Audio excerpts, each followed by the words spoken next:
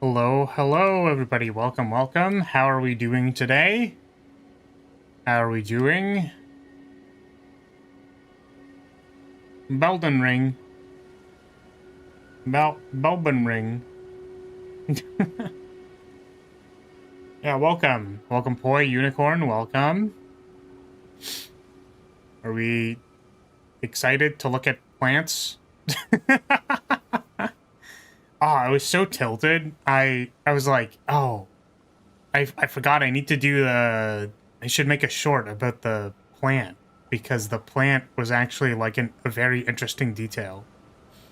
Um, right, it's like my favorite thing, or one of them, or like favorite thing, cool. I'd say that it's like up there, but the idea that like pickups where they're placed are important, like important for several reasons, for like functional reasons, for guiding reasons.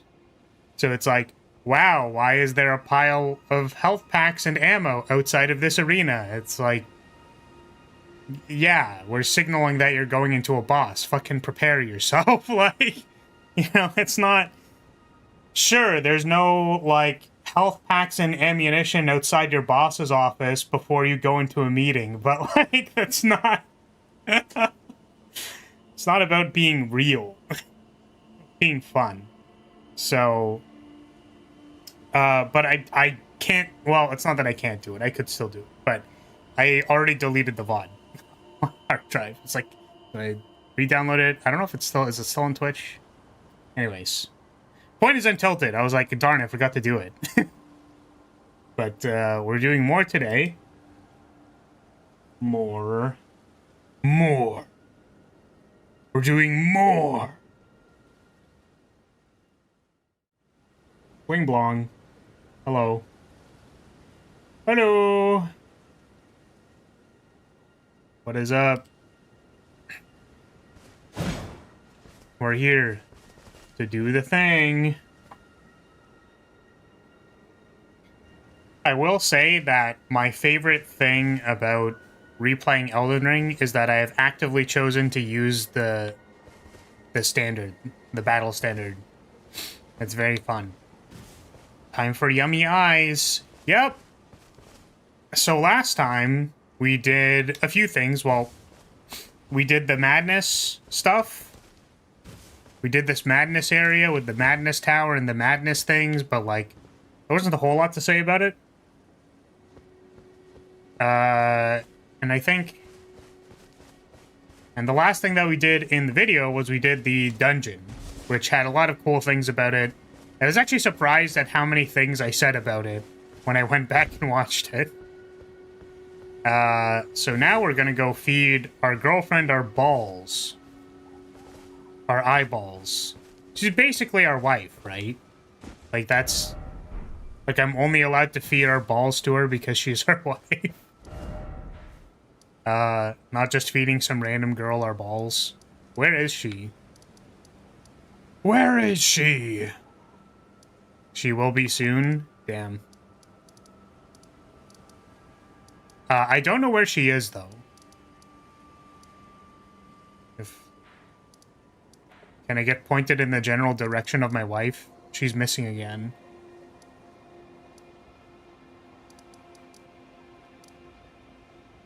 But yeah, I wonder if now we want to move forward towards, like, the plateau or something. We could also do this. We could do this one.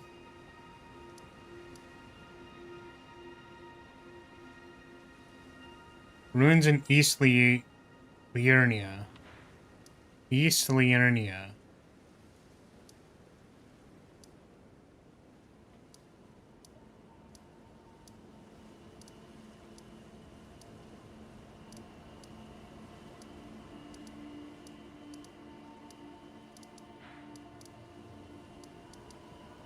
This is Lucar. Wait. No, this is...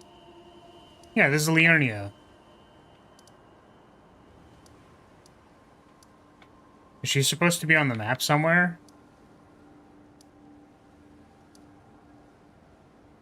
It's the Petrified Ruins. Is she not marked because I haven't seen her yet?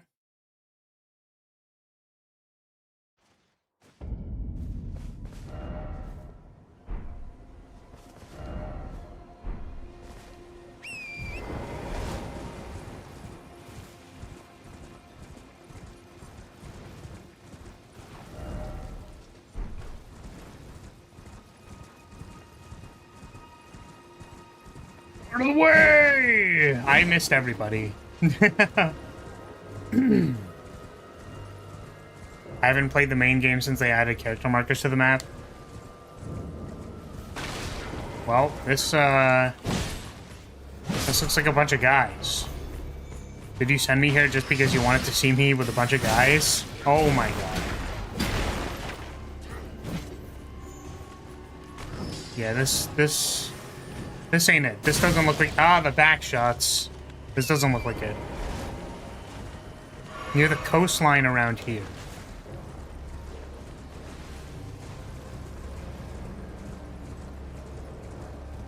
This place? This looks like a place. It's definitely these ruins in general. Okay. Ah, hello. Have you heard of eyeballs? Hello? Is someone there? Would you donate any Shabriri grapes in your possession to me? I'm on a pilgrimage in search of the distant light. And when I eat one of those grapes, I can feel the light in the back of my eyes.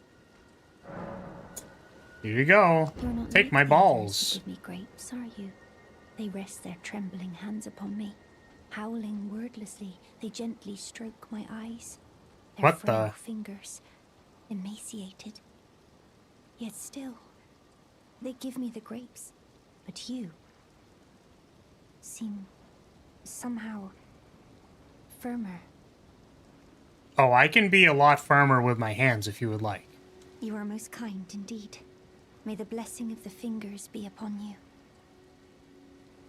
She only takes one? I can't just, like, shove 3 grapes in her mouth? Alright. See you later. Goodbye.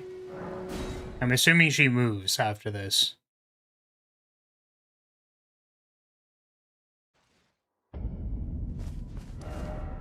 Okay. I mean, my question is, how is anyone supposed to have found this person? Like, several times. I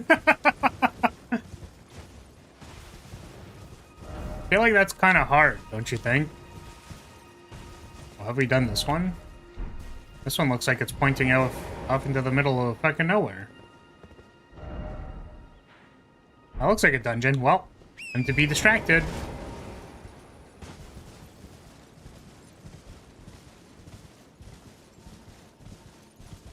Yeah, random happenstance. Yeah, if you just have the grapes and then you find her, then I guess it is what it is. Oh. Shiny.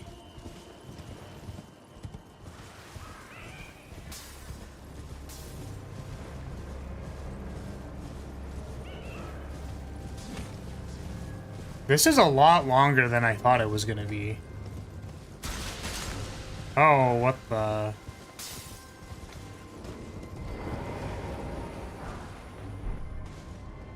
Wait. Wait, where's the dungeon entrance? Is that it? Wait a minute. I went in this direction because I thought it would have been easy to find. God damn it. Did I actually need to, like, press the button? Is it this? Aha! We have found it. Time to be distracted. Distraction time. Wow. Look at that. Look at that. I'm really surprised. I kind of wonder if they use something to make the shadows even darker. Like if they have a mask that just controls how much shadow there is. Because, like, this is so... It is quite a lot. It is quite dark. I really like the yellow in the midground and then the blue in the background. That's kind of cool. I suppose it's probably natural lighting from the Grace. You can never tell with these things, but I do wonder if it's like they just slammed a giant yellow spotlight or something in there, because that'd be kind of cool. Yeah, clear. We have the clear 1, 2, 3 here. No single torch, worth noting.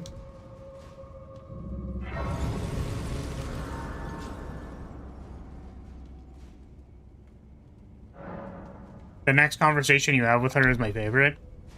Cool. We'll find out why. Do we get to use our firm hands on her? Oh, wait. Now there's one candle. It's not a torch, it's a candle. Down we go. Into the darkness. So it is worth noting at this point in time, single torch. Wow. That's a goober. That's a goober immediately in our sight. I wonder if somebody wouldn't have seen that. But there's also there's the item at the end of the hallway, which I think is pretty cool.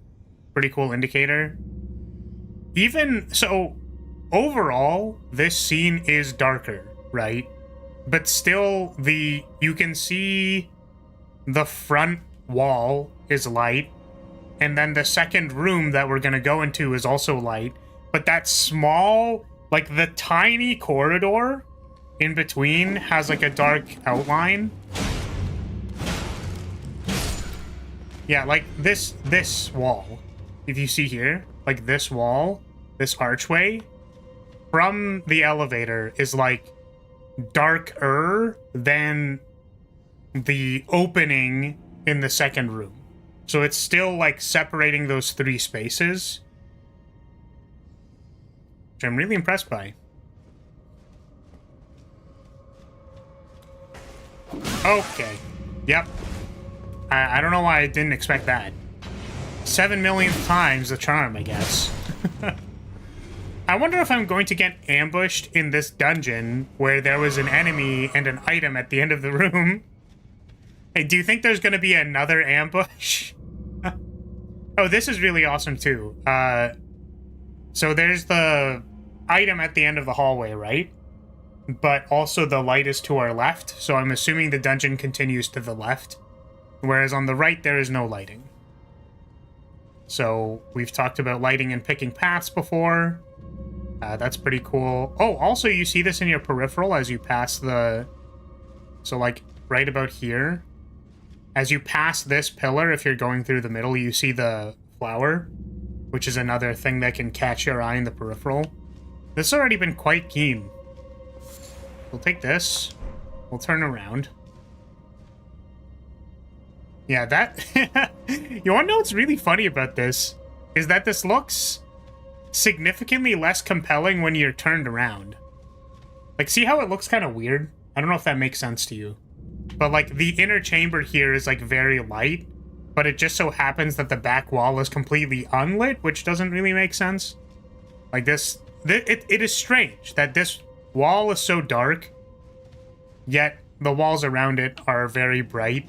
And then there's no candles or anything, but the point of it is that from this angle, it makes sense, right? From here, it just looks kind of weird. It's so funny. It's kind of like if you've ever done anything in art, digital art specifically, if you've ever flipped a digital art piece by using the Control F. I guess you could flip. Doesn't really work. Doesn't really work IRL. I was like, you can kind of flip. You can flip it upside down. But yeah, flipping. If you ever flipped an art piece, and then you're just like, oh, that looks so weird, because it's a little off or something. It's a good way of being able to find and fix mistakes. But that's literally this. Me when I flip my anime waifu picture, like... Funny that they even cut down on the fog effect to make the next room pop more. Yeah, I think that's pretty standard. I would assume that there's a lot of, like, move room triggers that change the lighting in the next area. Because that's been, like, pretty consistent, at least at the entrance of dungeons. When we go from the outer area to the inner area, it changes, like, the fog density and the fog color. So that's cool. Definitely between here and here, it's, like, really dark, and then as soon as you make it past the threshold, it lights up. So that's very cool. We'll proceed here. Single torch.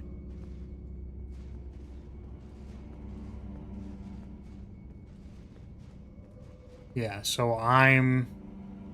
What's funny is that I actually wanted to look this way because of this light here, which is maybe to bring me towards this root resin. You know. Yeah, and the general disclaimer, by the way, which I feel like I've made a number of times and have never included, but these are linear. It's not really a matter of, am I concerned the player is really, really going to get lost? It's more a matter of, like, oh, there's light there, so it's easy to find this hallway, as opposed to if everything was really dark and it's like, you could actually spend 5 additional seconds just wandering around this room in a circle, like, where's the door, if it wasn't marked clearly. So they could have put the fog trigger earlier, but they didn't, and it makes the difference in shading pop more. Yeah, and that's a good thing. Yeah. I was acknowledging that that was there. Just, like, it's interesting to see it, like, actually happen, right? Or are you suggesting that... Am I misunderstanding? Are you suggesting that, like, when you turn around and you see how it's, like, the walls are really light and then the back wall is dark? Are you suggesting that that is happening because of the fog trigger, or...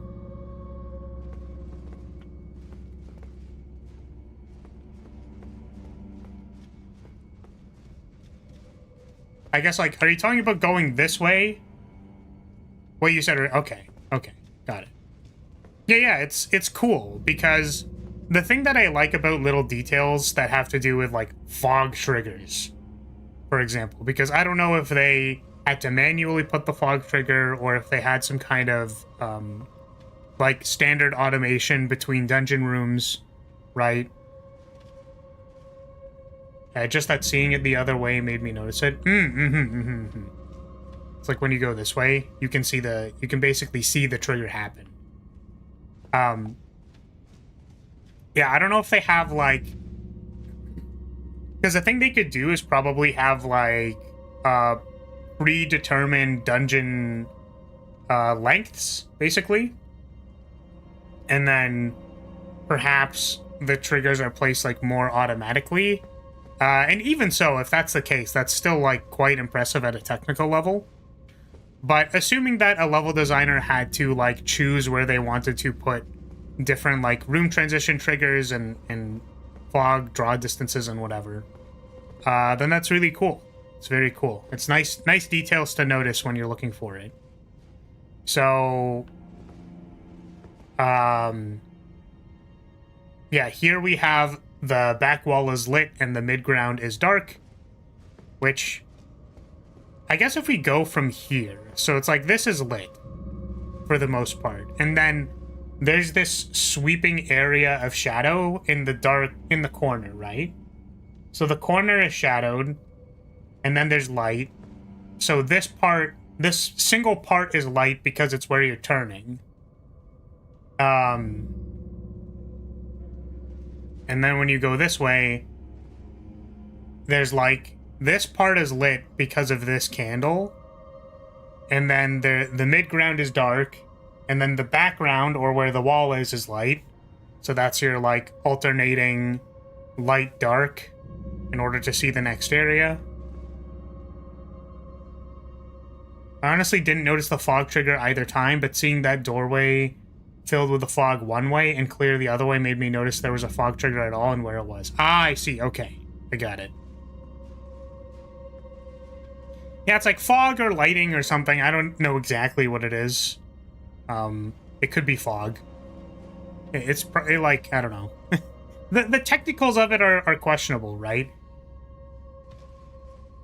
In a way, it's sort of like, as either a level designer or a designer, right? I just need to know the general theory of it and, like, when the effect can be useful. I'm not necessarily responsible for like the technicals of how it's made. It's like we'll do it with fog, lighting, whatever. So this is neat. There's a ooh, I'm getting attacked. Yeah, the back wall was lit.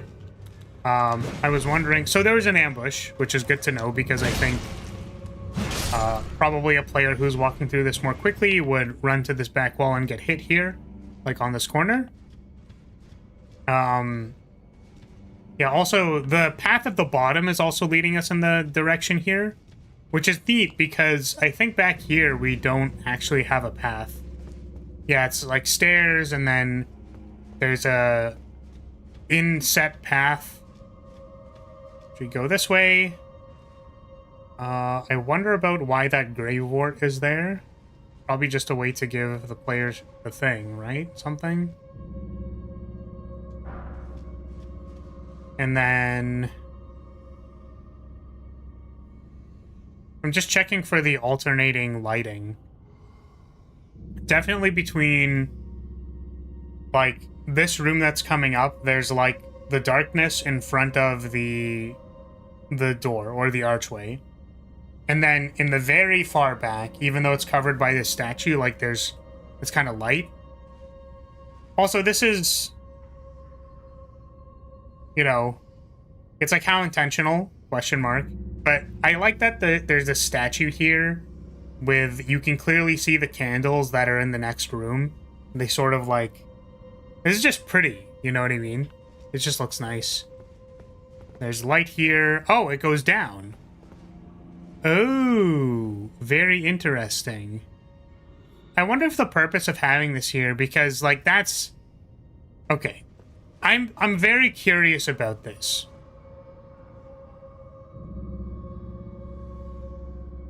If this is a catacomb, I think it is, then I really like it despite how much it pisses me off. Okay. Yeah, so this is really cool. This is like dark on the sides. I mean, that's sort of standard, but like we're clearly getting funneled this way. And like,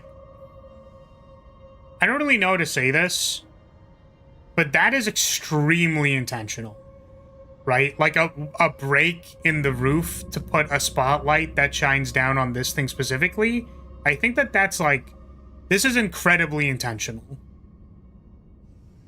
I just want to think about why it's doing this. Like, was it really necessary for us to see that the statue was there? Maybe... I just want to think about it for a second. Yeah, welcome, Apple. How's it going? Doing pretty good. We're playing Elden Ring. I think I've been enjoying this, these streams a little bit more when I'm not playing for too long. Because I feel the need to, like, have my brain a little activated more. It's kind of the same as when we used to do Design the Spire, where it's like, I am trying to, like, observe and find interesting things to note or say. And that requires more brain power than just being like, man, is Carlick gonna sit on my face or what? Dun-dun-dun! Like, so... You're like 50 meters underground at this point. Yeah, so it's like, you know, that is incredibly intentional. The architecture in this world wanted to give explorers an experience. Doing all right, just playing the DLC. Right, I think you mentioned that last time, actually, when you hopped in. How's that going? No spoilers, but, like, is it going well, hopefully? I've heard it's quite difficult. So, I'm not looking forward to when we get there, because I'm going to be shitting myself. Yeah, so this is a very intentional spotlight or god ray. That's cool. I think I'm going to go ahead and say I think it's to bring attention to the fact that there is an upper floor. Just in general, that there is an upper floor. Because, like, this statue... I'm trying to think. I'm trying to think, like, what they were thinking here. I definitely think the spotlight is to bring attention to the second floor for sure. But I think the reason the statue is there, first of all, there's supposed to be a lever in front of the statue, right? So maybe that's where the endpoint is. The second thing is that maybe it helps define the wall. So, like, we are going down, right? But maybe the point of pointing out the statue is so people don't get confused when they, like, look at it here, right? Because I was certainly a little confused here. I was like, oh, am I going to fall to my death? Like, what's going to happen here?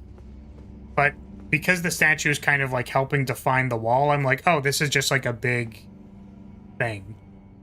That doesn't make a whole lot of sense, but, like, I think the simplest read on it without looking too hard into it is, like, it just brings attention to the thing, like, that's clearly there. And that, like, we are now aware that the statue is there. Also, presumably, because the statue is facing the other way, that we are supposed to be facing the statue from the flip side somehow. So, we will find out, because I genuinely don't remember this one, so... I fell through the floor, though. Not in a it collapsed underneath me way, but the floor wasn't loading way. Aw, that's too bad. It's too bad. It's always funny when that happens, though. Okay. Oh, man.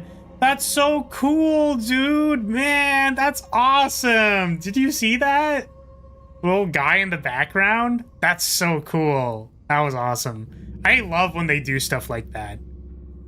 You know? Just like well-timed trigger points for like motion in the background or like enemy to start moving to show you where to go. So, all right. This is light. Corridor is dark.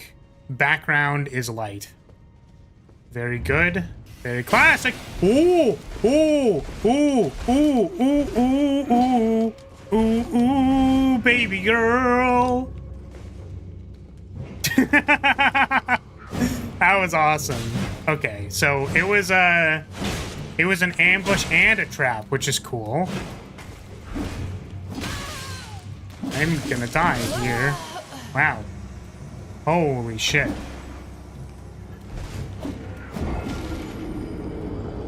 Yeah, so I would imagine that some people might see that enemy and then kind of like rush in there and then get ambushed by a bunch of guys, which is cool. Your character's got some cool drip. Or is that just the lighting? Could just be the lighting, I don't know. It's supposed to kind of look like me, right? You can see the... I don't know what this is called, but like the cutout tasset thing. Like the cloth with the large vent in the back.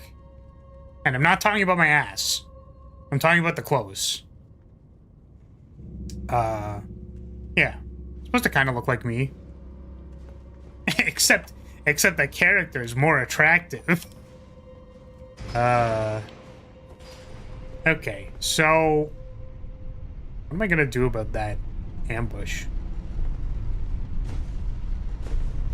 So which dungeon is this? This is... I don't remember. It's just a dungeon. It's in East Lyria. Oh, I suppose we can use our dungeon sense, because I mentioned, or wanted to mention, that we do have tricks available to us now. Like, by this point in the game, we would have learned about stuff. And it is abyss pitch black down there, so don't think we're getting anything out of that.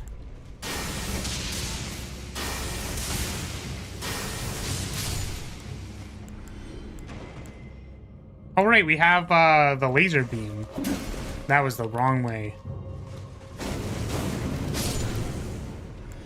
Laser gun. I love the bloodstains. You can be in an area with 0 threats, check a bloodstain, and see someone got decimated. Yeah, unfortunately, I'm not playing online. I think I had it set to online before, but for some reason, like, when I tried to launch it the next time, it just, like, would not open. And I've had that problem before. Like, when I originally played this game, I couldn't launch it in online mode, and I had to, like, get around the easy anti-cheat. Like, I had to, like, turn it off, otherwise it would crash my computer. And now this time, Now we're playing it the second time. When I try to launch it in online mode, it just doesn't start. So, unfortunately, I do not get the bloodstain experience. It's fine. I can't jump you? Yeah, unfortunately not.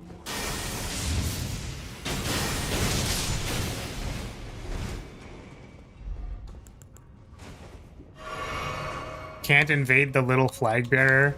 Yeah, unfortunately not. It's okay, I would have kicked your ass anyways. Oh my goodness. Oh! Wait a second! So the guy... Wait! The guy that walks over this way just stops and stands around the corner? This fucker! This fucking guy! This asshole! Oh my god. Say that to my face? Alright. I'm gonna look directly at the camera. I would win a 1v1 in a children's card game in 4K live. And you would lose. Probably. Okay, so... Ooh. Okay, that was cool. Damn, that was cool.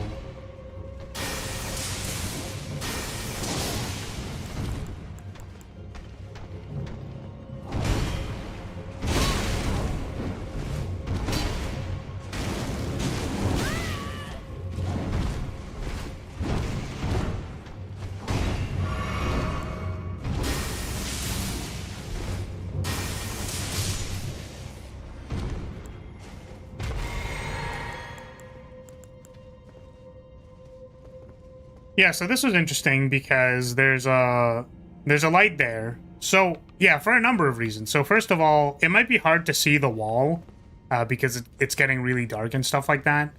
But we can see the edge of the wall with that light. And then we can see the thing in the distance. So, like, we grab it. And I noticed the guy there, like, when I turned around. And I noticed his silhouette and I started shitting myself. But also... I was gonna say something along the lines of, like, I could see someone just getting ambushed here and being like, oh man, oh my god, what the heck? Like, because they're hiding a really big guy in the shadows that you're not really supposed to see, and then you get ambushed out of nowhere. Because, like, that's the thing that I love about these dungeons, is that they're almost built like a horror game, if that makes sense. Where, like, we can't ambush you around every single corner, or can we? You know what I mean? It's like, oh, there was a jump scare at the end of that hallway because the guy baited us, and there was like a trap, and then an ambush, and the person around the corner also ambushed us because they didn't actually walk away, right? Like, it was all a bait the entire time.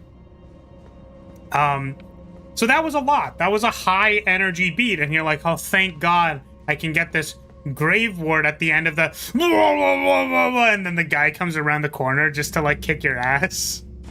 So the pacing is always, it always feels a little like, dude, I was just dealing with something. They throw something else at you. It's like, oh man, I was just dealing with something, and they throw something else at you, which is good. It's nice. It, like, it works. It does what it is supposed to be doing, which is great.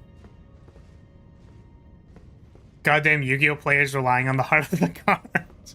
I never rely on the heart of the cards. Also, I've been playing Master Duel and I regret it.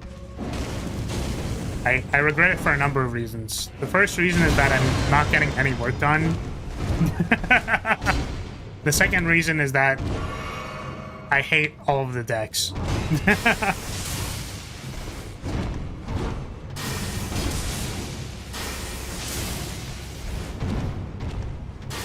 Like, I played against Kashtira, and I'm like, dude, this Kashtira as a deck is just a war crime. Like, I don't really know what to say. It is like the most war crime deck I have ever played against. It's like, I just get to summon something every turn. Also, anytime anything happens in the game, like, do a thing. Like, man. My regret with playing Master Duel is even playing it in the first place. Agreed. +2. Oh, I have no energy left. Tragic. I should really remember to change my flasks when I'm dungeoneering, as opposed to fighting bosses. There's more stuff this way.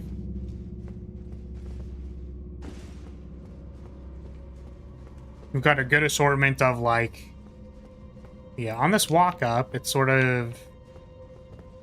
Back wall is lit. That thing over there is lit. There's a torch in your peripheral to point you in this way. I don't know if there's anything over here. Oh, there was the guy. Yeah, so there was a marker so that you could be like, oh, investigate the light.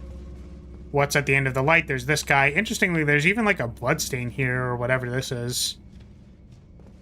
Like showing you to the guy, like on the ground. You could like investigate and find this, but yeah.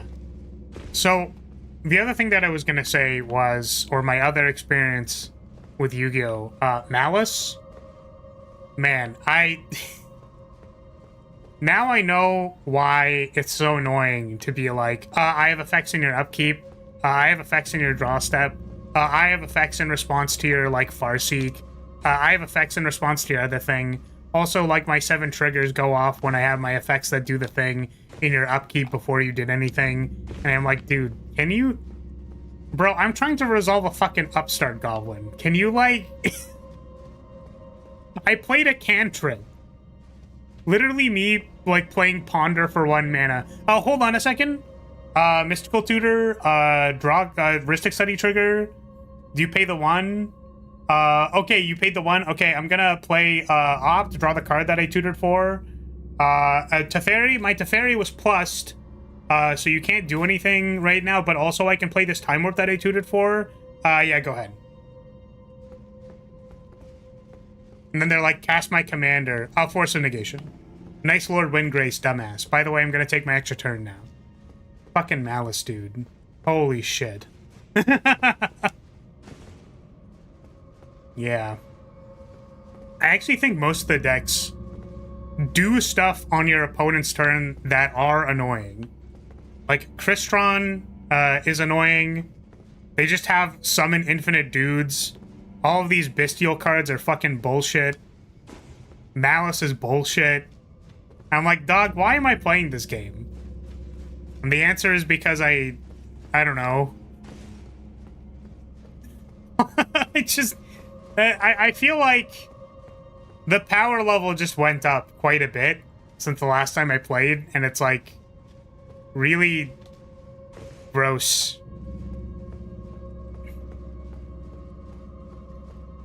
Sometimes I'm pretty happy at the locals I'm at is fairly chill with that sort of thing. Oh, with what sort of thing? Like, oh, I have effects in your draw step. Oh, I have effects on your thing. Actually, you can't respond right now. Do you pay for Ristic Study?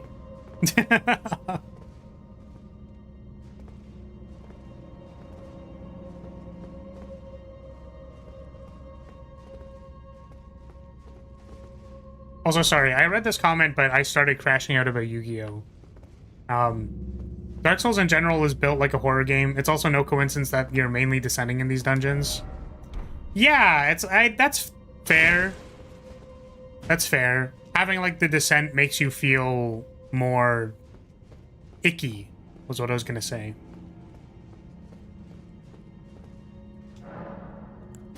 Like, you can play your turn without getting mobbed by my responses. I mean, like, does your locals play meta or not? Ah. Who is surprised that this is an ambush? Me. Because it seemed like Malice's main thing is to like literally resummon their entire board on your upkeep and then, like, you know what I mean? Insane drip. Wait, did I not? I actually didn't look at what I picked up. What was it?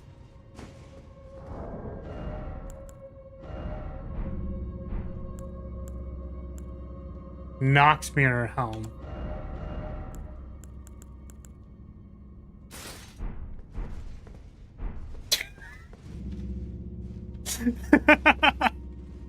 Is this just like a helmet covered in diamonds?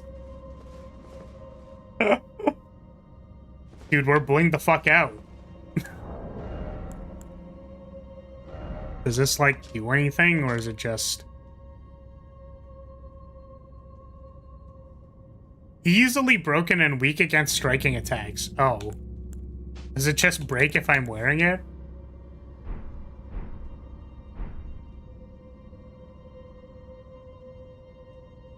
Mirrors. It's so you don't see the madness. Oh, interesting. I see.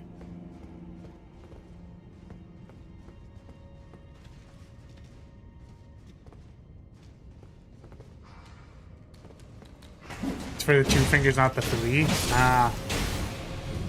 Yeah, I know the lore in this game. But yeah, so there's a pressure plate.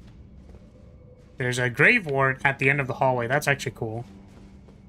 So, like, our next objective, I always like that you can still see a little bit of the room, like the room is illuminated.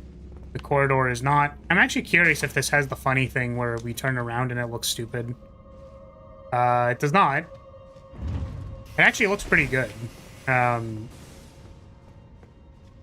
Like that place looks like a place.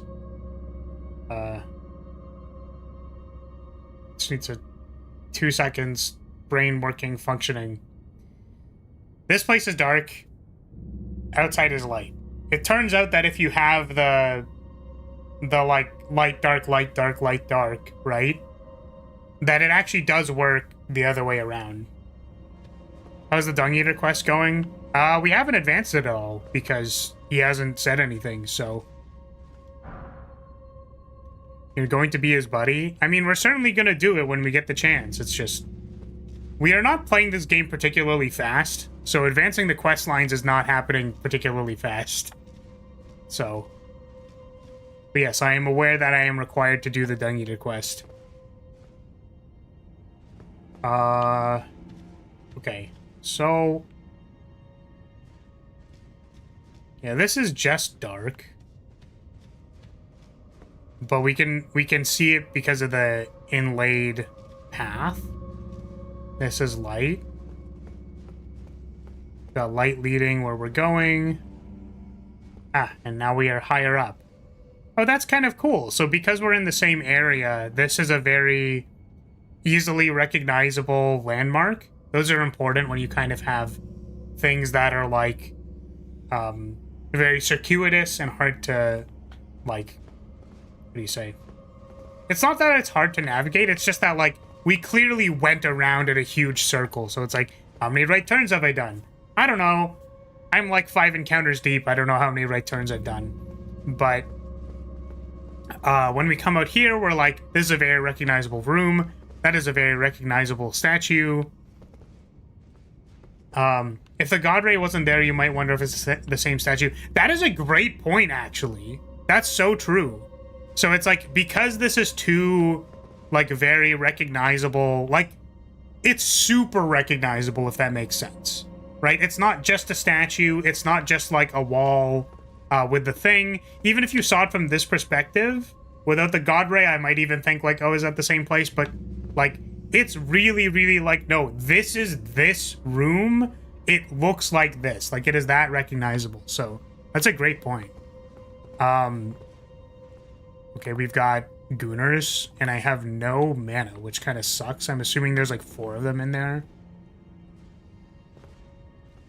It is also cool that there's a light imbalance here, because I'm assuming it goes that way.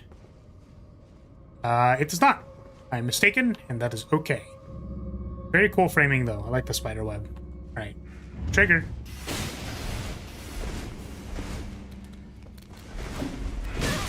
So there wasn't 4 of them. There was just a pressure plate. Which is cool, because, like, they're being pretty consistent with it.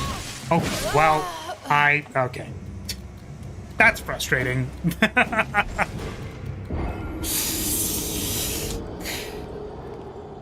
I attacked expecting it to hit one of them, but it was not the sweep, because the sweep is the heavy attack. So. Darn. Alright. time to do the Elden Ring special, where we just run past all the bullshit.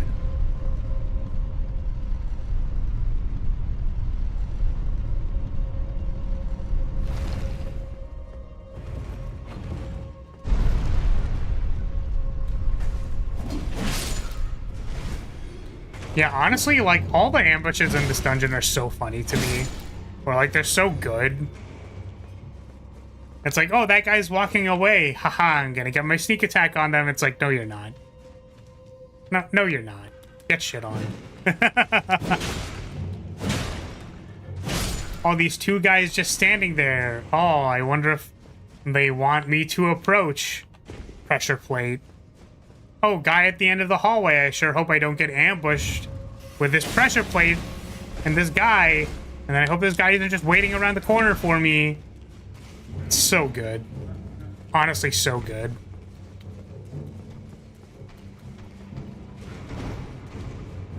Run! I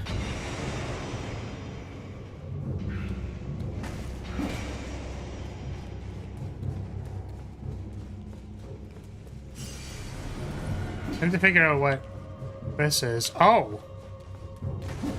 Well, I would say that there's a high likelihood of dying if more than these people are following me. Oh, no! Oh, there's a fucker behind me.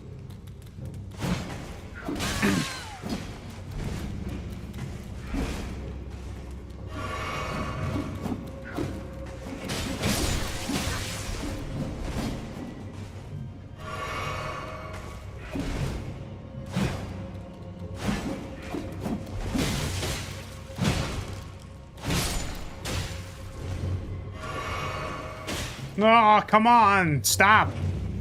Cease!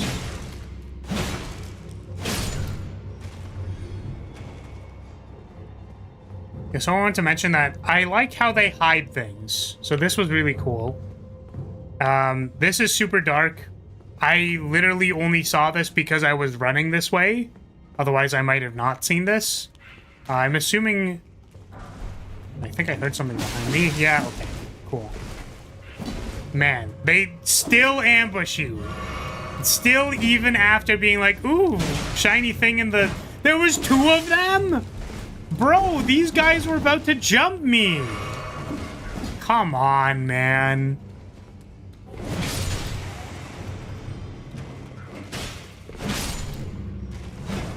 Yeah, damn, this dungeon's brutal. I don't give a shit. So what I was going to say was... I don't think I would have seen the end of this hallway very easily by, like... Because it's dark. That's what I wanted to point out. Was that here, it is very clearly illuminated that this is the doorway that you're supposed to go through, that, like, whatever's in there is really important. But that back wall, like, from this angle... Right? Like, you could imagine that someone doesn't see the hallway there, right? Like, there's no illumination, there's no torches to help you see it. It's just kind of like, oh yeah, this thing. And then, like, you just don't even see this thing. So, that's a really cool... It's hidden because everything else is so well marked. That's a way of saying it. Okay, there is, like, a pressure plate in here that I'm just gonna... Oh, I thought I jumped over it, but I guess not.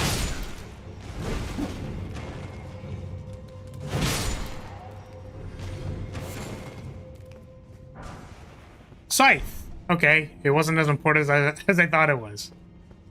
Shit. Okay, so now... Okay, now... So, we have gone through the first time. And the unfortunate thing is that, I don't know where I'm supposed to go now. So, these dungeons usually have a bit of a trick.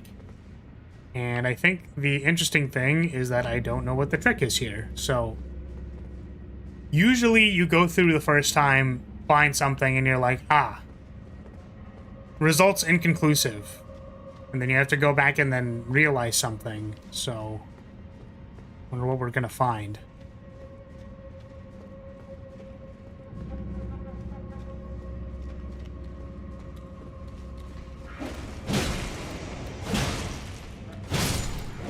I do hate that our damage threshold is just a little bit below 2 hits to kill.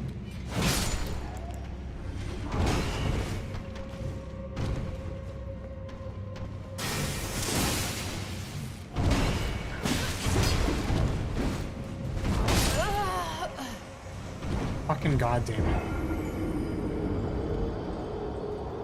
To end the thing then? That's actually a good idea. I should do that. It's a little hard for my brain to go back and forth between, like, two-handing and not two-handing. I think I see the trick, and if it's what I think it is, then it's pretty well shown. Yeah, and, like, I'm not concerned about finding it, more as,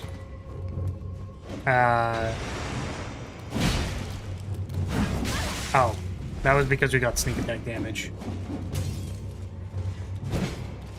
Fucking, come on, man. Get your ass over here. Yeah, we're gonna see if we can find it.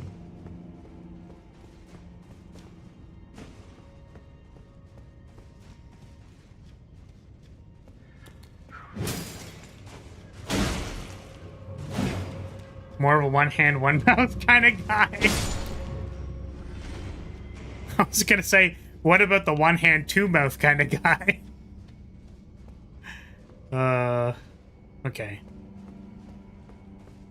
So, nothing there.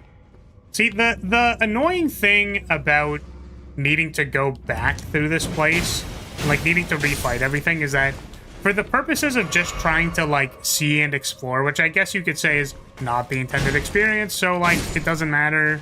But it's like, I'm just trying to observe where the thing is. Like, and I wanted to see it. Like, I don't want to see it now. If I see it now, I'd be upset. But I wanted to do the classic go backwards. And see something because I went backwards. I hate this enemy. Like, they're not that hard. They're just really beefy. And they're, like, mid-fast. So, like...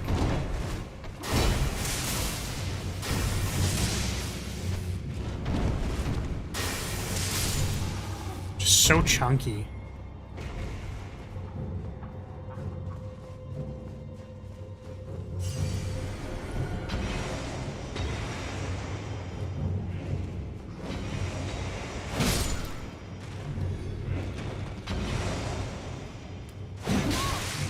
Are you kidding me?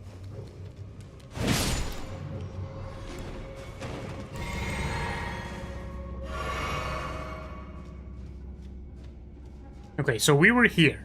And then it's like... there's another hole in the ceiling, which I think is cool.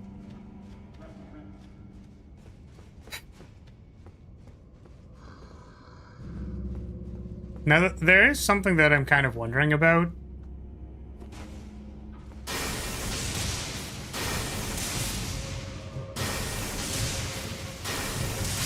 Because this is like a... like, I wonder if it's here, because... I can also probably, like, equip a lantern.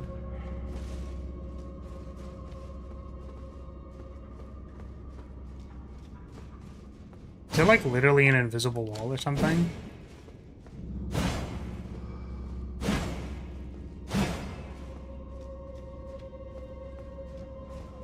Do we have to go to the guy who's down here? Because I'm wondering about, like, height, basically.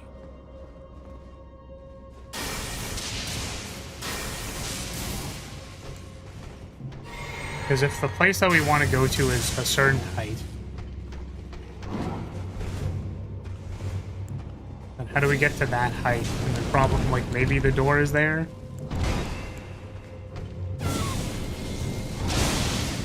That was funny.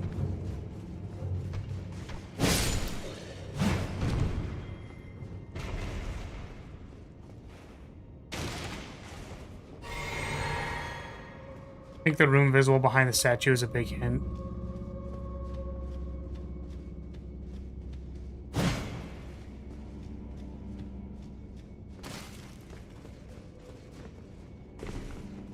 Because, like, this is the thing.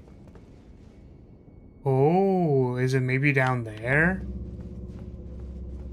Aha. There's a guy there. I'm gonna take a guess and assume it's down there. Which, like, it was a little bit...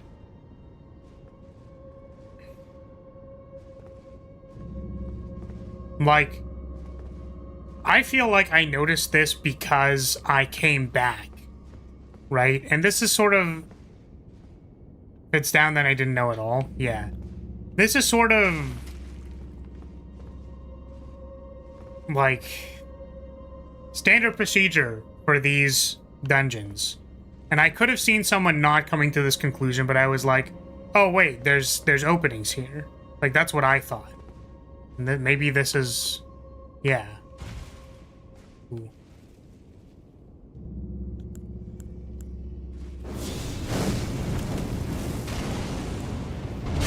Oh.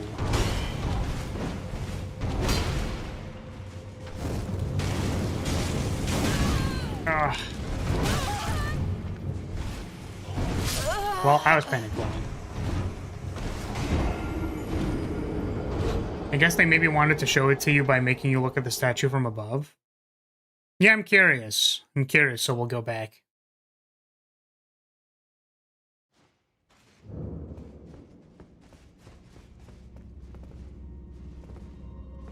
Front kick to catch the back dash. Oh, man. Yeah, why isn't this an anime fighter? Why can't I air dash?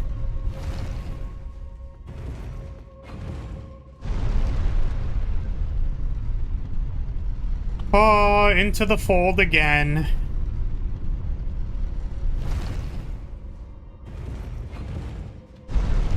So we're gonna do the whole dungeon again. Because I want to see the... I want to see the vantage from the end. The end point.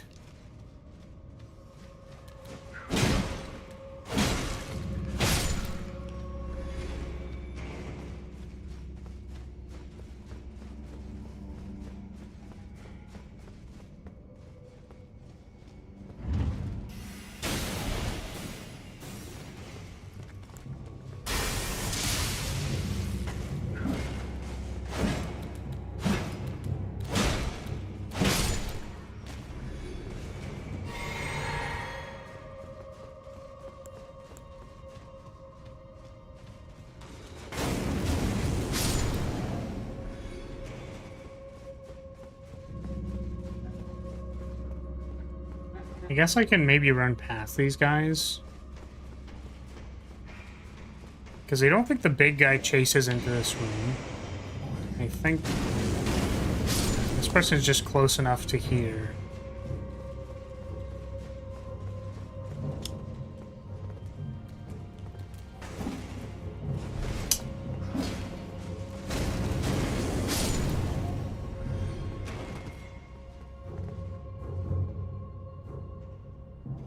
Yeah, so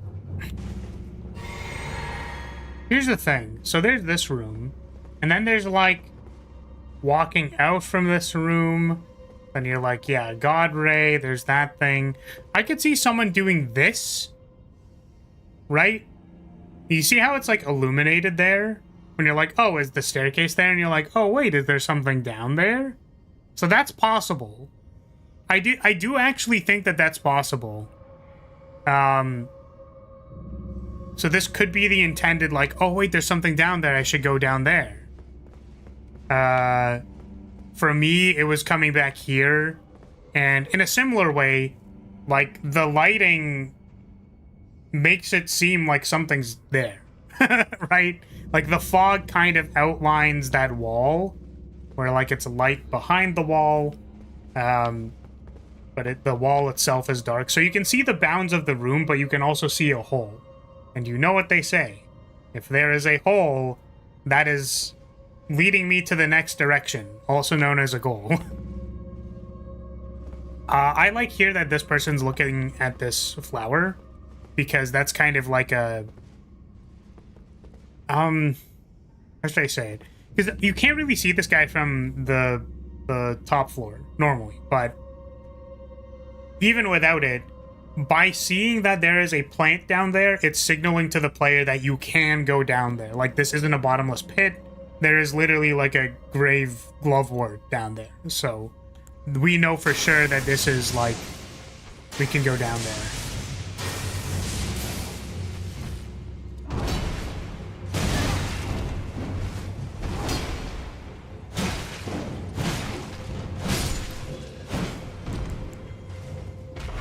Okay, so. Or ghost glovewort, sorry. So yeah, this is a small confined room. Wonder if there's anything over there. My own hair jump scared me. Like, I hear something. So I'm assuming there's an encounter back here.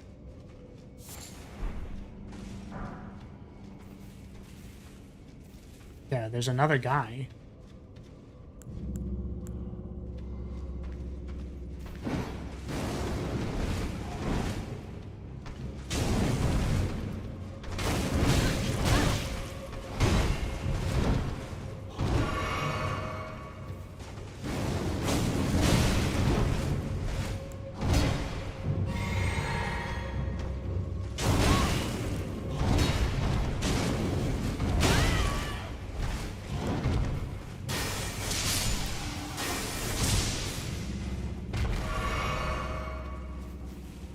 Okay. Wonderful! I was like, what did that remind me of? Wonderful! Fucking Gunvolt. That's what it reminded me of. But I think that's specifically the one I'm thinking of is the other guy, the edgy man, the edgy dude, and his sidekick.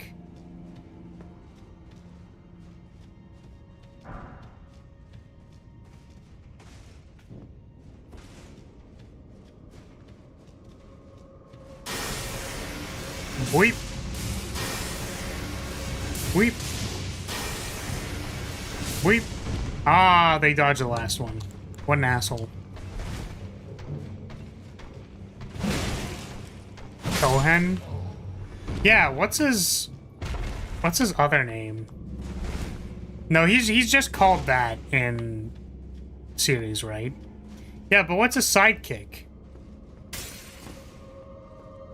This fucking drone.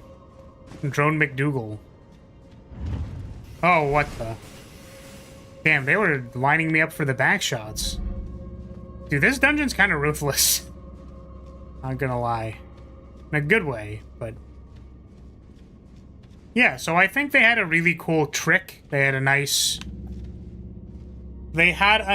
little twist. And I think that there were a couple of ways you could have seen it. Once again, some of these dungeons, like, if you don't see the trick, then, like, you definitely won't be able to complete it. But it's really... Like, there's a couple of ways it could have happened, so I'm on board with it. I think it's cool.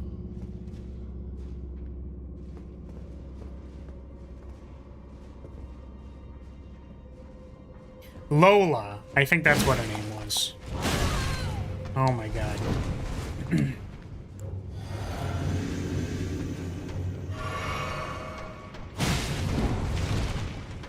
It is? Okay.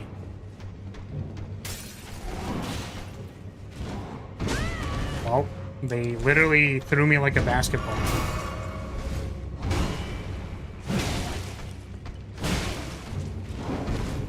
Yeah, that's like her combo sound. What?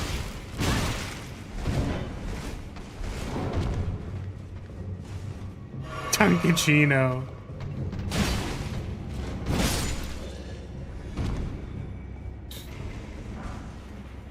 Page ashes.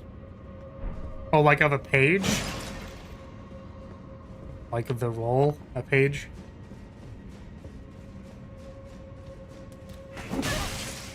Fucking come on, man.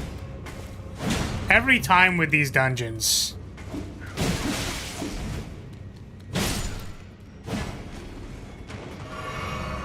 Okay, we are finally on the flip side. We haven't even done the boss yet. Old Fang.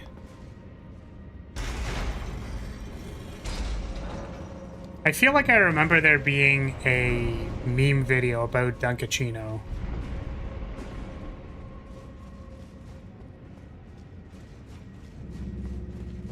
Excuse me. Don't worry, this boss is super easy, but also fun.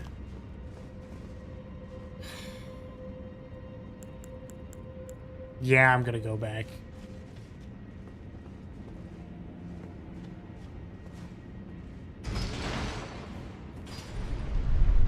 Oh.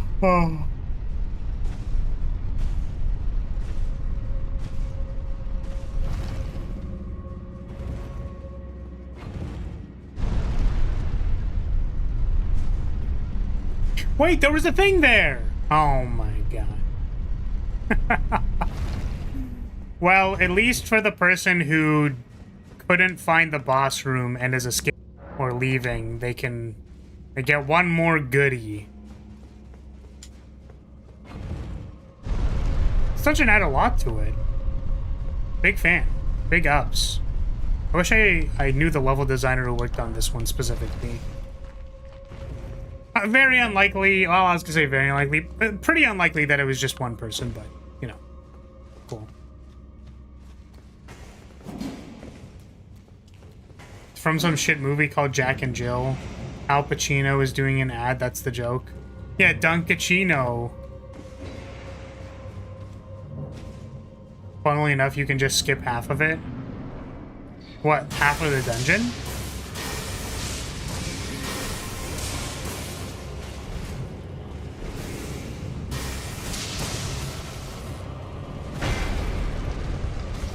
Yeah, by just like falling down.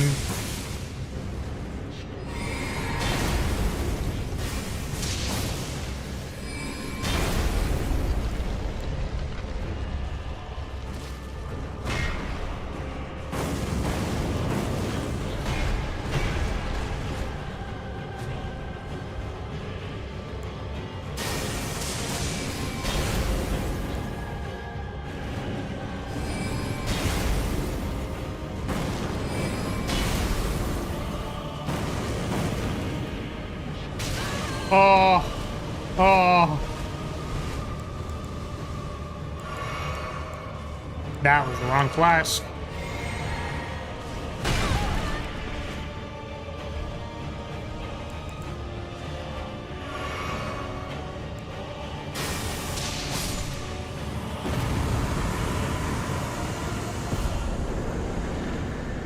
Titan Sellsword Ash. Cool. Don't care about that. The top it doesn't necessarily immediately jump off the stairs when I did this. Yeah, and I think that like it is okay for people to find the solution early, right? For whatever instinct, intuition you have that's like, oh, I can just jump off the stairs here, or like, I'm gonna check down here first, right? If you know the trick, the entire first half is pointless, massive air quotes. Yeah, it's like, but that's the thing, right? Like, all of it is pointless. I don't know. Nothing really matters. Nothing I can see, nothing really matters to me. Do.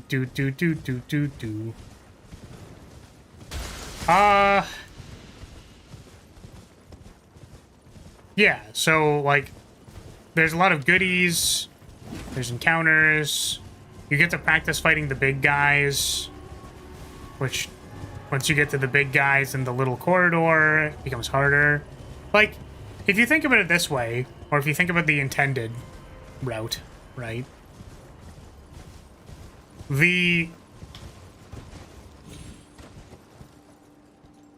How do I say it? I don't know why my brain's not working today. You know why my brain's not working? I haven't even sipped my coffee yet. Hold on a second.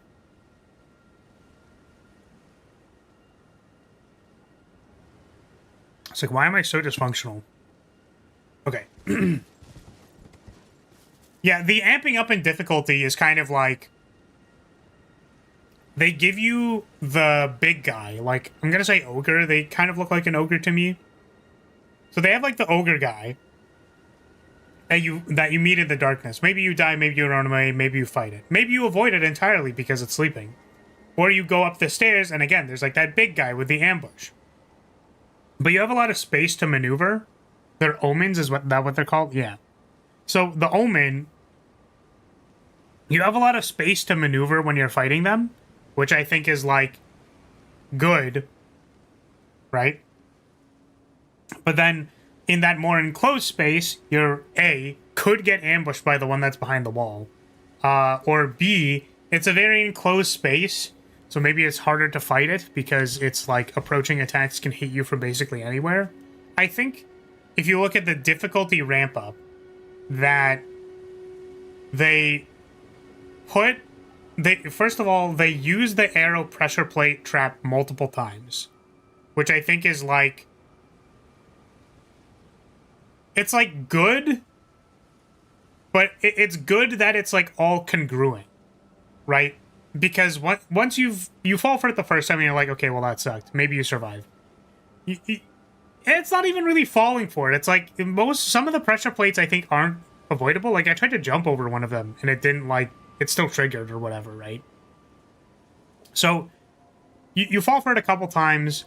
Maybe the third time, like, when you see it in the top room, like, you avoid it or something. And then they have the one at the end that gives it to you, like, from the back shots. And I'm like... Dude.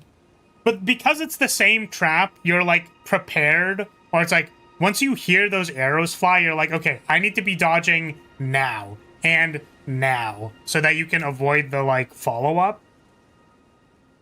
So it wasn't like an arrow trap and then like a fire trap from the walls that you can't avoid by rolling.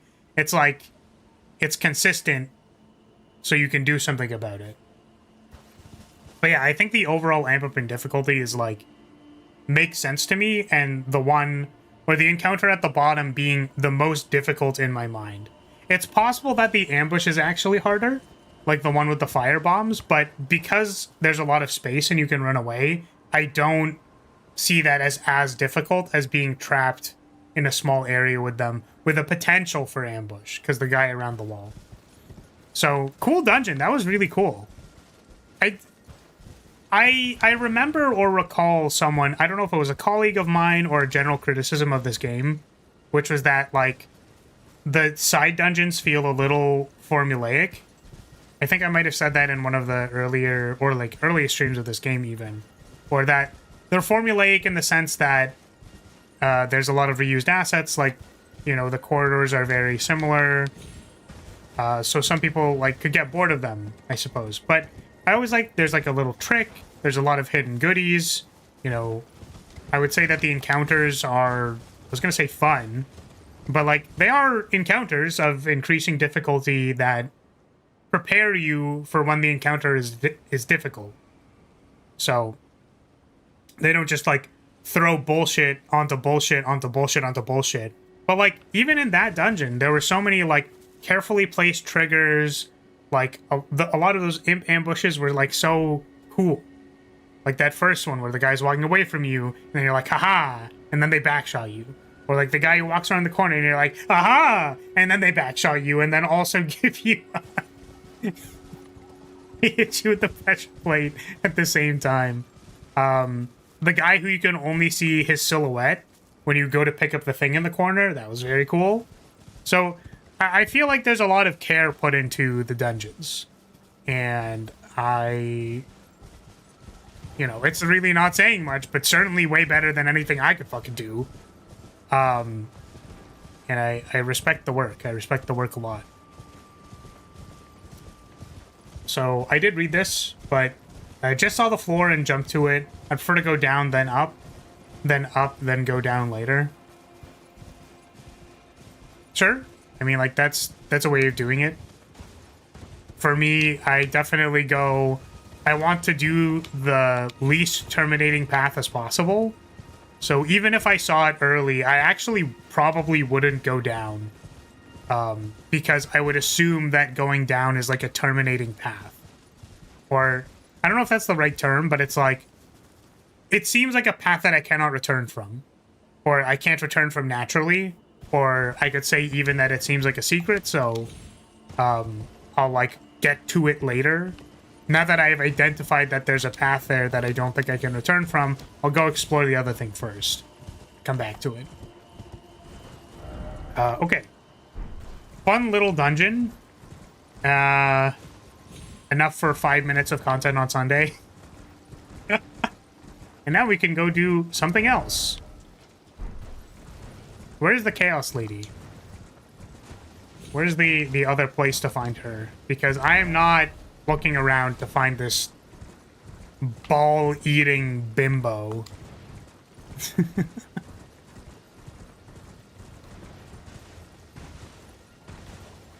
Beep. Beep. Beep. Crab.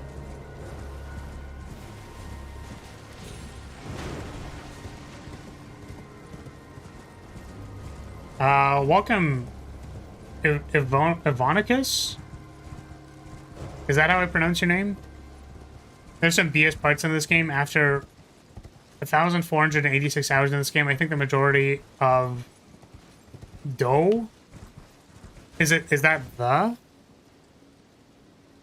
majority of the boss fights are just ridiculous?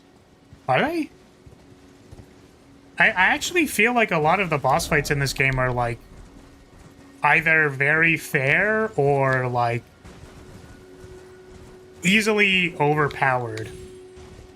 Oh, the duo! That makes sense. Double or duo. You're right.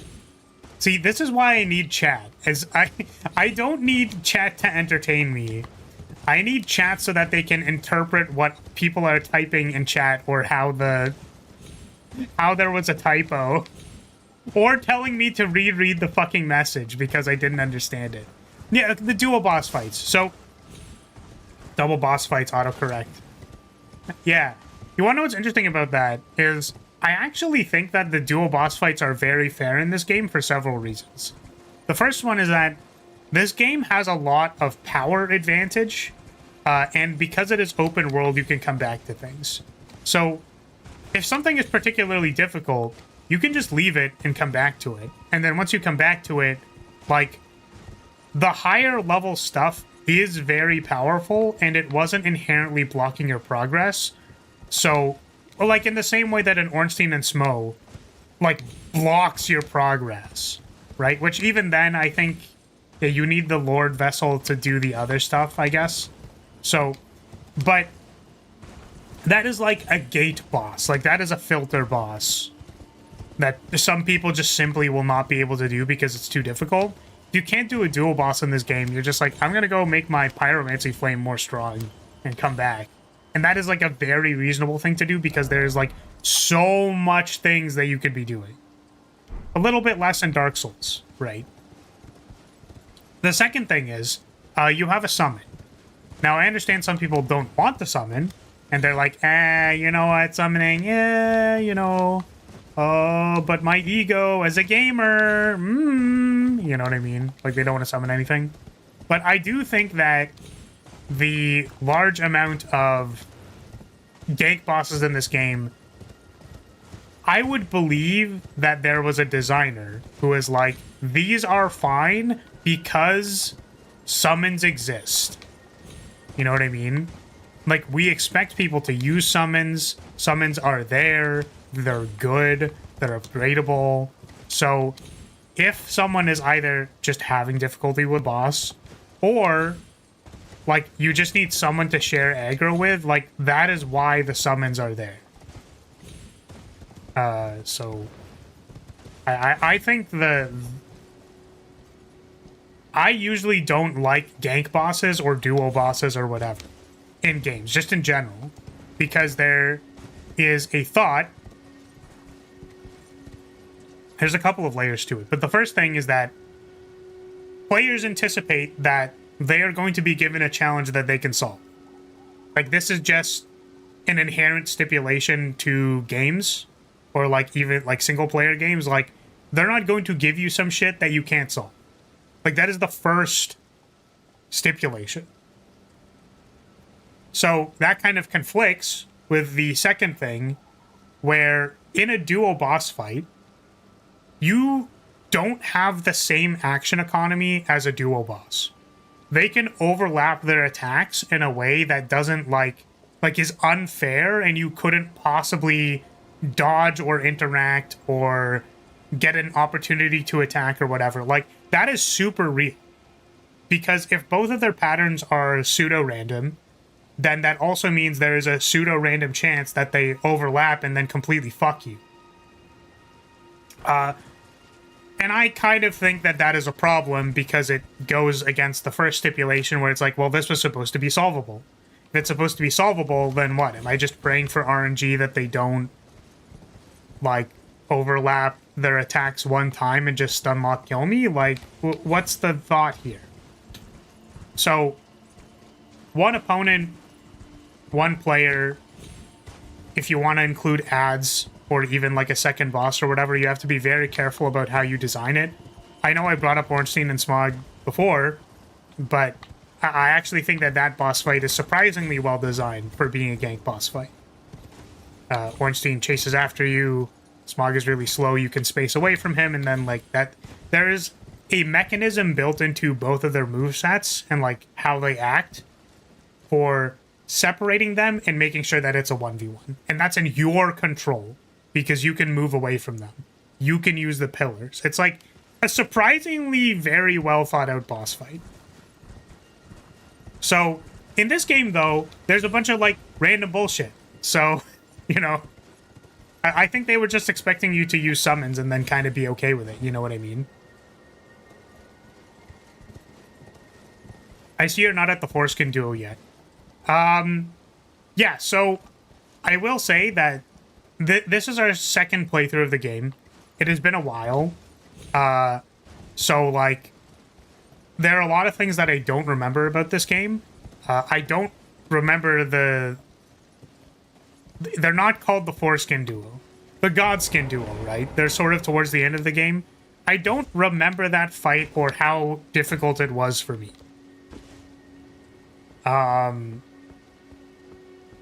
But what was the other thing that I wanted to say? Oh, the other thing that I wanted to say was, the reason we're playing this a second time is, first of all, so that we can eventually play the DLC. Because I haven't played it, don't know anything about it, want to play it. Second reason is we're doing a level design analysis, which we kind of just finished doing, so. Just for context, because you're new here. But it is also why I can comment on stuff like boss design. And how I think that the overarching design of this game had summons in mind. And okay. Game sadly doesn't have Ornstein and Smog, so double boss fights suck. They need more drip. I mean, isn't the point managing space to move yourself in position where you don't get boxed in? Can I ask for context about that?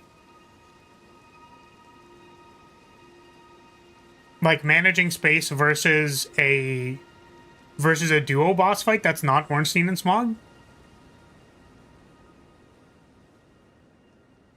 Because I think Ornstein and Smog is like a good duo boss fight. Like very, very well designed.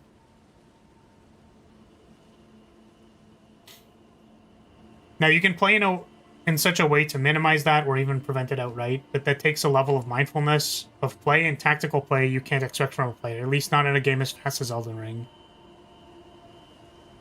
Yeah, I think it's still possible that, like, you will get hit by random bullshit, like, frankly. But that's just kind of like that's more like an intuition than something else. Broken bridge sticking out from the lake. Okay. If boss's attacks make that impossible, I understand. But is that a problem with dual boss fights or attack ranges?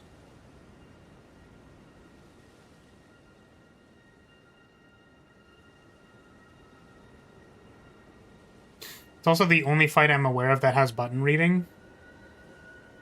No, I think the enemies in this game actually just read your inputs, bro. Like, have you ever been mashing attacks and then like they keep punishing you with fast attacks because like you can't actually hit them? That's probably because they know you queued the you queued the attack. So it just hits you, bro. Like, yeah, most of the enemies have input reading. Like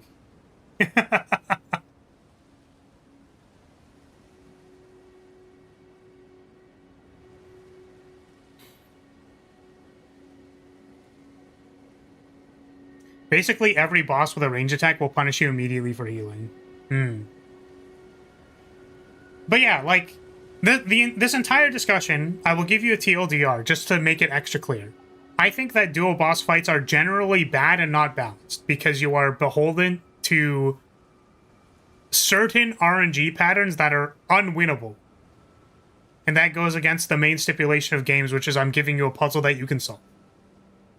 I think Ornstein and Smog is a great example of a good dual boss fight because of how it is designed, how they intended you to deal with it.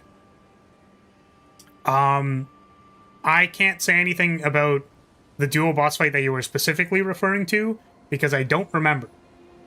And the last thing is that I think they included so many dual boss fights in this game for two reasons. One, you can always come back to it because you can be over-leveled and just like, I can just pyromancy flame them and deal like 800 damage if I'm over-leveled.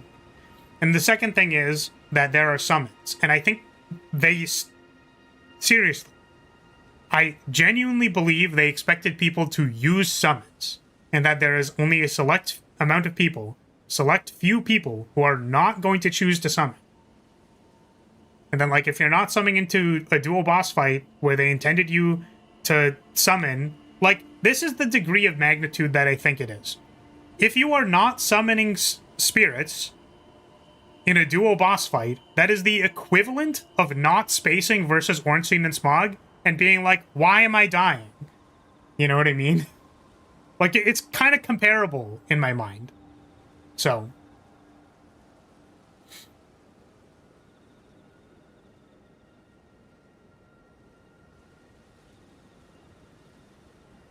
Okay, I was talking about it being dependent, basically asking, is your problem more attack range, hitbox, than two bosses? That's the part I don't understand. Unwinnable. In most dual fights, I know you can manage the space. Only bad ones where the attack hitboxes cross it. Impossible. But then my problem would be at hitbox, not that there are two bosses. I mean, I feel like this is a pedantic argument. You can't have two overlapping hitboxes unless there are two bosses, right? So why does it matter? And also, like, when I use a term like unwinnable, right? I know that Rants, you of all people, are going to be like, no, it is winnable, the indomitable human spirit, cheering for the underdog, right? Like, I get that, but I'm saying unwinnable in the sense that it's like, we didn't design this encounter for you to, like, have a good time. Right? And I guess I put that burden upon myself because of the fact that if I made an encounter that feels unwinnable, then, like, I'm not doing my job. Like, you know what I mean? Like, it is my job to give you something challenging that is fun, not to have two bosses with overlapping hitboxes that, like, rail you against the wall. You know what I mean? So, like, I don't know.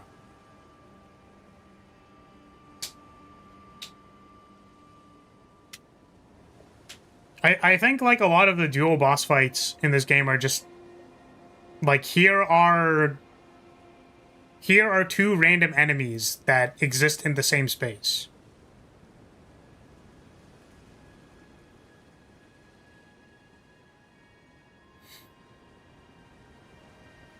A lot of the time, dual boss fights have very limited range as well, so it's about positioning.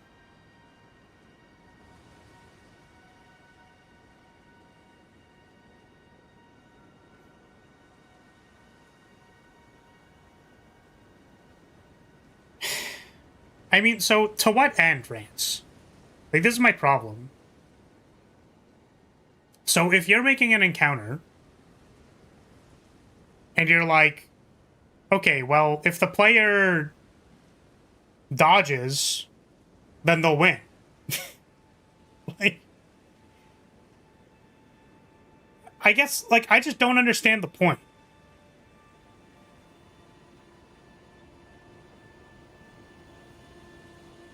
Like, do you see that you even talked about it, right?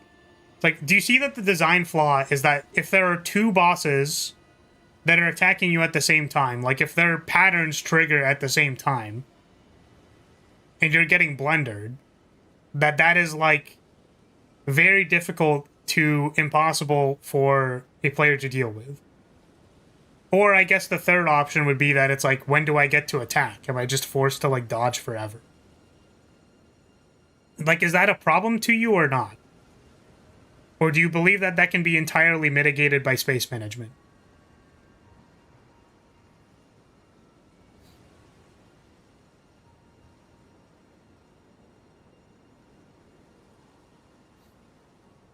I think the main issue with Godskin Duo is that they both have fireballs that they will spam, and the fat one has an incredibly long-lasting attack that can be unintuitive to deal with. Yeah, so like that seems difficult.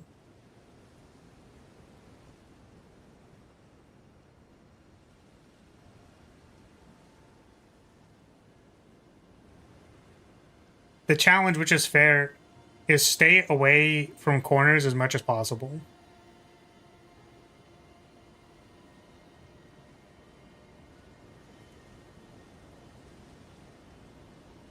Okay, but you can still have two bosses that are attacking you at the same time when you're not in a corner, right?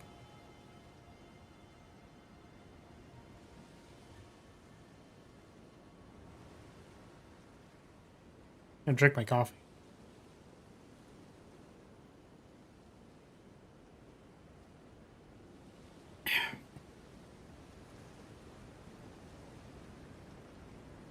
Like, if there were two bosses on you and you're not in a corner, they can still both attack you at the same time, right?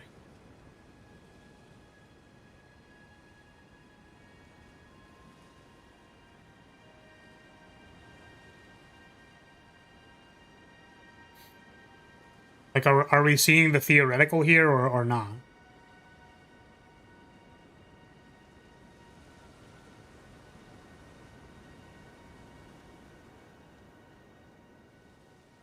You have space to move so you can dodge.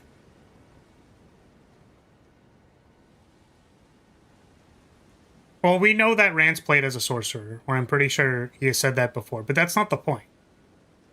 You have space to move so you can dodge. So, like, if I'm engaging with one of the bosses, and I try to roll, right, because they're attacking me, and I roll. But then the second boss cues an attack that punishes the roll, which, like, was pseudo-random, right? Like, it's not like they intended for you to get caught by the end of your dodge roll by the second boss. It's just like one cues an attack, and you're like, okay, I'm going to dodge that. And then the other one does a run-up attack that catches the end of your dodge roll. Like, is that fair?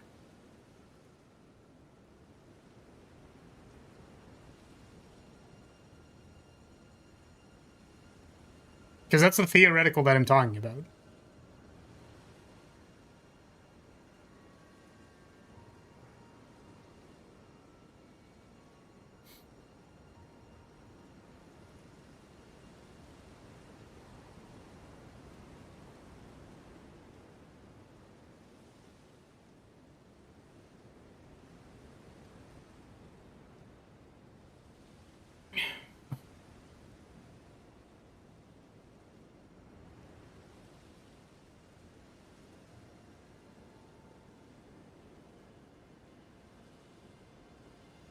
I mean, is there, like, anyone else who has another opinion on this?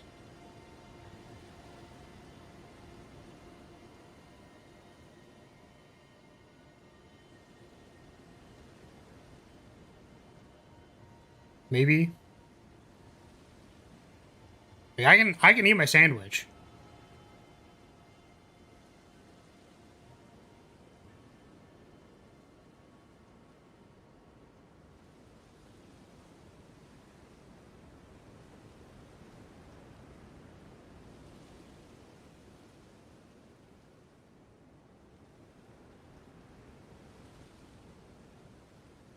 No, I'm just going to wait and see how much you enjoy the fight.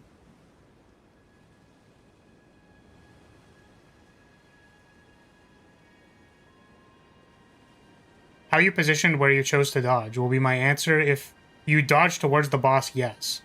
If you did away and he punished an unreactable attack, then no, that's not fair. Yeah, so like, let's say that you were... This is what I will say. I think the inherent belief that you have is that every iteration of overlapping attacks that could possibly be produced by a duo boss is reactable to in some way.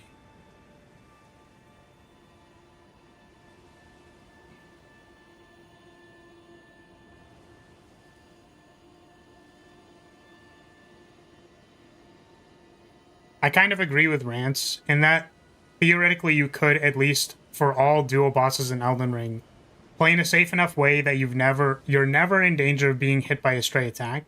But I also think that's too much to expect from a player.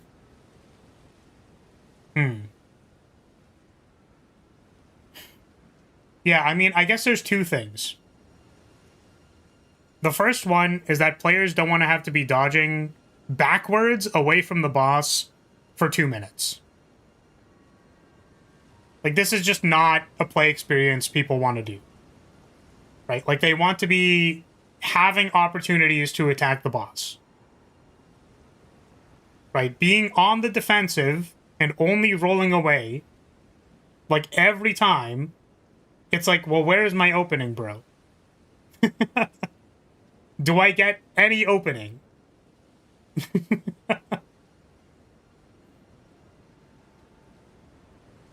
My experience is that dual boss fights tend to have larger windups, so they can't punish you immediately after, at least from dual bosses I played. Yeah, I mean, it would help if we had an actual example, right? The problem with, like, well, my experience and, like, this is how I think it works, is that, like, we are not looking at a real example. So there's no qualifiers we can actually look at. So I suppose the next time we fight a duo boss, we will have to, like, look at it. But yeah, I don't know. I think that as someone who would put two enemies in the same area, like particularly bosses, if I put two bosses in the same confined space, I'm like, it's unfortunate because, like, I want to say something like stupid, right? Like, I'm not stupid enough, right? Which isn't supposed to be a judgment of you, but is more supposed to be of a, like, if I was in that situation, I know that it is important to think very hard about how those attacks can overlap from the design perspective, right? Like, I'm basically thinking, okay, I know that if I, like, sick the randomness element on them, that there is a chance that these things will overlap and then fuck the player.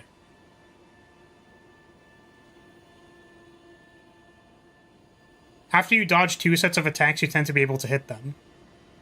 Again, I guess I'm thinking more playformers, where you dodge the 2 bosses, they get tired, you hit them.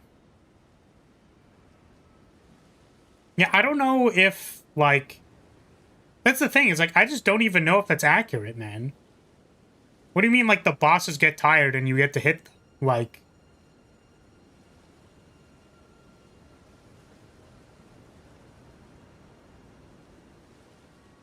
you can go to that tower place in Caelid and fight the Godskin dude, and imagine if there were a second enemy attacking you. I think it's easy to understand and visualize the 2-layered attack problem you're talking about. Yeah, so, like, again, the thing is, it's not that, like, oh, this is gonna happen every single time. Right? It's not like, oh, every single dual boss fight is going to have exactly this problem happen every single time you fight every dual boss. It's the fact that it is possible that two, like, by virtue of putting two bosses in an arena, there is a chance that there are two attacks which can be layered on top of each other.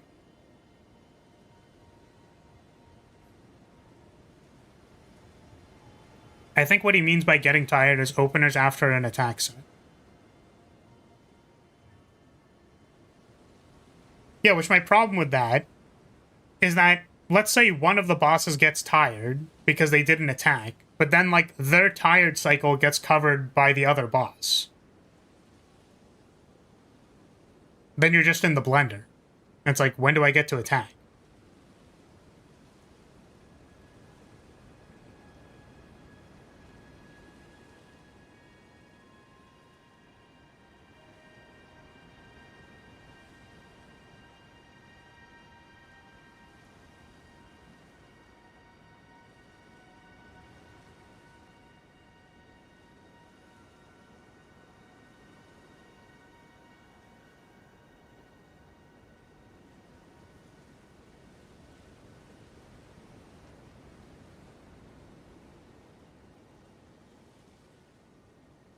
Yeah, the possibility of it happening is present in the game, or in this game, and it affects the entirety of how you have to fight the bosses.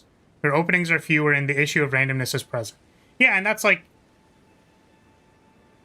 I'm just saying that that is like a design issue. And it's like a design issue that can be solved if you make like a really good dual boss fight.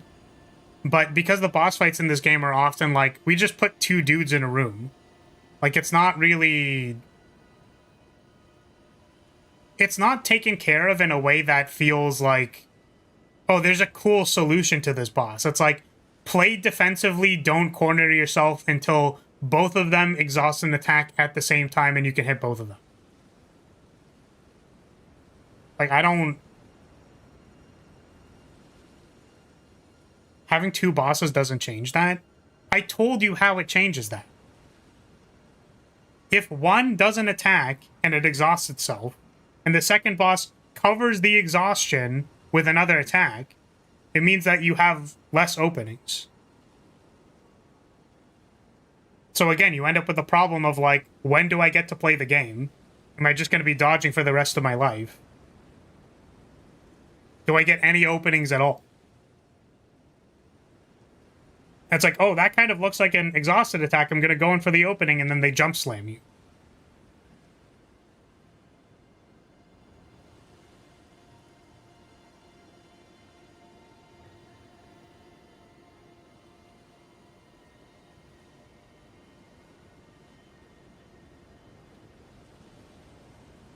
It's manageable, but it's a much different experience than fighting a solo boss, and it's annoying. Most assumed you meant in video games, not just this game. No, I believe that it is a problem in most games. I do. Like the... what's it called? The roly-poly knights in Hollow Knight is a good example of just, like, getting wrecked by RNG. Because potentially you get two guys bouncing at you with slightly offset bounce oscillations, and then there was basically, like, no way to dodge them.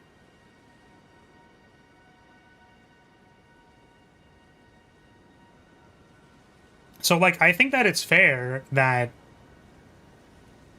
like, it's doable.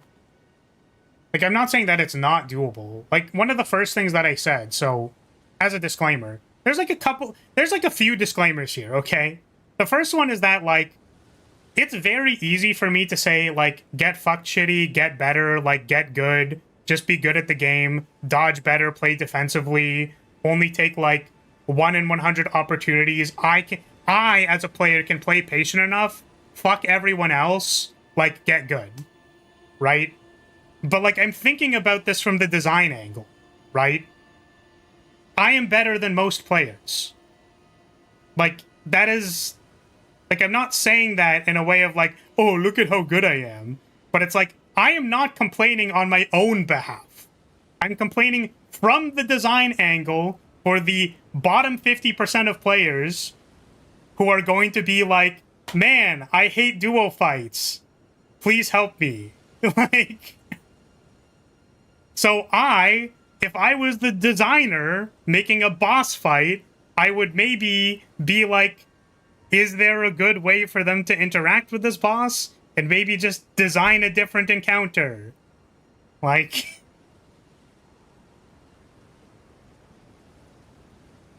are you? I mean, like, I don't actually know. I'm assuming so. I assume that there is some amount of people who have played Elden Ring who simply, like, do not complete all of the bosses because they are too difficult for them. Or they find some way to cheese it.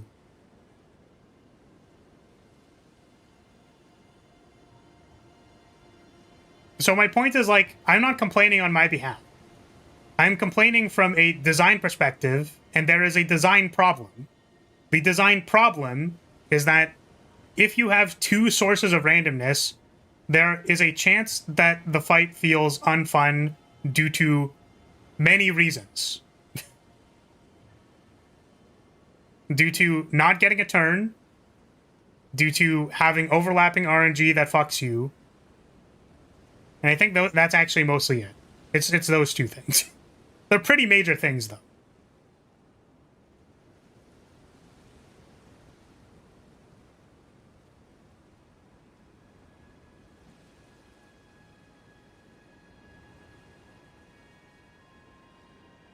Janky hitboxes and lack of openings can be applied to one boss.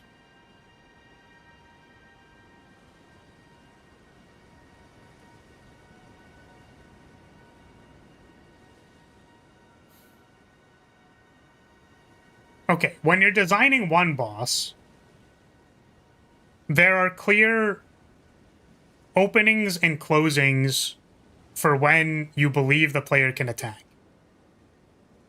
So, like, let's say I have a 7-hit string combo that I'm expecting you to dodge. And then maybe they have, like, a quick follow-up. Like, they have a jab that's just available to them at any point in time. Right? So it's like, okay, I'm fighting this boss, and then randomly, I'm like, oh, this is an opening. So I'm gonna go in and use the opening to attack, and then they, like, jab me, and I get stunned. And I'm like, that was really annoying. How dare they do that? So, like, one of the boss's reactions was very good, kind of random, and then they, like, poked me. Welcome, Cascoon. Welcome.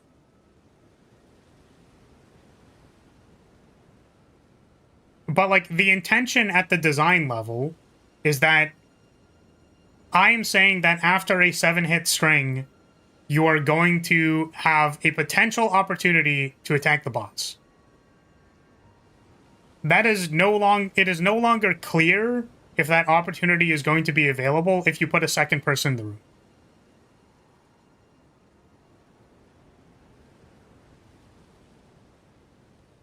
Yeah, fighting one boss is different than fighting two inherently, unless the duo is specifically designed to never have an overlap of actions.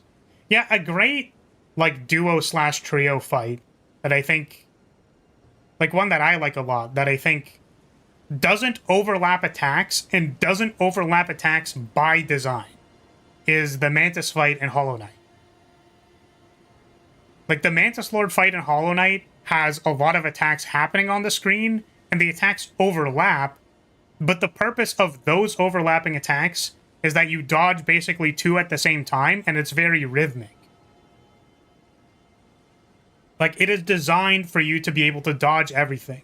There are 2 or 3 things fighting you, but they're never supposed to overlap in a way that, like, 2 of them hit you at the same time.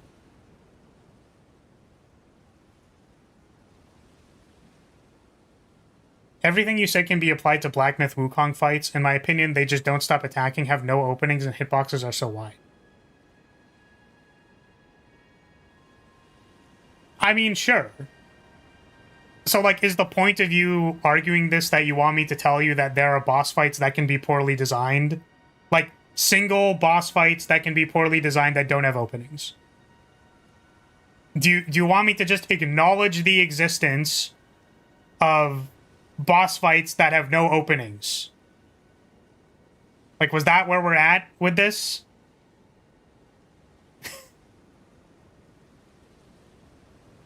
The problem doesn't seem to be two bosses.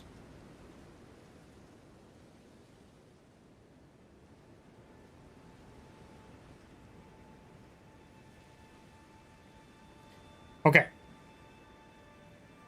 Just because a problem can happen in one scenario doesn't mean that there is a different problem that cannot happen under different circumstances. So you could have a dual boss fight that attacks forever, that has janky hitboxes that doesn't let you do stuff. Sure, that can happen in both a single boss fight and a dual boss fight. Yes?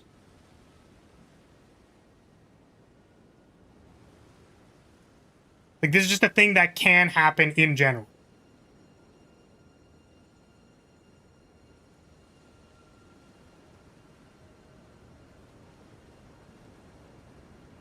We're acknowledging that.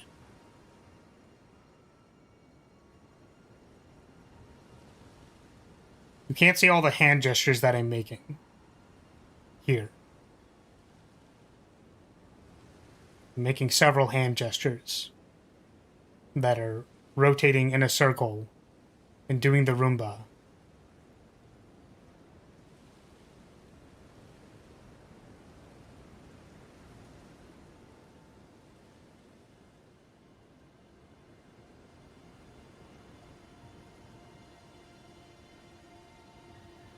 Yeah, if Sagat whiffs a DP, you can punish him. If another Sagat was right behind him, you might not be able to punish it. Yes. You already explained why it worked in one encounter. You liked the Hornet boss. The Hornet boss. I don't know what boss you were referring to. Just because there are bad examples doesn't mean it is the majority. Okay, so is the problem that you have with this is that saying that it is the majority?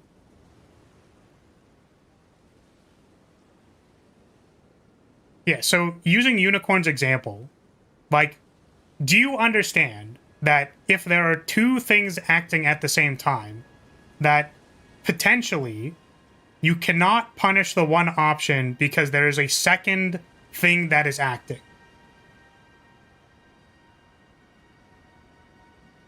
So you talked about a good example and a bad example. Yeah, Mantis Lords and the Roly-Poly Knights. Yeah. That is a good and a bad example. But the thing, Rance, is that, like, the Mantis Lord Knight, like, the Mantis Lord encounter is more, like, they designed it as if it was a single boss, basically. Like, it's almost as if there is not... Because you're only ever really dealing with one attack at a time. By design. Like, that is how they designed the patterns. So, it doesn't encounter the same problem that I'm talking about because, by design, they cannot overlap attacks in the design problem that I'm describing. Like, does that make sense?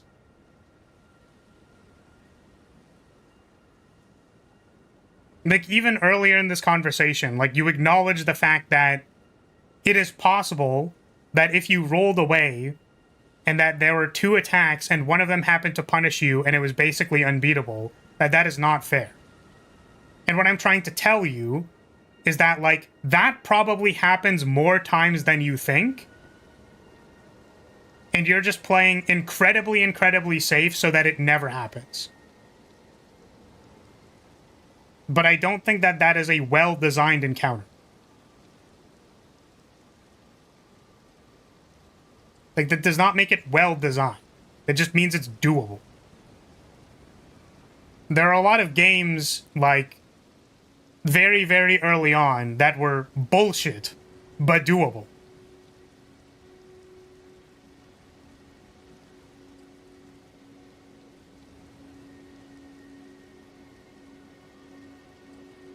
Part of the problem might be that you're describing two separate but related issues. that of overlapping attacks that force you to get hit, and that of spaced attacks forcing you to back off. Yeah. And it's kind of like that there's both of them. Like, both of them exist. And that I think if you don't have specific design intention to solve both of those design problems, then you will encounter bosses that feel bullshit sometimes. And then you will have people complaining about why are there duo bosses. All of these duo bosses are bullshit. Players' words, not mine. And the reason is you did not acknowledge that there was a design problem that you could have solved. And that's why, like, we walk it back and we go, like, I have future sight. I can see the future. I can see that if I put two things in the same place, that even if there is a 5% chance that two overlapping attacks happen, there's a 5% chance. That means that 95% of players are not going to encounter this issue, and then 5% of 1 million encounter this issue and they're like, fuck this game. And then you multiply that by the amount of duo boss fights that are in the game, and you're like, this is a 5% chance of this happening, and then there's like 60 duo boss fights in the game. And then now the greater majority of the player base, at least at one point or another, have had an overlapping attack happen to them because there was no specific care given to the duo boss fight. They just put two enemies in the room and were like, yeah, it probably works.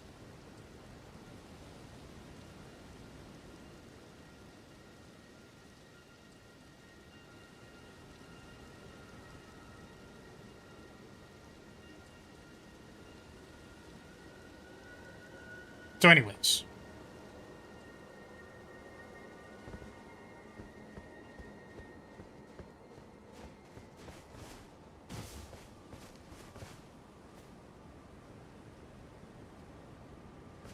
They changed some of the dual bosses in this game by reducing the frequency of attacks of the boss further from you in an update. And I think that that is a stark acknowledgement of the problem that I was just talking about.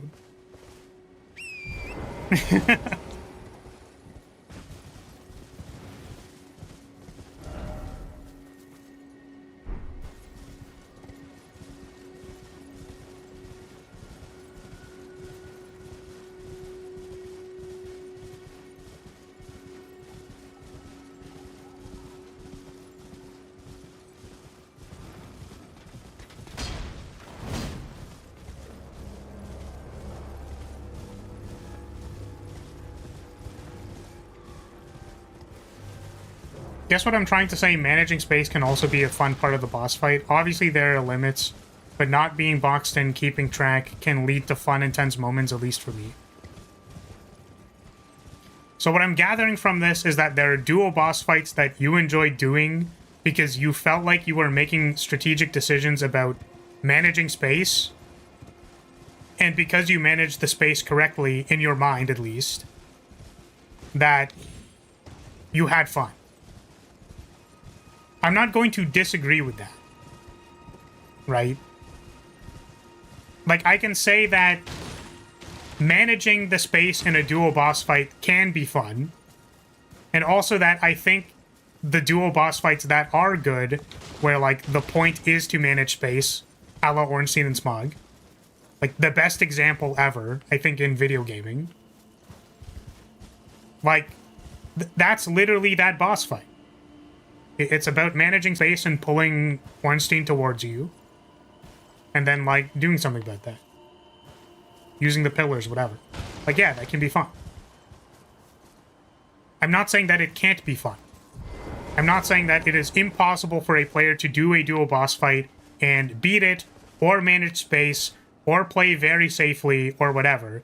It is the sheer fact that it is possible for there to be a problem, and that because it is possible for there to be a problem, that it is a design problem, and it ends up on my fucking desk.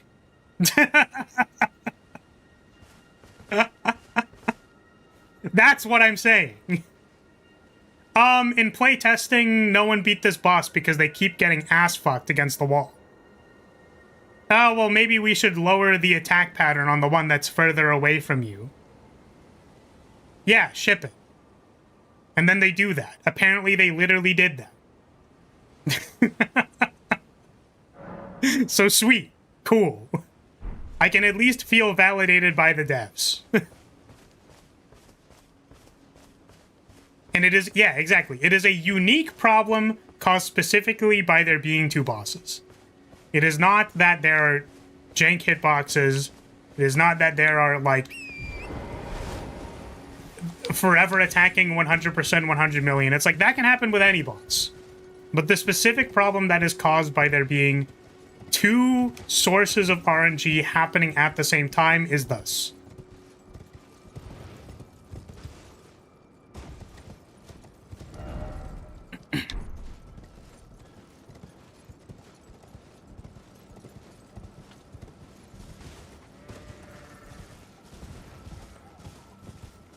So it's worth thinking about. You said there was the broken bridge? Where is that? This is the broken bridge? Is she just, like, chilling at the bottom, or, like... We have grapes to feed our wife.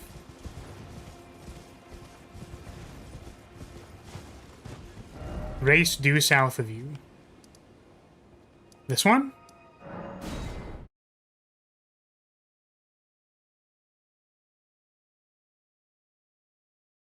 Lower. This one.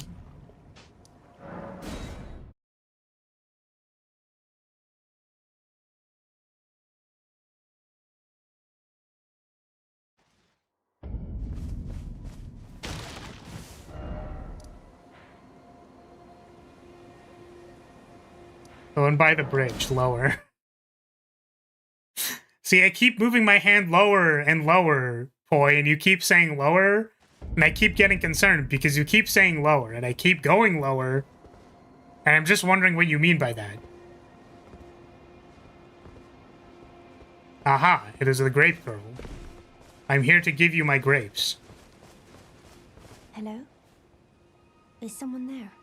Would you donate any Shabriri grapes in your possession to me?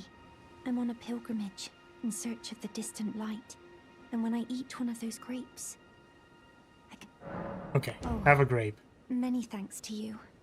Now I can feel the distant light once more. That aside, I wonder what Shabriri grapes really are. Delectably tender and sweet, yet searing. What a sight they must be to behold.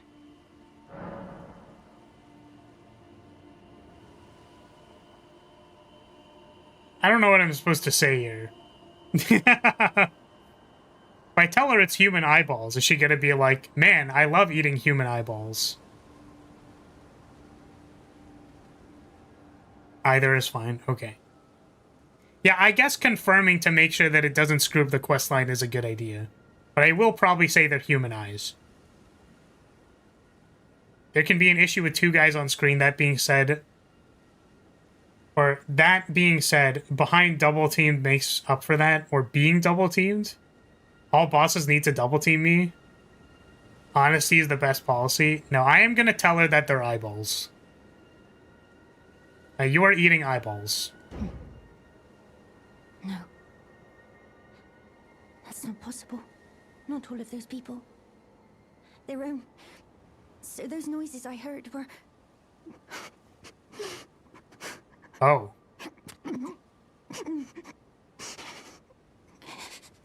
Sorry.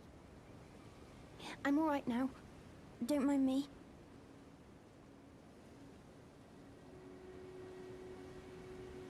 Ah, so did she maybe, like, inflict them with madness?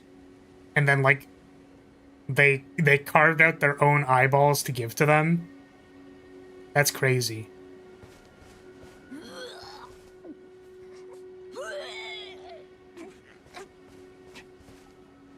Big Vom energy. Let's go. Let's go. Jesus. Okay, where is the last place that she shows up? Or she's still there? Do I just give her a second one? Another one? I've gleaned something very Ah. important indeed, thanks to you. The reason why it was eyes I had to eat.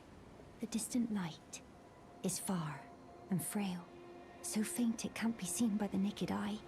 But with everyone's eyes together, it appears. Finally, it all makes sense. I'm certain now. I will be a finger maiden. I've gleaned something certain now. Okay. The Bellum Church. Where is that? This one? Or is it like much further on?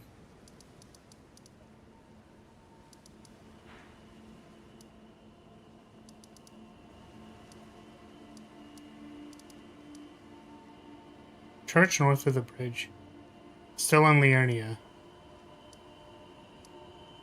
North of the bridge, you haven't been there yet. I see.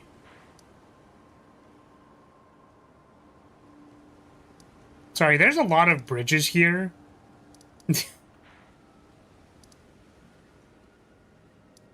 Like, is it up here?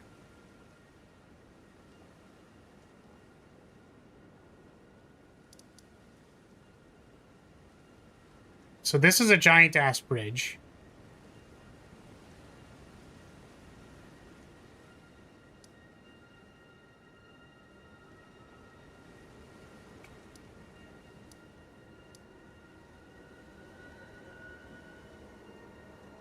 This is north. So is it like here?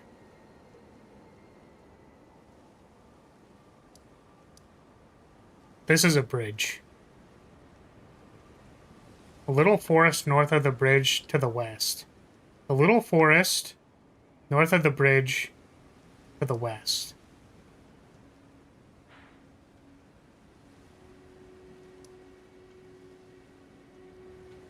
Okay, that doesn't seem right. Is it here?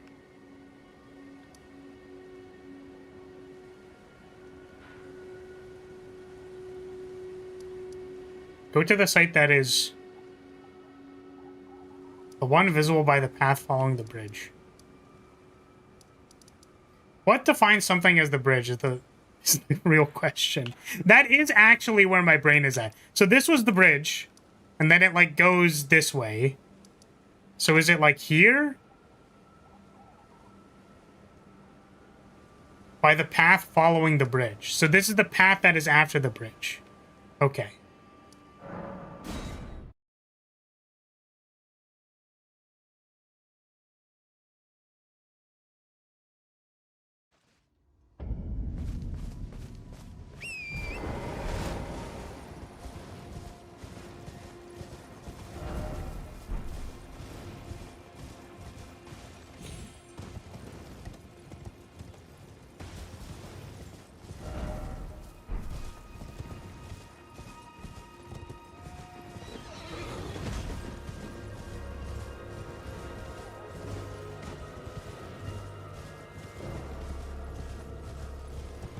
Looks like a church to me.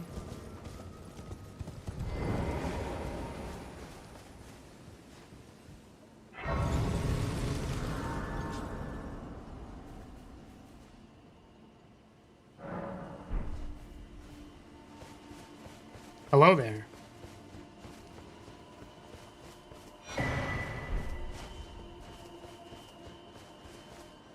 Oh, hello. Is that you over there? Have you ever heard of fingerprint grapes? They're special grapes which only grow on those who've been clasped by the burnt fingers. I would truly love to try one. The distant light seems far closer than before, but I can't sense a thing from the usual grapes anymore. Please, could you donate a fingerprint grape to me? Without one, I don't know. You okay? I feel like I might go mad. I feel like I might go mad. Alright, here's a grape. Oh, a fingerprint grape. Tried and true. What a wondrous thing. A fingerprint grape.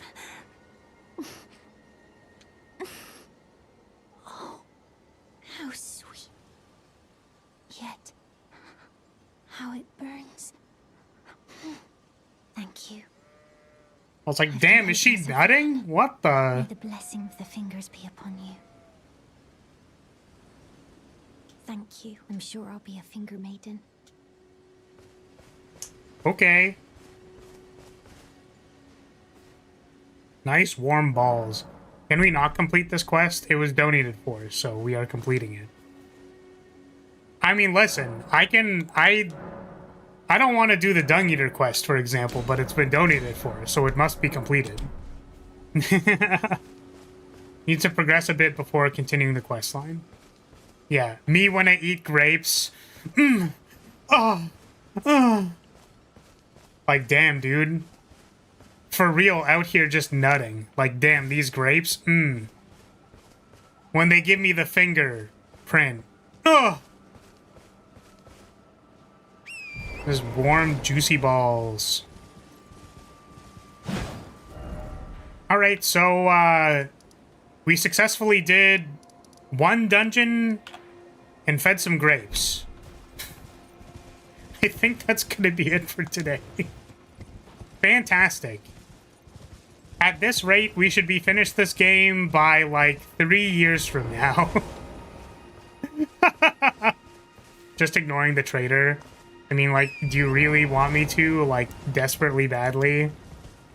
I do kind of wonder if we want to do one of these where I'm, like, actually very progress-focused and we just, like, fight a bunch of bosses. I don't want any... I'm not really feeling it today, but... Rift Shield.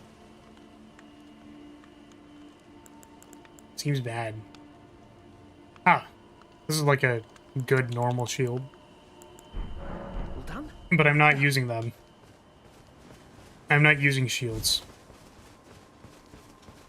Yeah, like, what do we want to do next? Like, if we just go prog run, like, what would we be doing? Just going even more north? I do find it kind of interesting. I never considered this, but, like, they just really don't give you further north until you actually get there. My phone is done charging. Damn, Bullet just showed up. Maybe we can do, like, one more boss fight.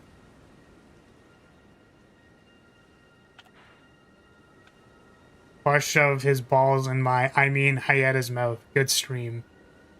Do we want to do, like, one more major boss? We could do, like, one more major boss. Probably.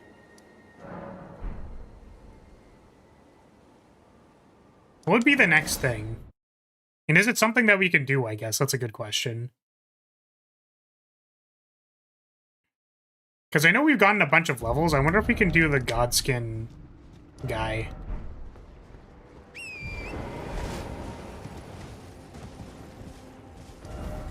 I just feel like we're moving a little slow. Like, the rate at which we are completing content is a little slow.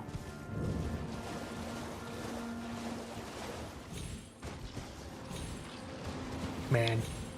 The huge ethereal banners are so cool.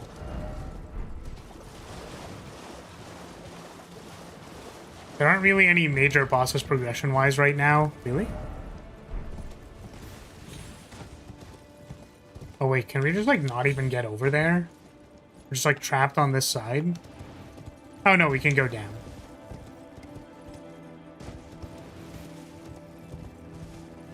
So what, it's like all side dungeons and stuff?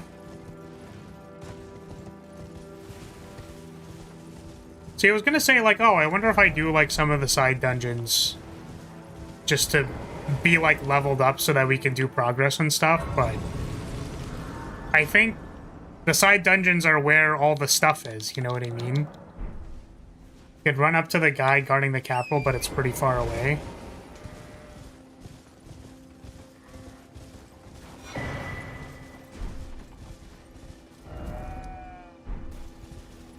You could do one major boss to stream. Hold up, I'm gonna get massive Pokemon fan.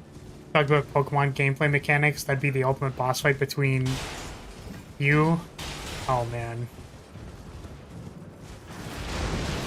Rock. Ooh. Rock, paper, scissors, and randomness. Love it.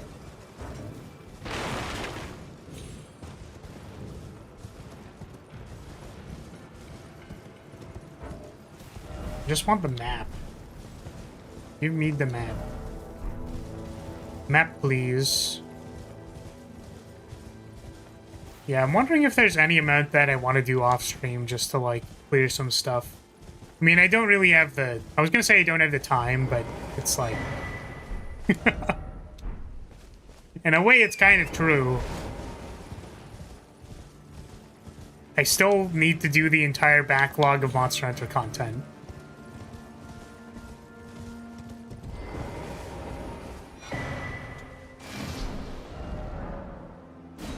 Aha! We can now go... Oh, we can't. Oh! Is there really no further north? I guess there isn't, right? It just loops around. Oh, you know what? True. I always thought there was further north, but I maybe was overestimating how big the plateau was. Huh. Ah, look who we have here. How delightful to meet a familiar face, even after departing the Round Table Hold. I've been doing some learning of my own since then, actually, and will happily pass it along to you. What do we get? Is this all the same? This feels like it's all the same. Maybe we can take, like, Urgent Heal. Is Urgent Heal good? We have a lot of hints. I'm yet to find the note. I suppose he'll be closer. The path ahead might be perilous. Since departing the Round Table Hold, I've come to understand, in my solitude, how little it is I truly know. May the Golden Order shine through you. Does this guy have a quest that I can do? That I can get cooler incantations and stuff from?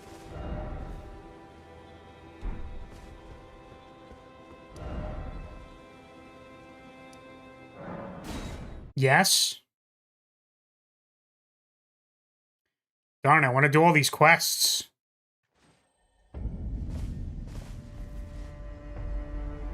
Just keep playing for a little longer. I wonder, should I be talking to Melina?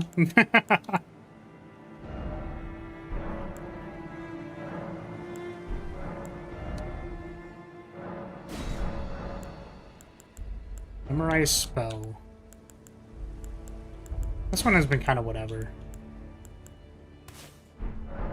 Okay, how good is Urgent Heal? I feel like if I were to... If I wanted to urgently heal, I feel like I would want it to be the second in line.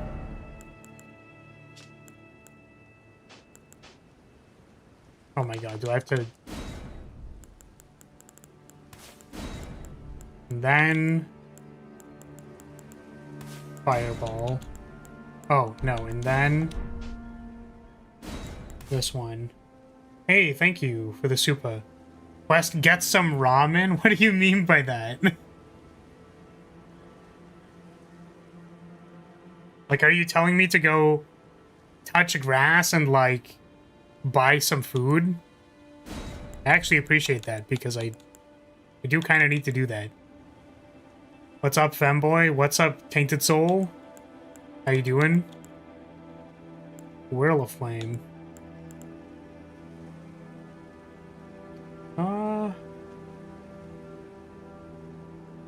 Yeah, he did have a new spell. Great Heal was new. Oh, cool.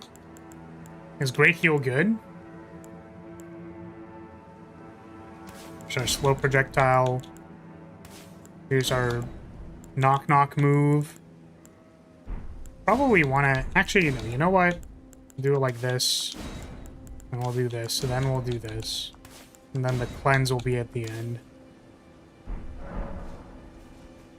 Yes, understandable. Okay.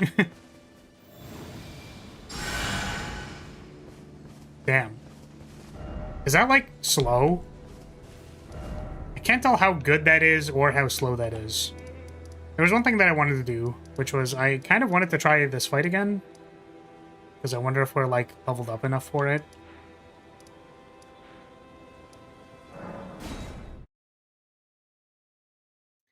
We are playing the game. We are playing the Elden Ring. The Elden Ring. Because previously we were under-leveled for this fight. Now I'm wondering if we are at the correct level for this fight.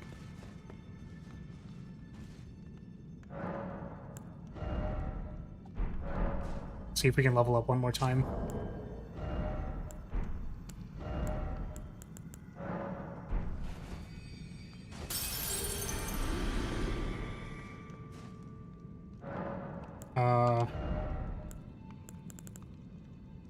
Let's do this. And a soda? Hey, thank you, man. I appreciate it.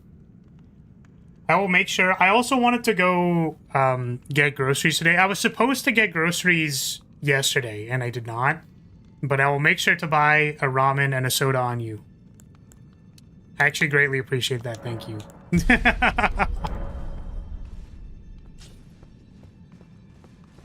Godskin singles in your area? Yep. Oh, right. I forgot there's an asshole here. Preventing me from buffing before I go into the room.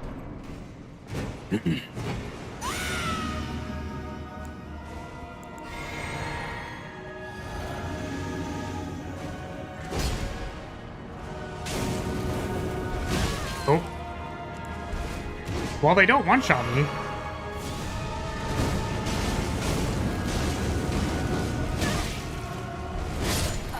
Ow. I wonder if it is possible. Because that was with buffs, right?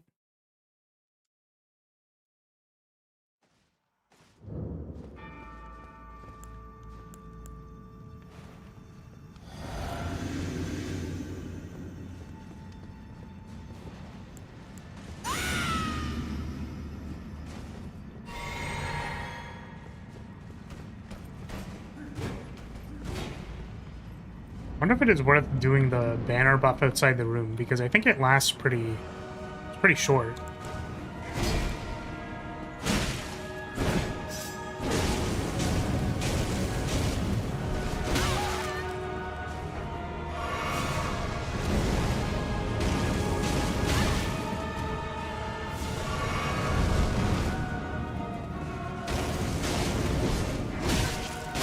Oh. A 3 hit.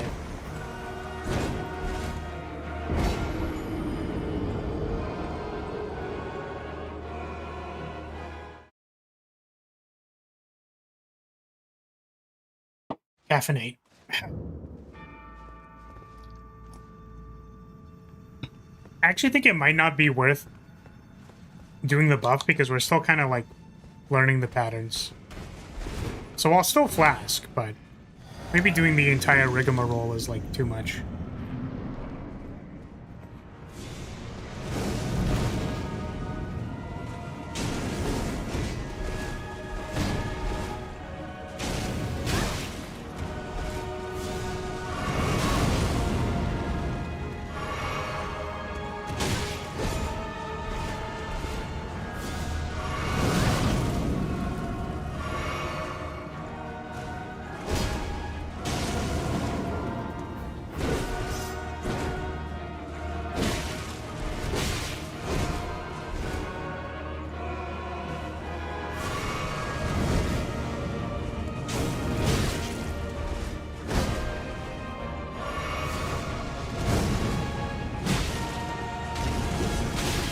Oh.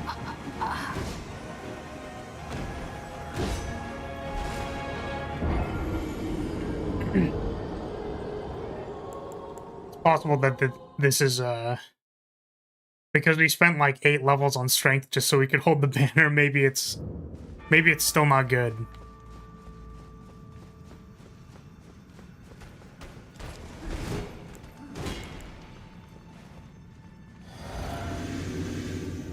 Fun fact, the fire-throwing guy who uses special black fire resists fire. Thanks.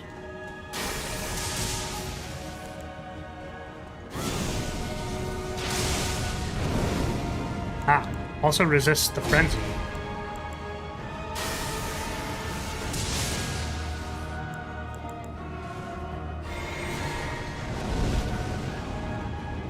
I wonder if that means I should be two-handing this. Frenzy is fire, but just lemon flavored. Attack me? Baby girl? Oh, that is pretty good tracking.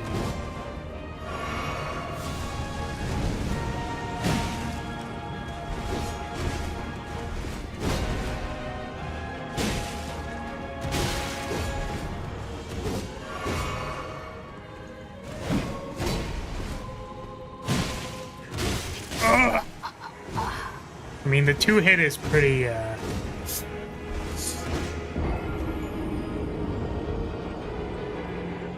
You're tickling him?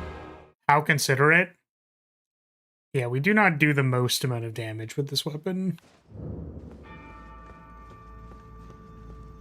If only it scaled with faith a little bit.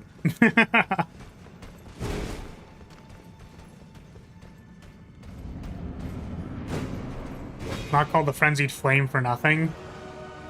It's lemon flavored.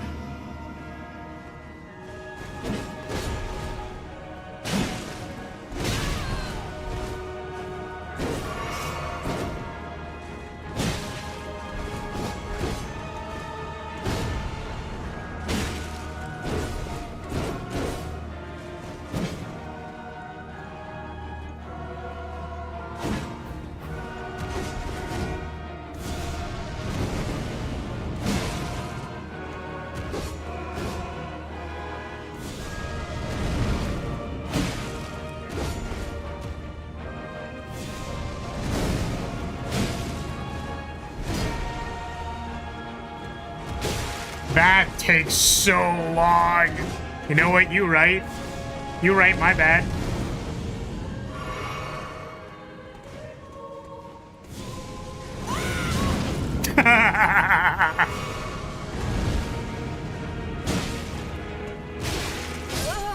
Reasonable.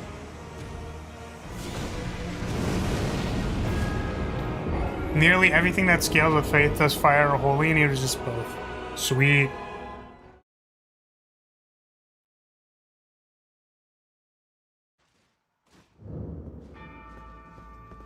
Your damage is a red flag. What?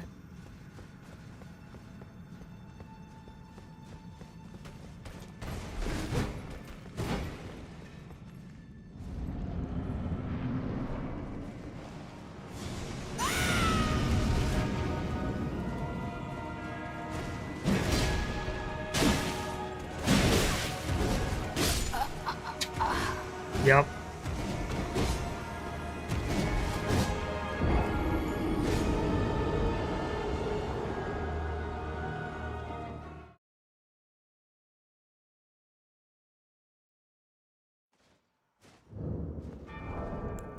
I wonder if I can change the flask to be more valuable here. Not this one. Because if we're not doing this...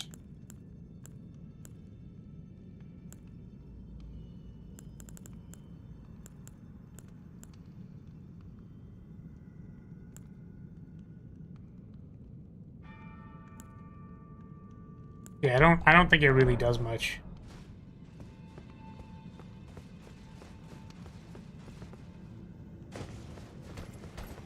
Yeah, but you said "I'd your damage is a red flag," and I don't know what that means. Or are you just saying your damage is a red flag?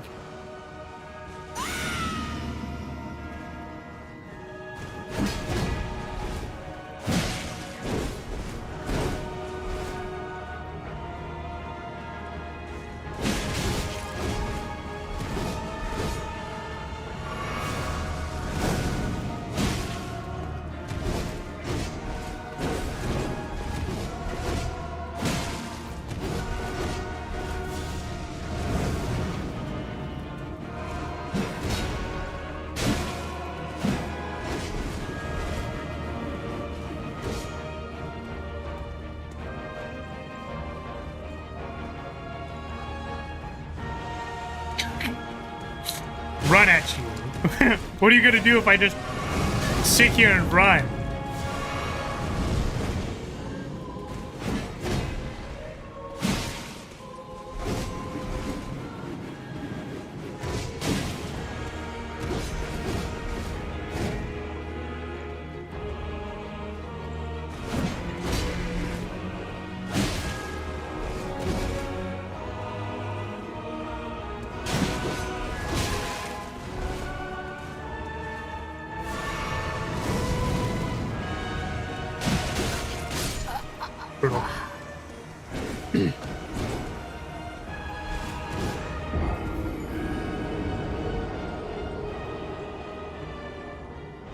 Yeah, welcome back to the future, Apple.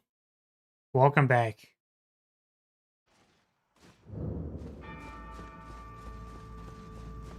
Oh.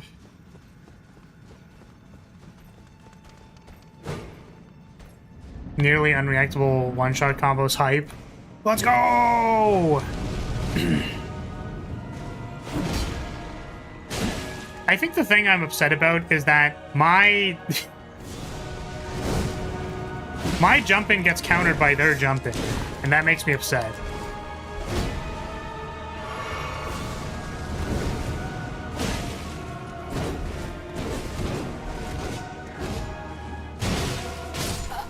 It's like, I'm wondering if there's an opportunity for me to attack more than once, or if I just need to be, like, poking them.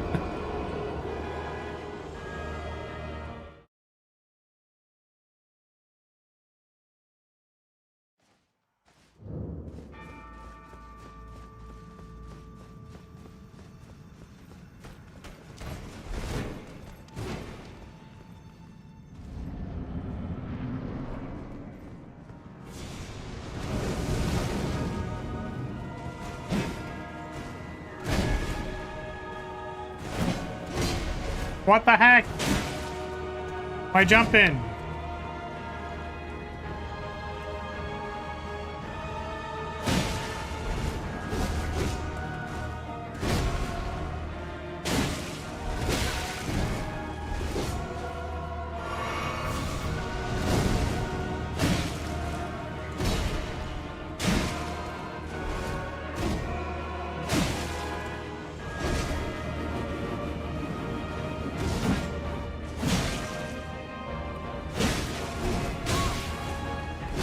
Oh.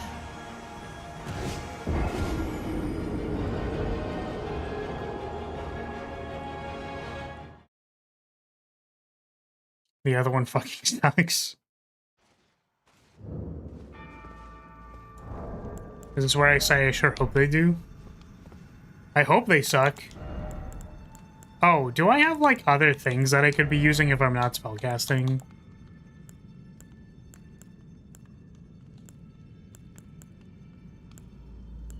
Yeah, maybe this is like a shield fight. What if I go like enhances guard counters?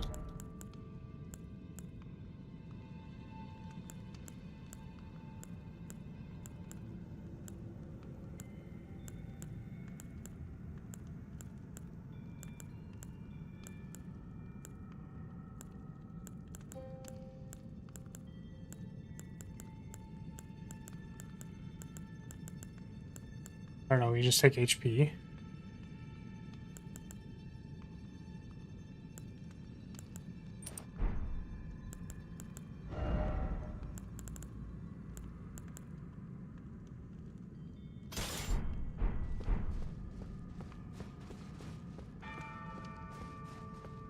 Every fight is a shield fight if your stamina bar is big enough. I'd also probably give myself more HP flasks if I don't intend on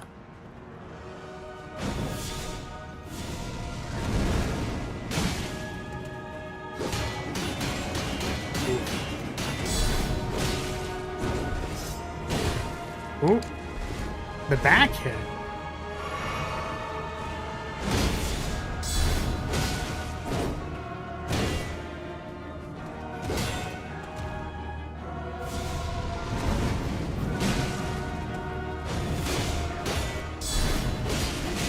Oh, the spin in the corner. Oh.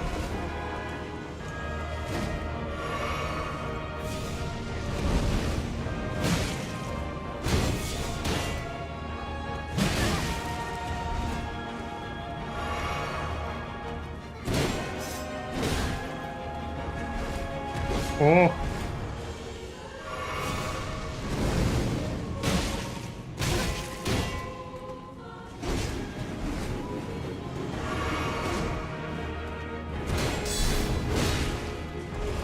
I'm surprised I dodged that.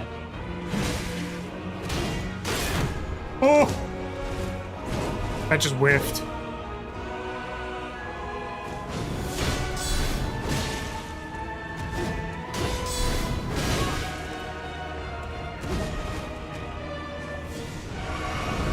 No!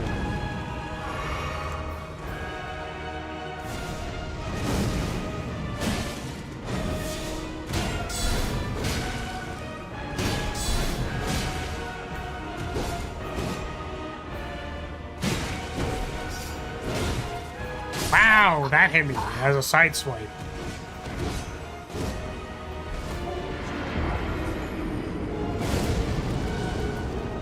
I'm assuming that is a magic attack.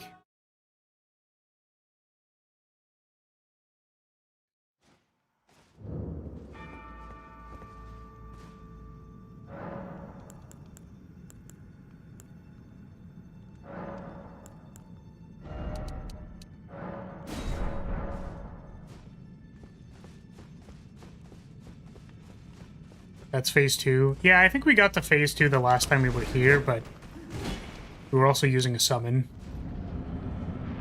and doing baby spacing.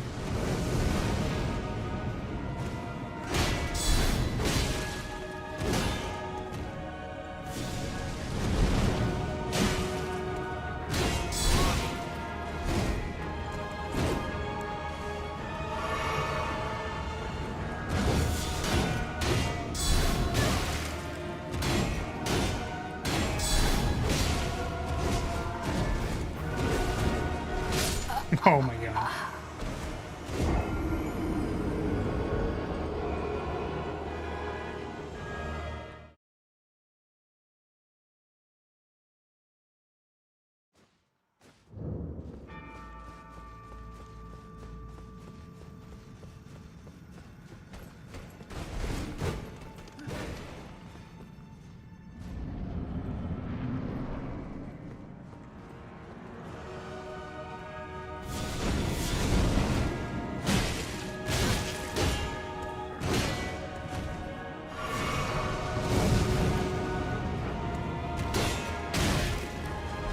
Whoa.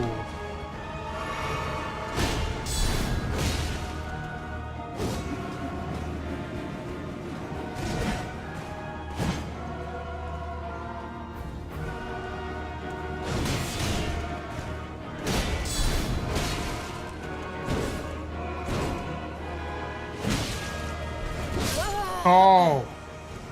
That just kills me. This was the first boss I tried to use a shield against, then it pulled out long-ass combos it didn't do before. Yeah, I mean, it has like a 1-2 double stab flip. That's like a 3-hit, couple of 3 hits.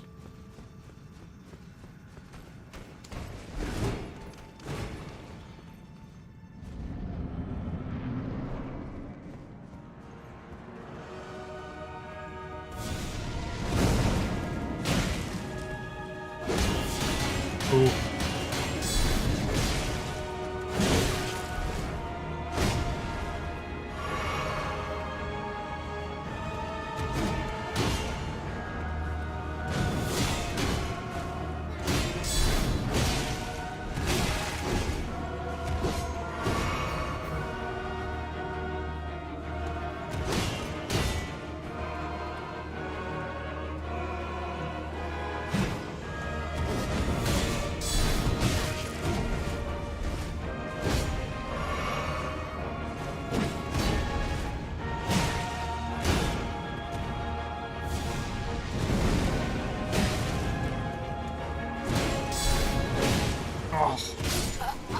The back shot, man.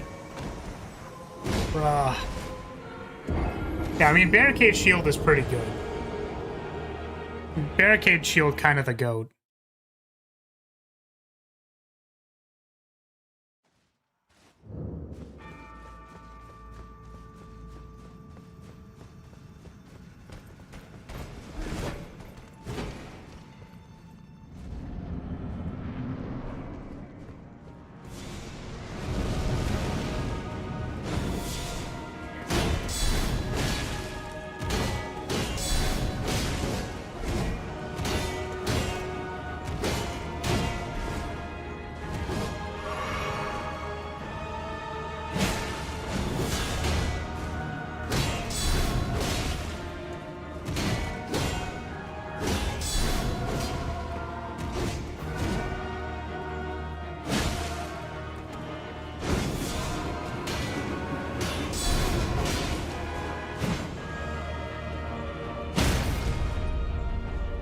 Bonk.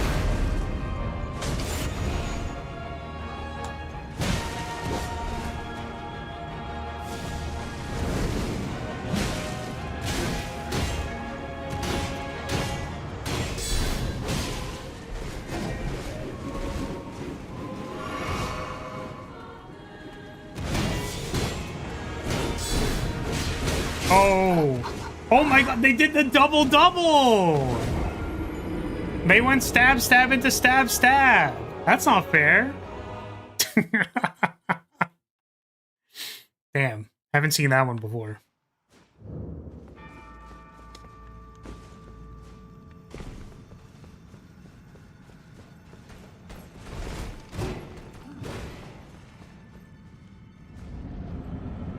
It was double stab into any, including double stab.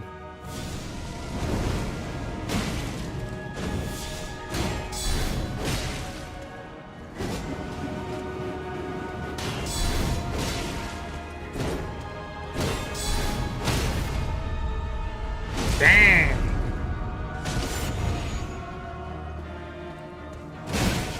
Oh no! I thought I had time for it. I super didn't have time for it. Big greed. It does not pay off.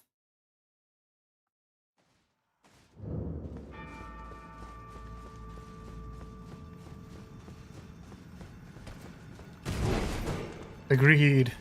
The greed! It was very greedy.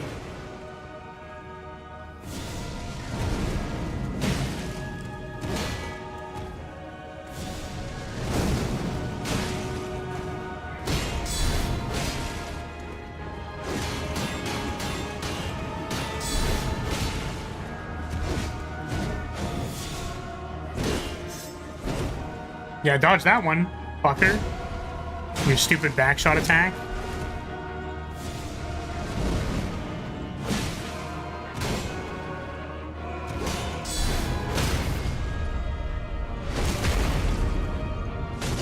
Okay, no greed here. Only value.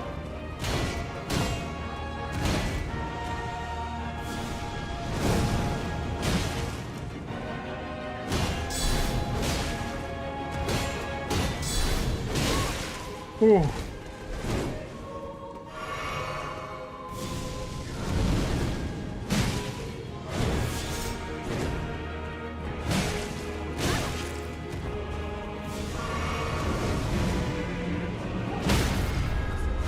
Oh.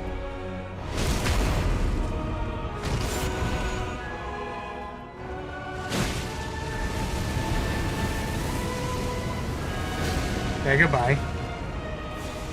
I think I'll pass.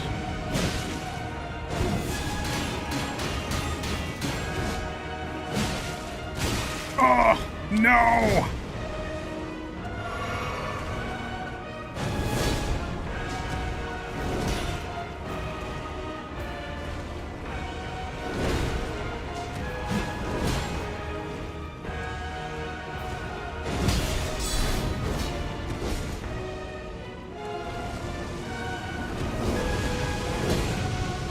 What did they mean by that?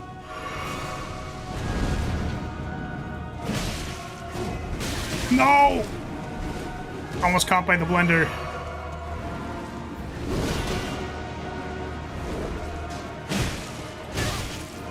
Good to know that I can just like... What? That hit me? Really? It just like hits around the shield.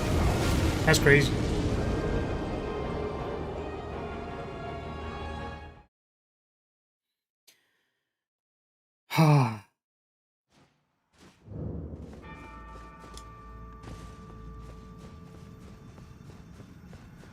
What if this can search his torso? He can search other parts of his body. What do you mean by that? What do you mean by that, huh? What are you asking about with that one? Can you like?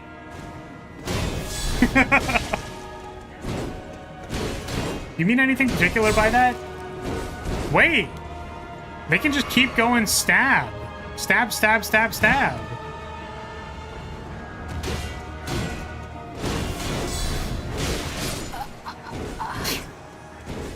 Dude, what?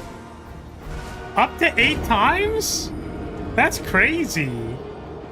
Self-gluck. Damn, that's crazy. When you have your own extendo neck, like, think of the options. Well, you could extend your legs, right? You could wrap your legs around.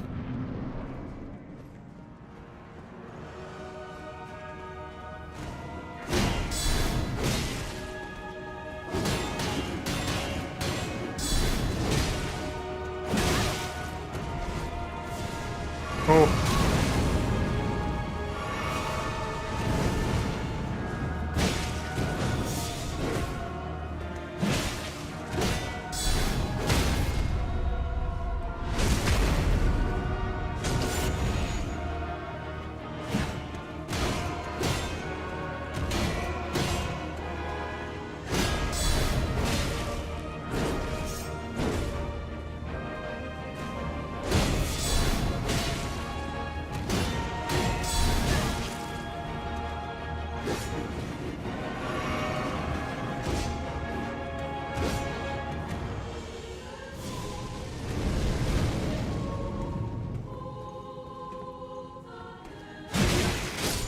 Damn. I want him to extend his... I want him to expand his... Haka! Huh?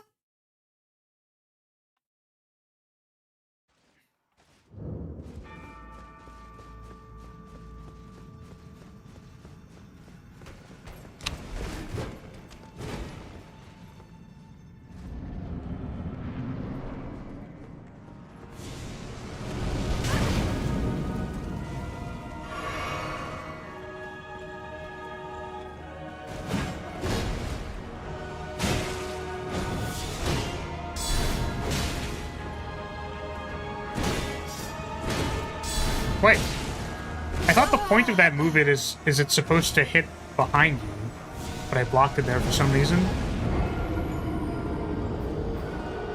I thought that was like the entire point of that move.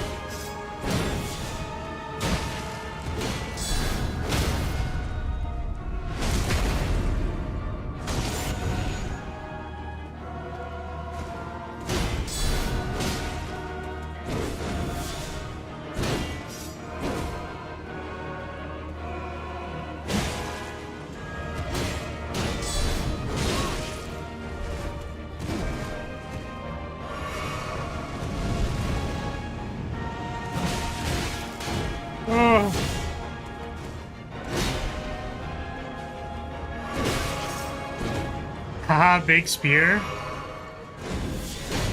It is big spear. Yeah, I'm gonna roll away from that shit. Do you like the big banner? I think it's pretty cool.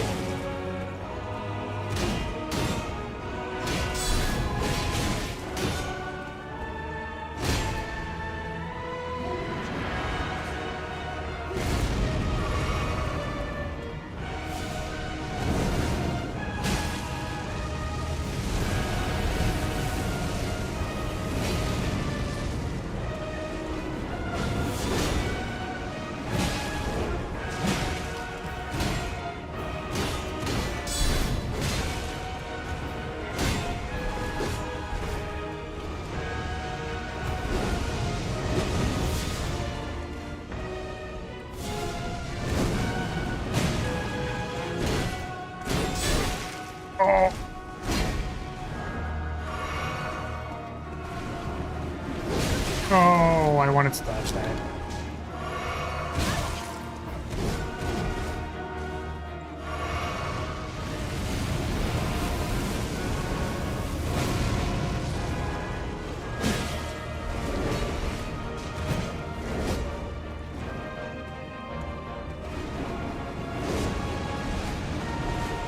Yeah, I'm good. I'm good, homie.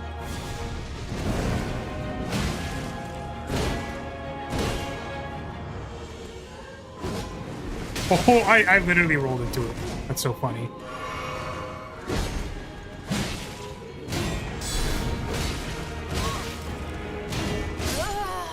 Aw, the spin move again. Like, hit behind me. Bro.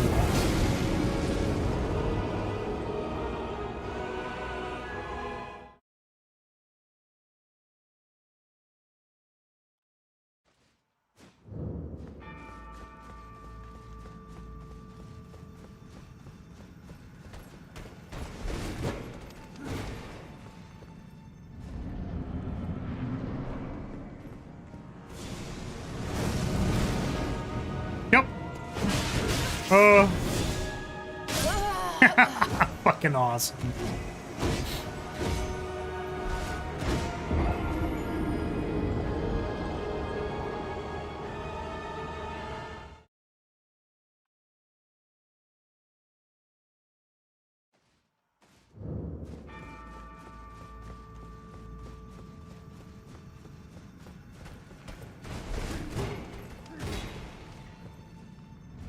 Gotta admit the track is a banger. It is a banger. I mean, part of why... I want to think part of the reason why people put up with this shit is because the music is just a banger, right? It just feels so epic.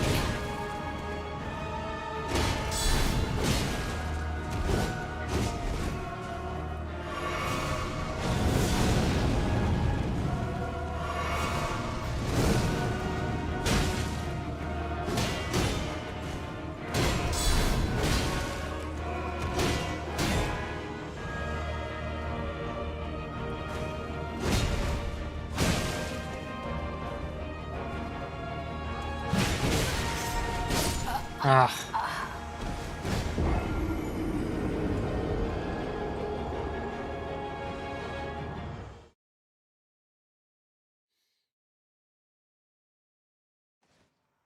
Yeah, maybe what we need for this is we need to pull out the flag so that we can block part of the screen, and then that'll make this better. As long as I have a flagpole in my hand, I feel more safe.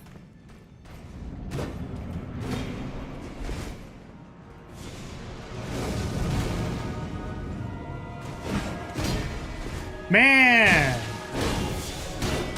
Stop countering my jump in! It's not fair! Okay. Remember when I said, doesn't that thing hit behind me? And then it actually hit behind me? I'm very curious what the hitbox on that is. I got too comfortable. I got too comfortable holding my flag.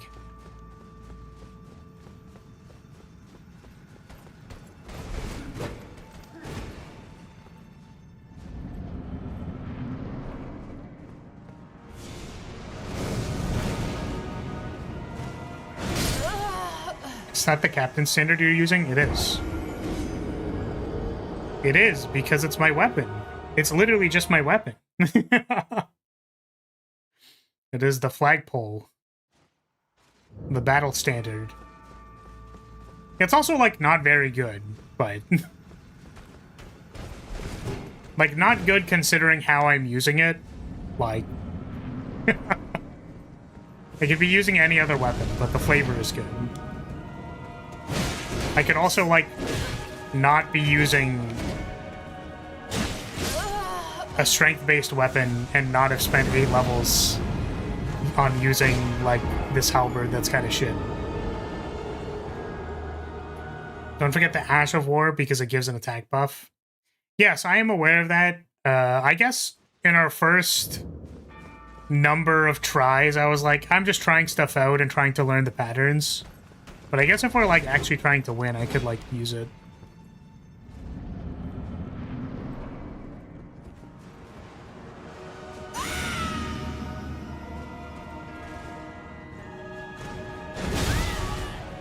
Okay.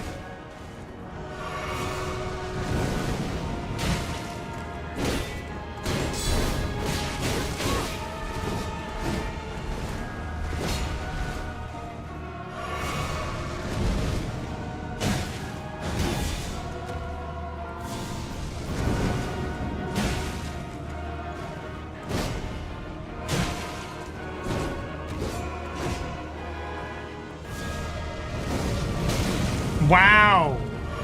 That still did it. Really? Just not gonna choose anything?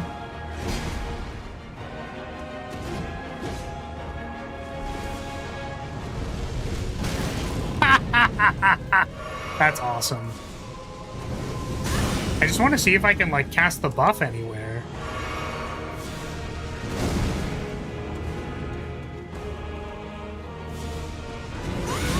No.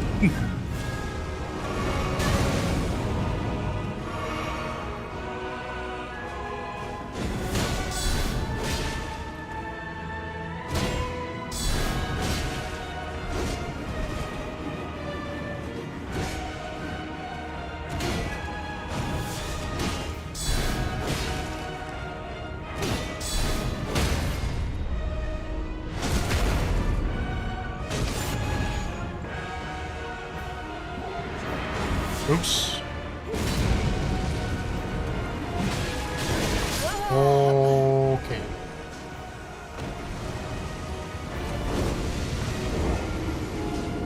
Halberds are nice weapons too. Yeah, but we're not like a strength scaling person. We have like 21 strength or something like that. Okay, 26. It was specifically so that we could just, like, use the flag for poking people. But as a boss killer, I don't know how effective it is.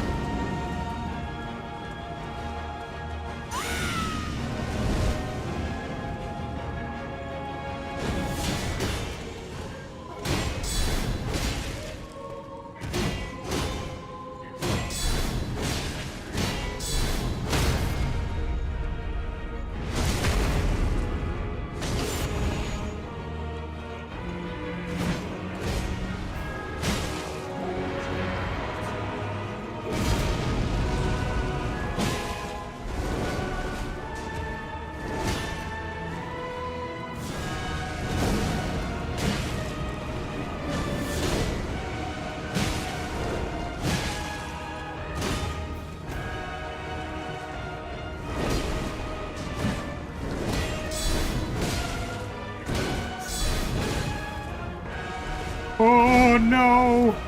That's panic rolling.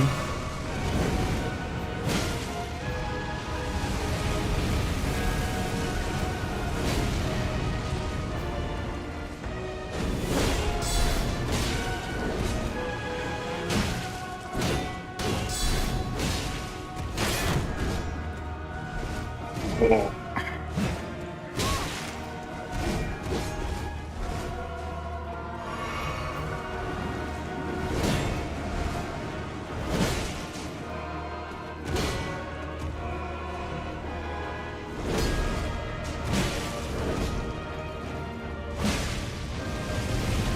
Oh no, no, no, no, no!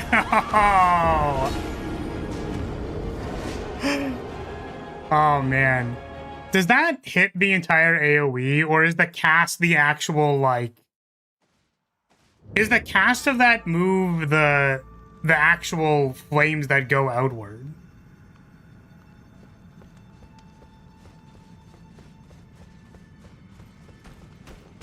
Should probably give myself like one FD flask if I'm gonna buff.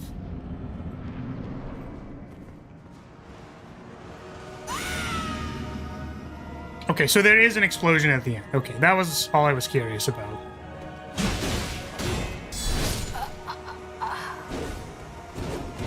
Because, like, I was rolling into the fire as it was expanding, and I was like, oh, could I have just, like, rolled through the first fire and then been fine? But there's an explosion at the end, so it's too bad.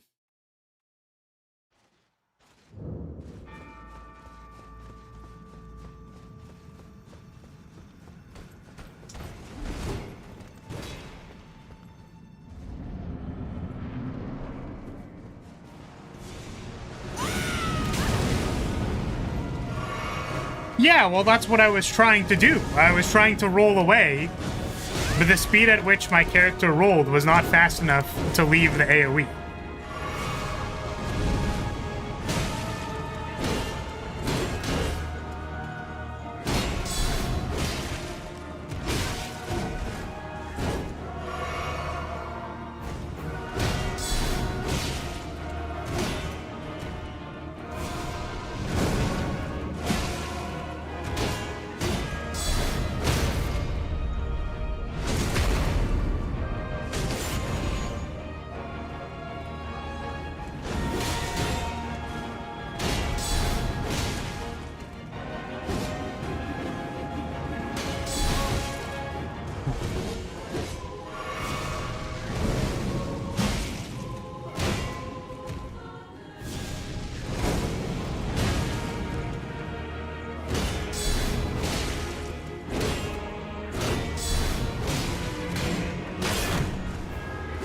Oh.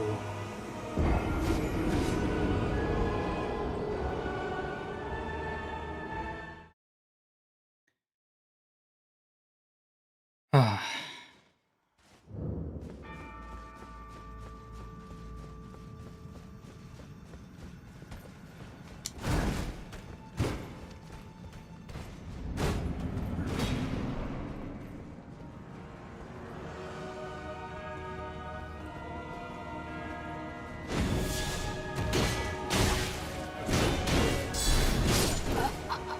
One of the physic things raises stamina recovery speed.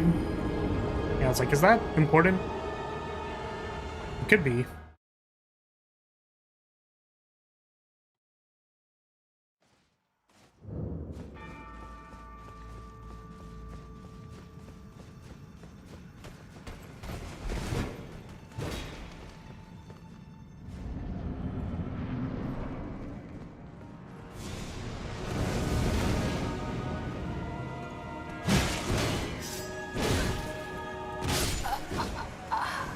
Okay.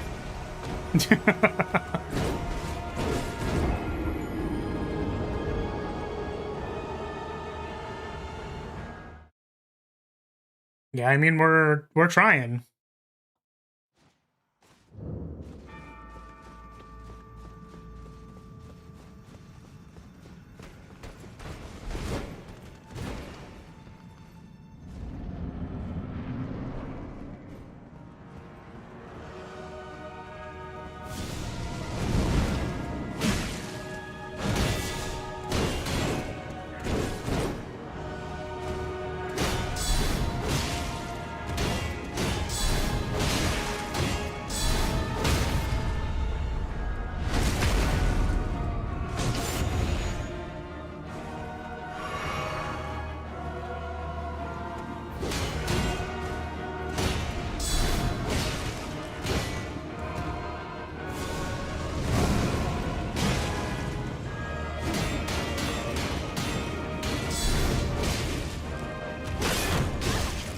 Ooh.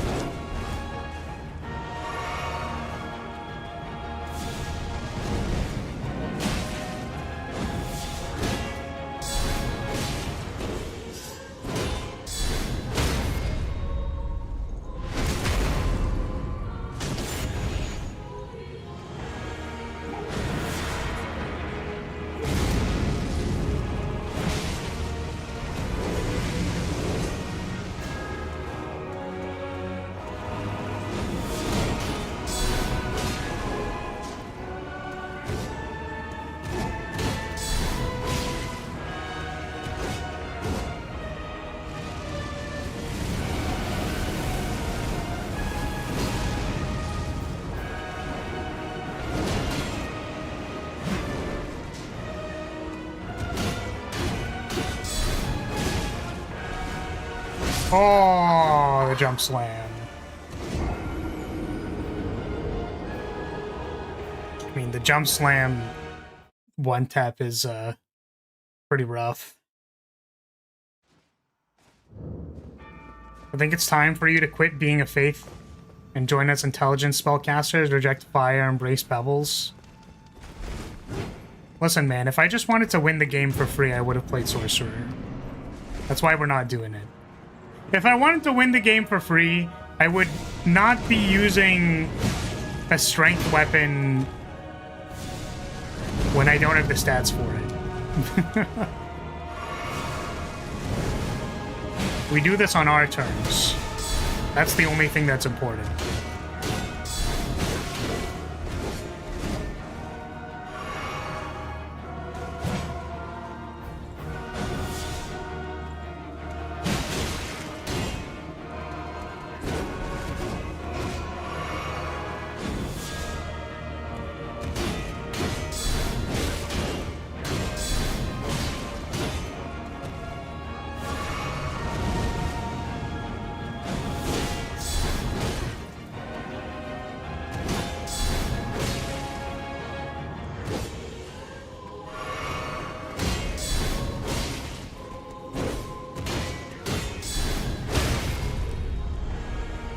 Oops.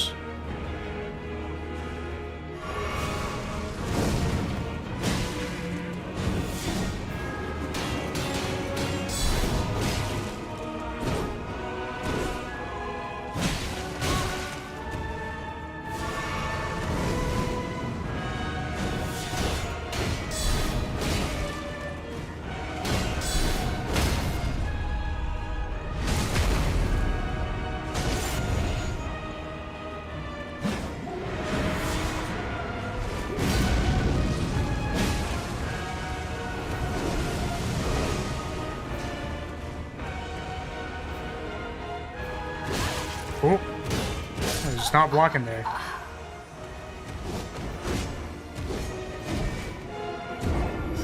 I'll have you know leveling up costs runes. Yeah, you and everyone else.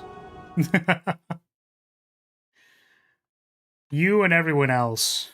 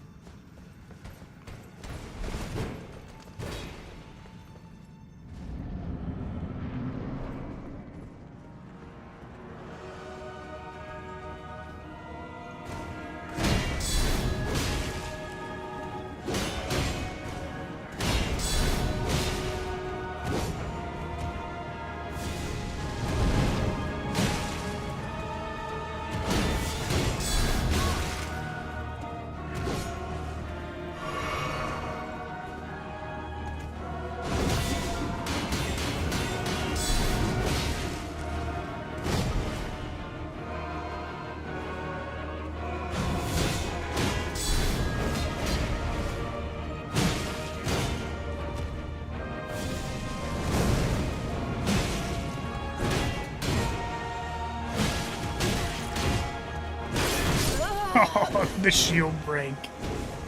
Pain.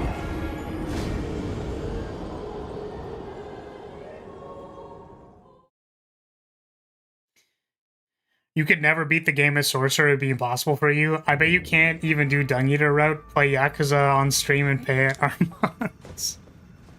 Yeah, that's totally gonna work.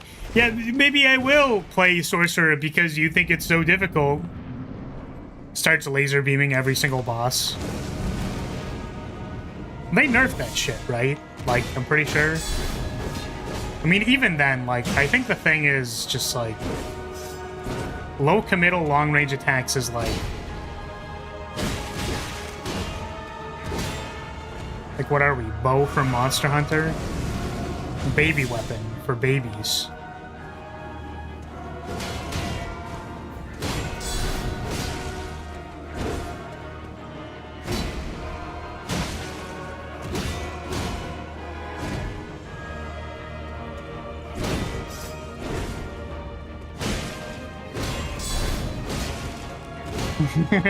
I'm a big, scaredy baby who hides with Bo. You were so real for that. so real.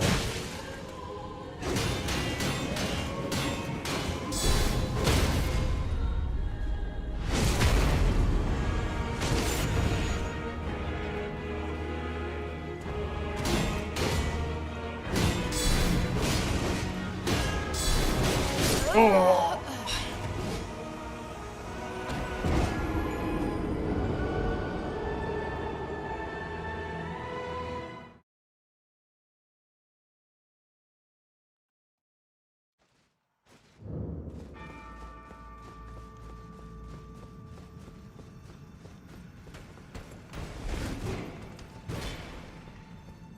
Flintstone sword. Yeah, I bet you like having a low committal baby attack.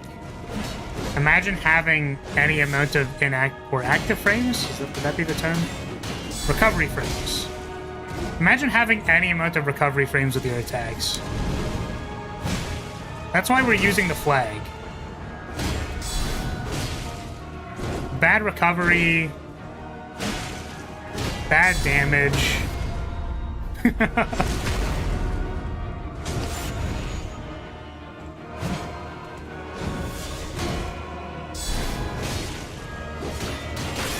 Oh.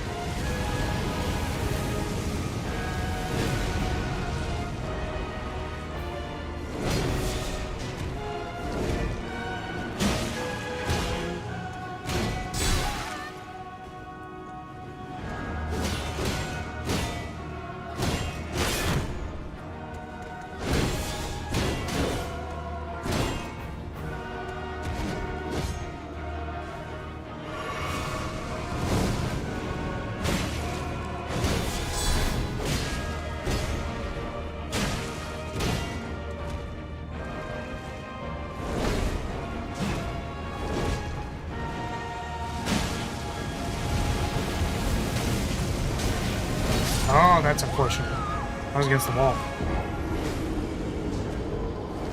You could probably buff during the big AoE if you were cool. I'll give myself an FP flask. I haven't been doing it because I want to use, like, the shield thing.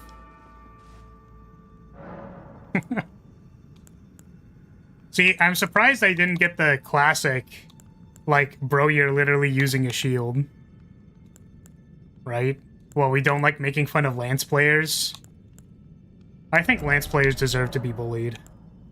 Like, what? You're telling me you don't even have to react to attacks? You just hold R1? What is this baby mode shit?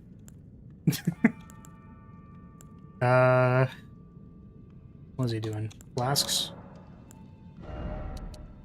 Do something like this. Too easy to make that joke, sort of like using a shield. Wait, you're telling me you get to counterattack things for free? And it does more stagger damage? What the fuck? Hello? You don't even have to, like, roll to get a backstab? You just do so much poise damage for holding R1 that, like, they just fall over? That's crazy, bro.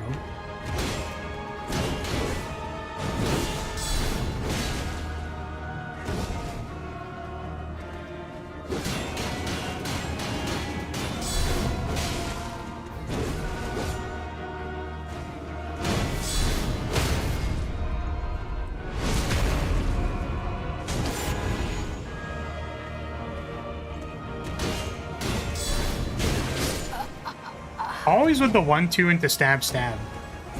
Because I think half the time, he just doesn't do it. So I keep going for it, and I'm like, man, maybe we don't do that.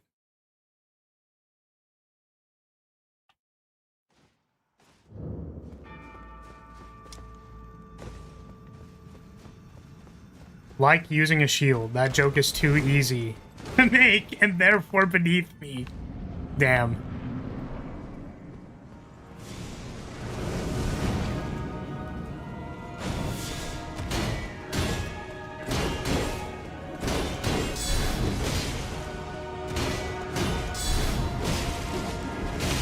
Oh.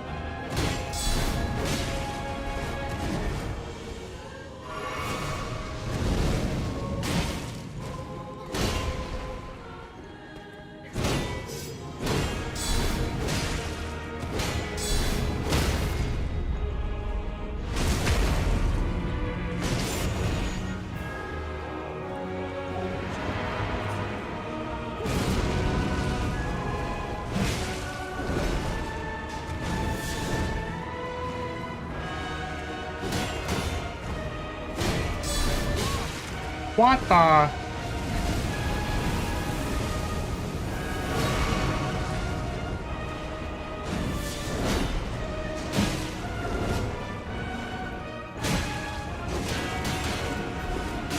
Oh, I wanted to roll past him. That did not work.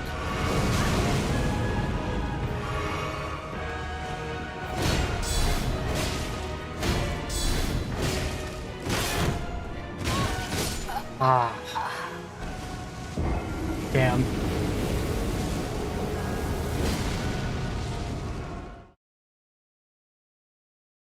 Has glass of paper?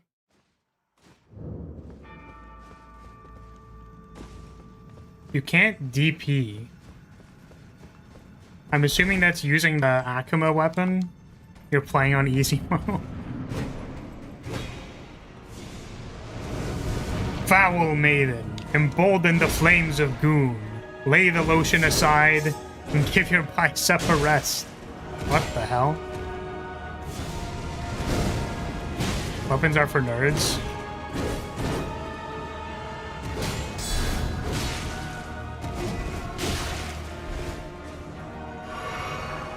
Yeah, my bad your weapon is so OP because it was literally made on an event.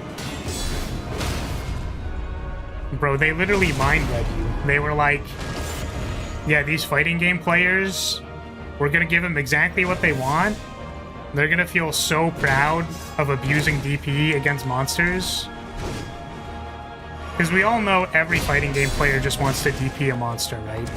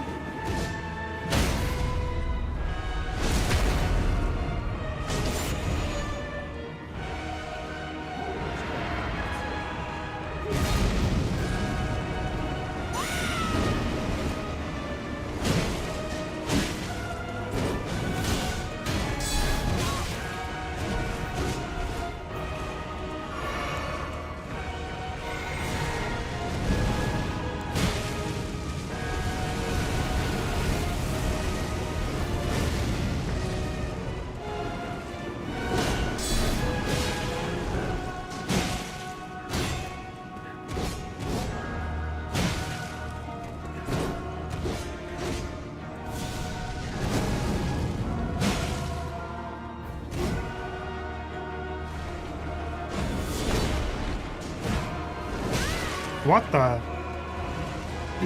The recovery frames.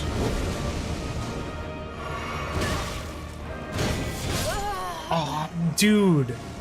The back shot on the double spin is always so brutal.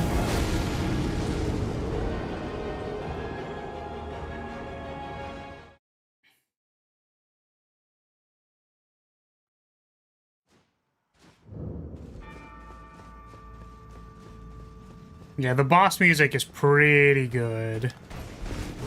It goes pretty hard.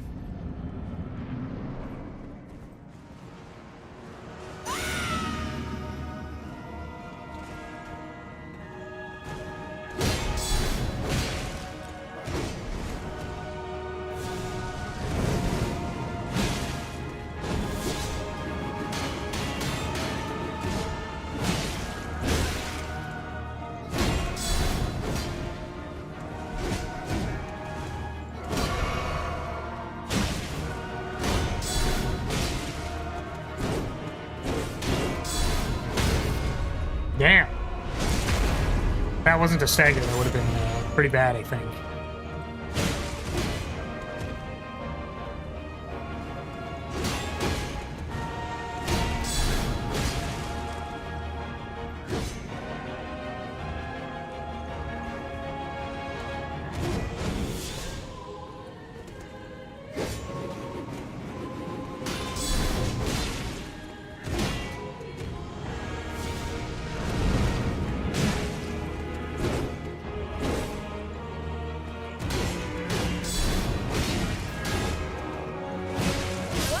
That was a little ambitious.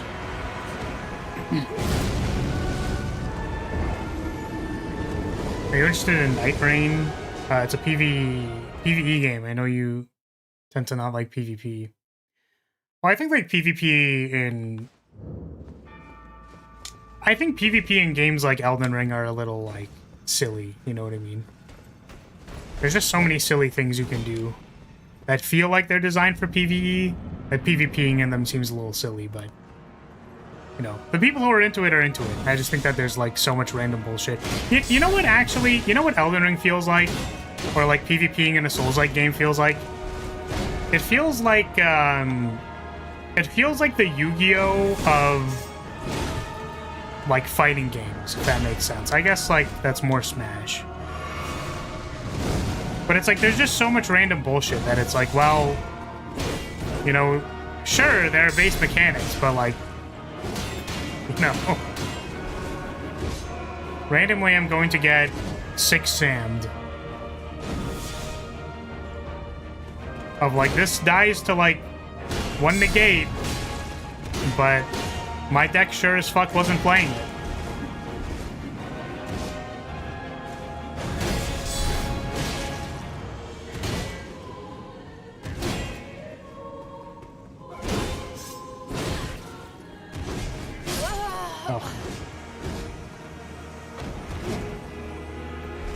PvP is the worst part of Souls games. The fact that it's not separate from the main game and it can't opt out of it is bullshit. You can opt out of it, you just playing offline. You're allowed to do that. I mean, it's what we're literally doing right now. So, like, it's fine. I mean, it's a game.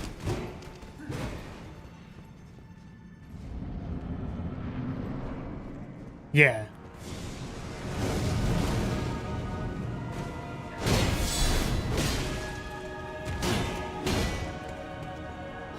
The thing is, it's like, anything can be fun for a game.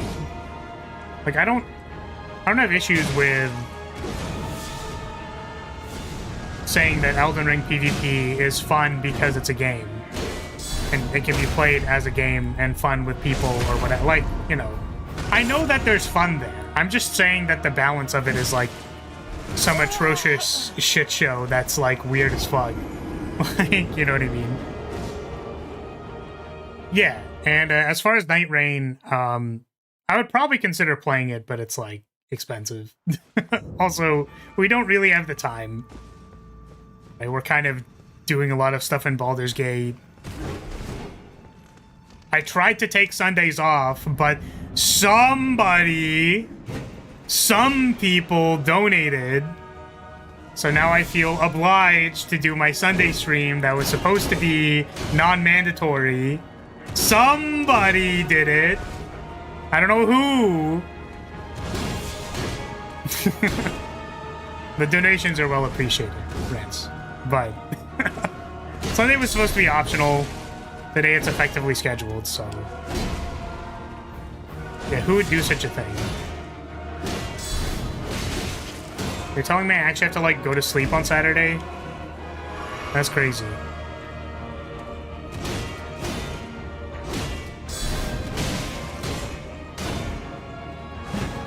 Oh. PvP in Souls games is either running into a guy with 2 katanas or you fight Harry Potter. Yeah, so... But yeah, Night Rain looks cool. Like, I've seen it. It looks fun. But, you know...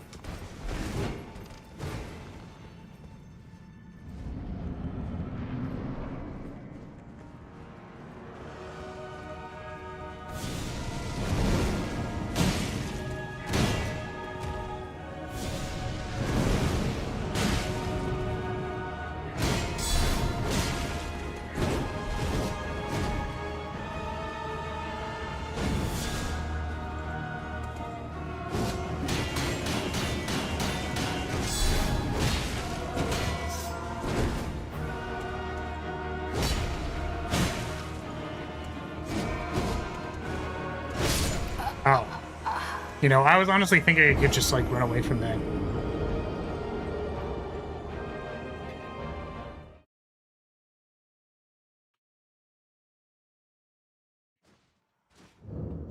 Or is it Dark Souls 1 and you just have 2 guys circling each other for a minute until someone wins? Yeah. You know, the thing is, like, that could be fun for people. Like, I don't... The thing about games that I think is, you know, kind of fascinating to an extent... I think I first thought about this when it had to do with, like... People would always say, like, card games are dying, or, like, oh, Yu-Gi-Oh's been dying for, like, years, for example. Like, that's a thing that people commonly say. Like, X card game is dying.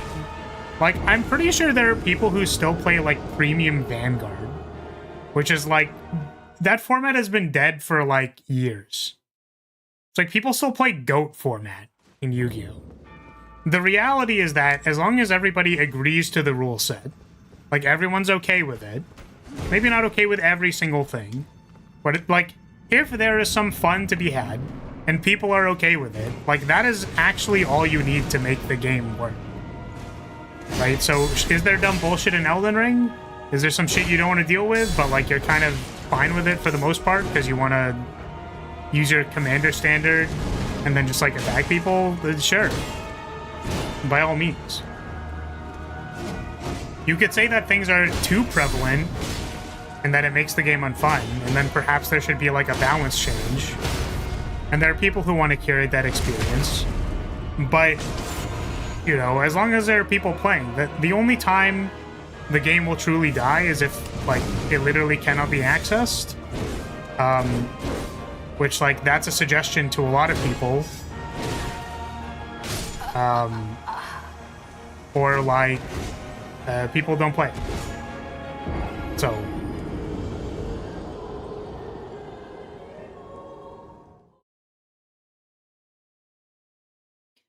honestly, last PvP in a FromSoft game I like was Dark Souls 3 and invading in Ithril with the ring that makes you invisible while wielding a great bow.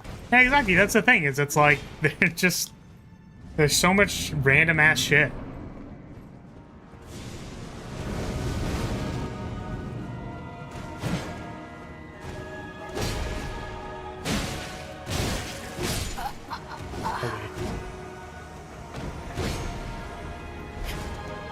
Guess I just like didn't like my block input. I just need a Yu-Gi-Oh format that only allows bug type monsters. Please, I tried. I'm assuming that's Master Duel. I wasn't able to get far. I mean, Beat Trooper is like a real deck. I don't know what to tell you. The thing is, Beat Trooper end board is kind of like weird. I don't know. Like, Beat Trooper feels like if you wanted to play Blue Eyes, but you wanted to flavor it as Bug with, like, weird hand traps. I feel like I classify them as the same deck. It's like, here is this weird towers you have to deal with, and also, like, weird floaty effects, and also, like... I guess Bugs has more hand traps, right? They also have access to, like, a weird, what's it called? Like, you only special summon once per turn. I don't know. VTuber is weird. It's a weird deck. I guess the only thing that's the same is that there's, like, a... Here's a weird towers you have to deal with. Oh, fuck. Should probably focus more.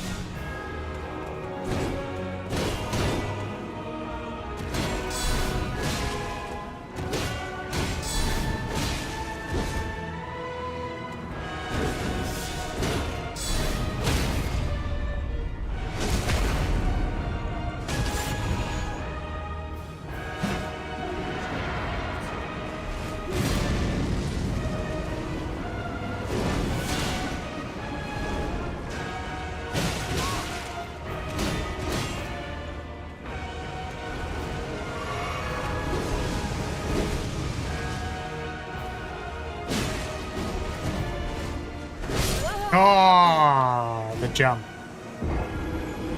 What's a VTuber? All I know is the cards I had since I was a kid. Insect Queen. Yeah, unfortunately that one is, that one's gone. That one's a goodbye.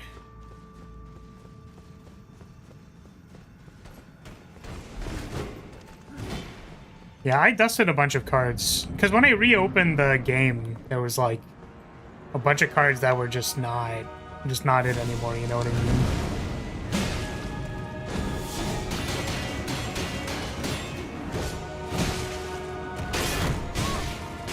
Well, like, I don't think that makes you a weirdo. It just means that, like, you know, it's not playable at certain levels. And this is why I was saying, like, it depends what kind of experience you're looking for and how many people, like, agree that that experience is worth playing and is fun. Because theoretically, like, EDH is a really good example of just being like, there's a certain experience people like doing, and there's some experiences that people don't like as much. Or, like, there's an experience that exists in EDH that makes it unplayable to play lands as a deck. You just, like, can't do that. You are not allowed to play lands in CEDH. Like, there's probably a build, but not really that good. But you can play it in bracket 4. You can certainly play it in bracket 3 and 4.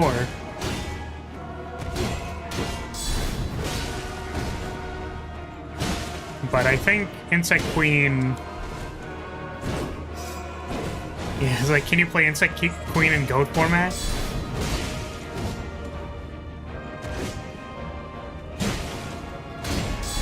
I played some Edison with a friend of mine a while ago.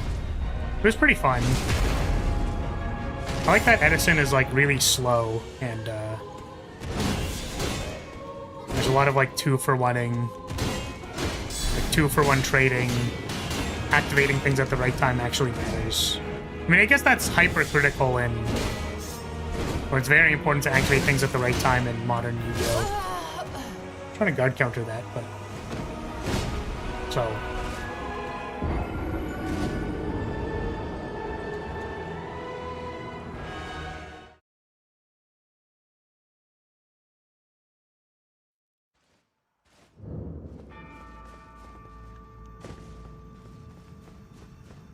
Yeah, unfortunately, Yu-Gi-Oh! Does not let you do the things that you want to do if you want to play modern ladder Master Duel.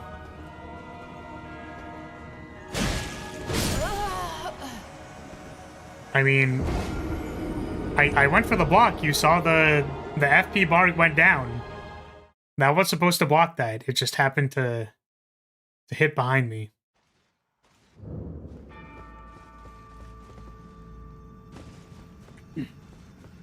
I mean, like, you're talking to the person who's currently playing Sky Strikers, so, like, you know... That's kind of like... That kind of be how it do, you know what I mean?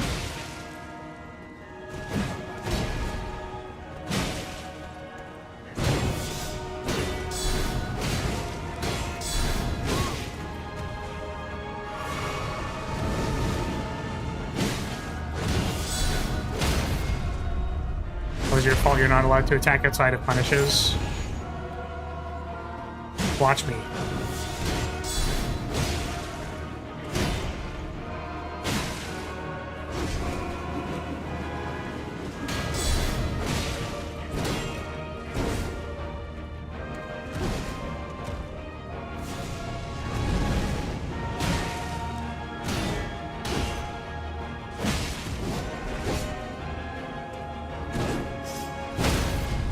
Whoa, that actually worked? That's crazy.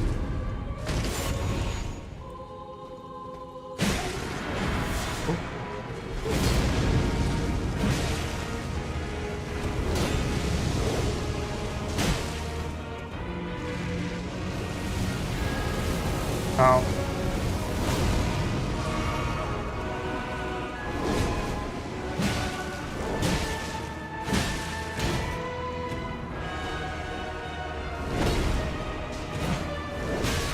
Oh, that's unfortunate. The recovery on that is just like too long.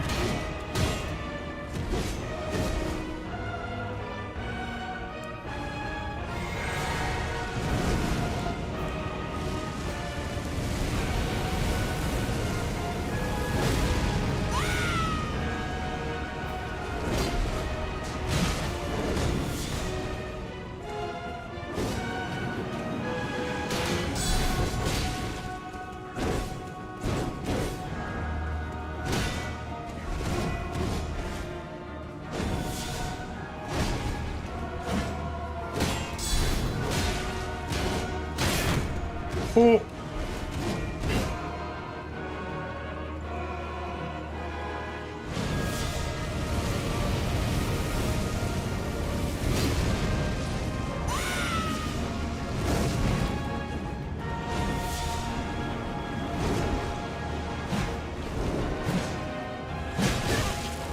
Should have just like dead angled it. Oh man, the back shot on the double spin, dude. Come on. Come on, man.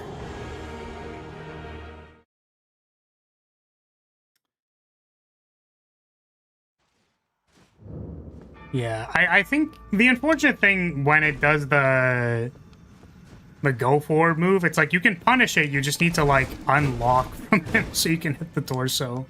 It's annoying.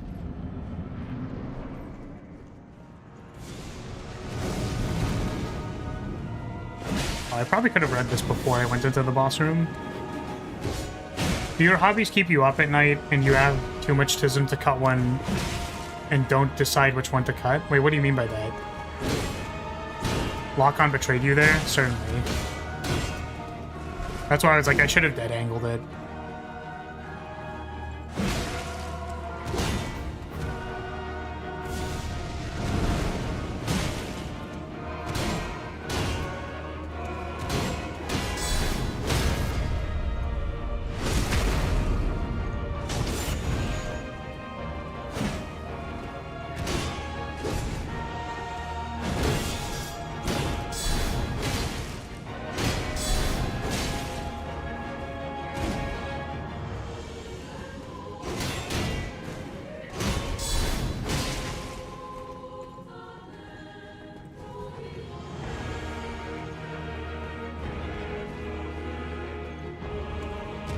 So sorry, Marv, I don't know if I understood the question.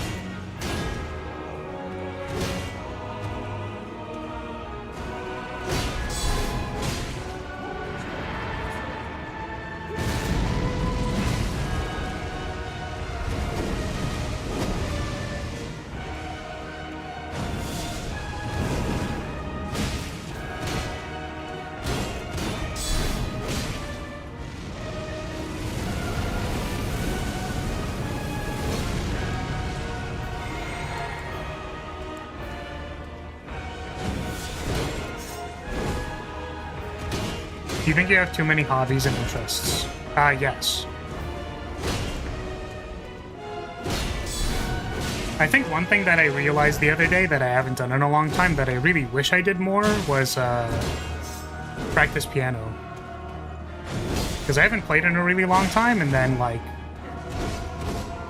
a song I listened to that I made an arrangement for, like I remember it was kind of one of my like prides. Like it was an arrangement that I felt really good about. I realized I probably didn't know it anymore. And I was like, oh, it's been that long, huh?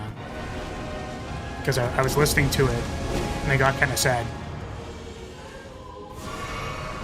Yeah, I mean, the unfortunate thing, and perhaps I am allowed to complain about it, I don't know. Maybe not. The unfortunate thing is that spending a lot of time live and editing and stuff is like a lot of work, and it's not like the conversion isn't there, right? It's kind of like gambling. It's like it's a gamble. So it's a question whether or not I'm spending enough time doing the thing that I should be doing, or if I should be editing like 5 more shorts. You know what I mean? So it's kind of like, you know, when do you stop, basically, and just do something else? I didn't mean that like entirely. I meant like, what percentage do you need to spend time attempting to become mini internet famous?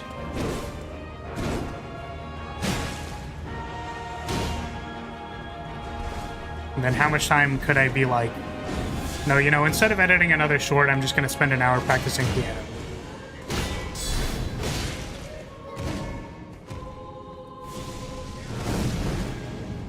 Or like drawing something. Like, I started that one project, which was trying to make a bunch of proxies for my Geist of St. Trav deck. And then I stopped doing that because I didn't have the time, because I wanted to edit more videos, which, you know, I could have edited a lot more yesterday, but I decided to climb ladder in Master Duel.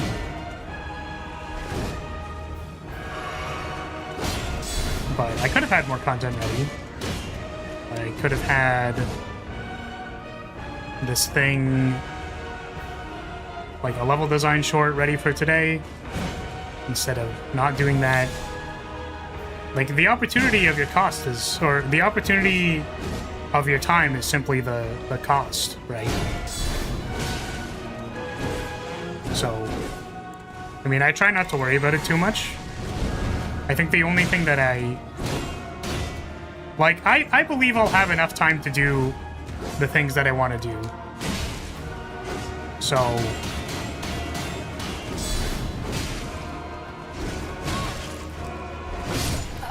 seems the title is finally true. Yeah, I'm gonna be honest, like, the 2 minutes before I went live were not great. And I was like, you gotta, you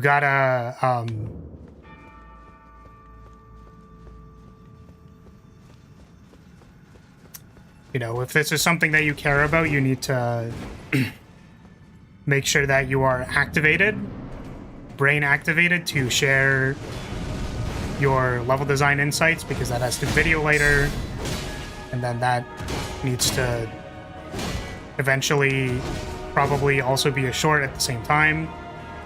And you can't do that if you are brain bad. So you need to make sure you're brain good. You need to at least do something that is worth taking the time to comment on enough that can be turned into a video later. And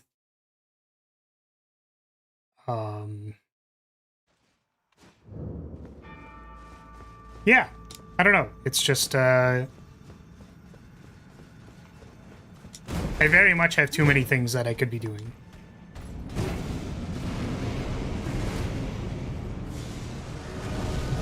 And I think perhaps spending a number of hours fighting Foreskin Apostle was not my best decision, but it's one I made. So, it is. Brain good fuel. I really appreciate it, but I think I don't want to do this. You know what I mean? I know that I have people who want to support me, and I greatly appreciate anything that comes through stream, but I think the reality is that, like, the quantity of people who want to support me should probably be more than the amount of people, because I don't want to burden, like, 3 people. You know what I mean? Like, that was never my goal. And there's some amount of me that feels bad for not doing better.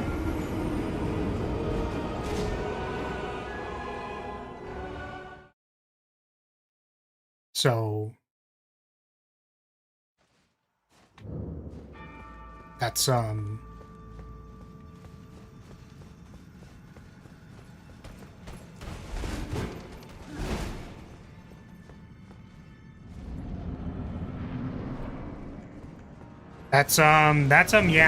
That's what I'm gonna go with.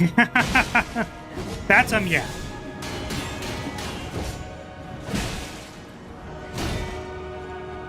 Elden Ring and streaming is one thing. Don't forget yourself to find a good mate. Well, I don't have to. That's the thing. I think I, like... to some degree, I basically, like, gave up on that. Right?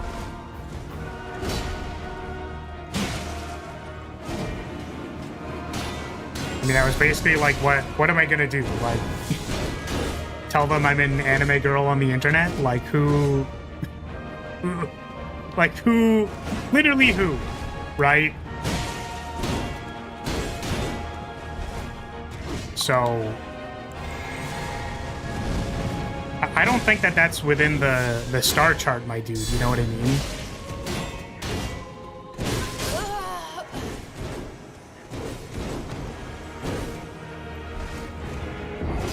I appreciate that, Marv. But,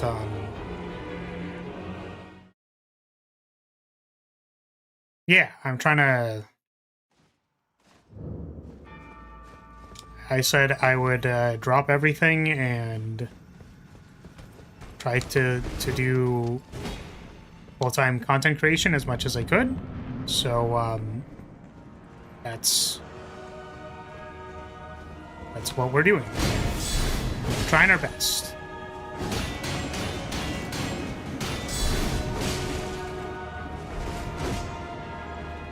Not as encouragement, but far worse than you have gotten partners. Sometimes, unfortunately, worse than you. Yeah, I mean...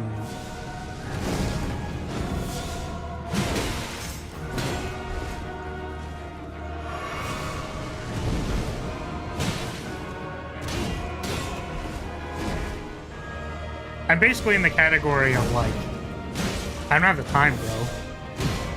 I'm already spending all my time not making money. You know what I mean? So it's like... I don't want that to make people feel bad. I just have to do better, right? That's kind of the outlook. But the unfortunate thing, I suppose, in a way, like, if I'm being real for a second, the unfortunate thing, to a degree, is, like, the complex of having infinite potential, basically, right? Of, like, look at all of these things that you could possibly do, a la the gifted kid, who can choose to do anything. Like, the same type of complex has to do with people who strongly believe in you and want to support you, yet you are not succeeding, right? It's kind of the same thing. So, you know what I mean?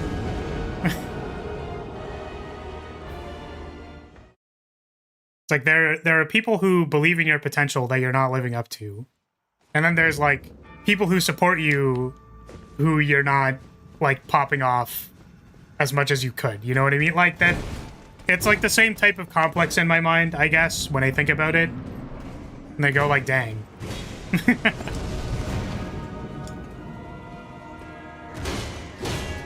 I think I used to not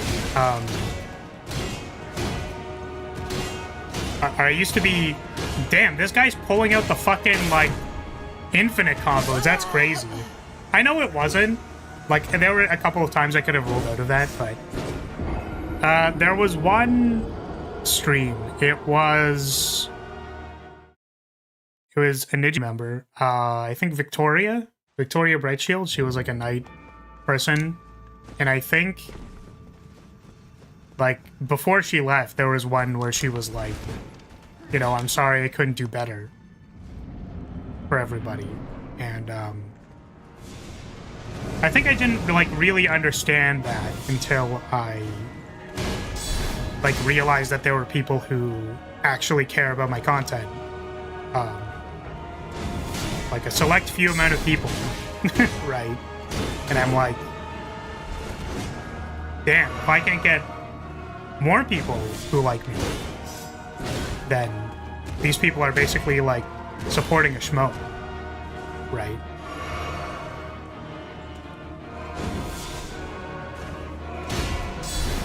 And that's kind of like the, I suppose, imposter syndrome type of feeling.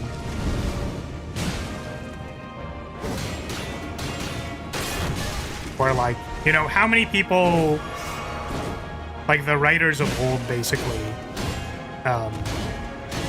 the writers or the artists or the whoever of old, like, took the plunge, didn't find a patron, and then just, like, you know, no story was written about them. That's just some dude who failed and died. So, like, here I am at sort of the same crossroads, where we took the plunge. There are people who believe in you, but, you know, what gets there and what doesn't get there? I don't know, man. And I feel like, to some extent, I feel bad for,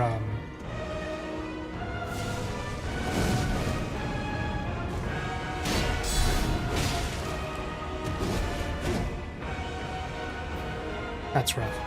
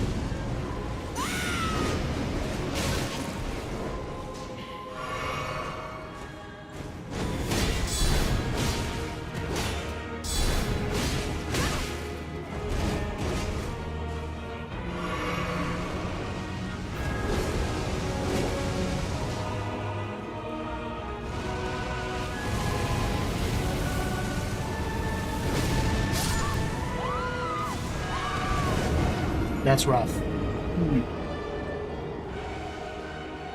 Oof.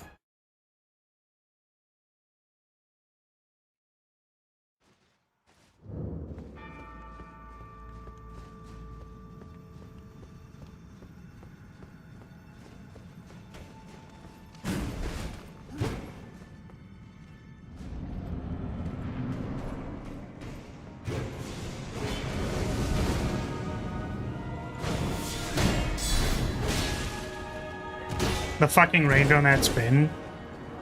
Yeah, it was more the, I walked into it. That's what was funny about it.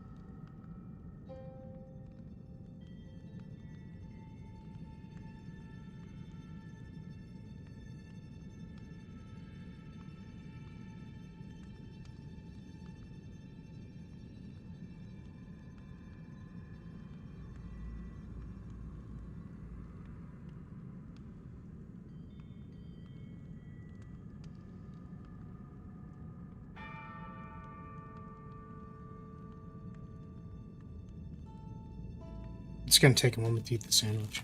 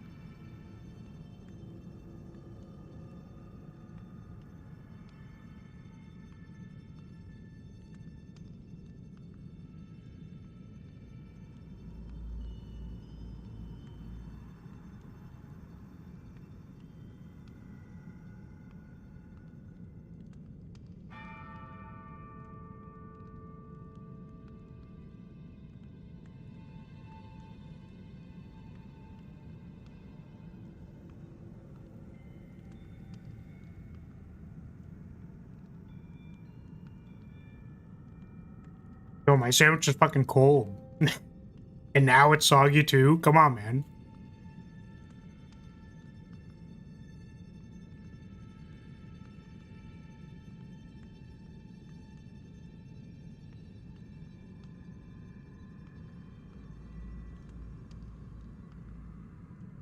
Thank you.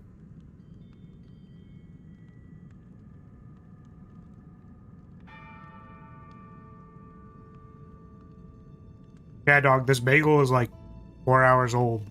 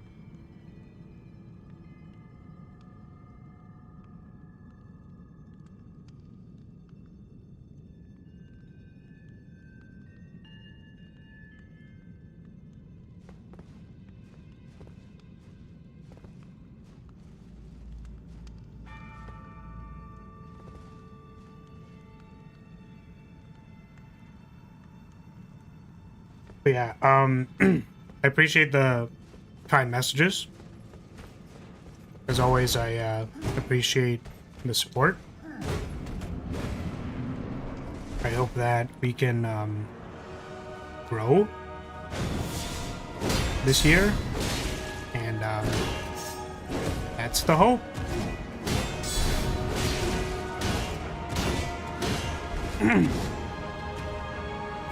That is the hope.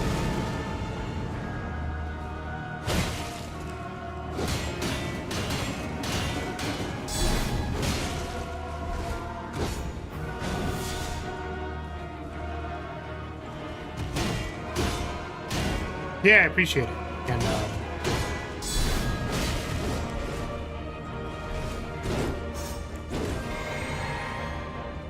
it's kind of like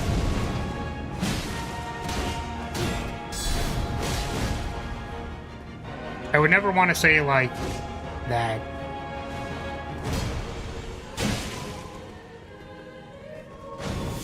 Like I think. Excuse me.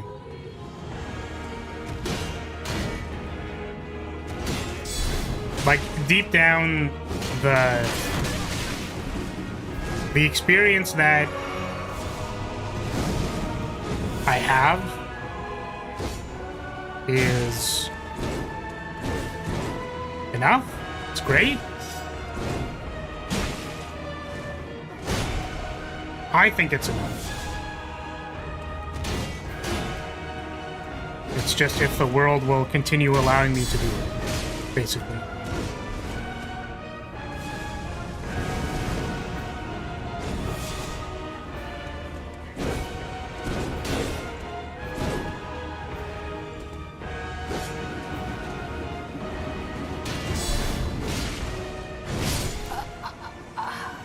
Every time with that, man. The jump just hits behind you. Like, come on. Come on.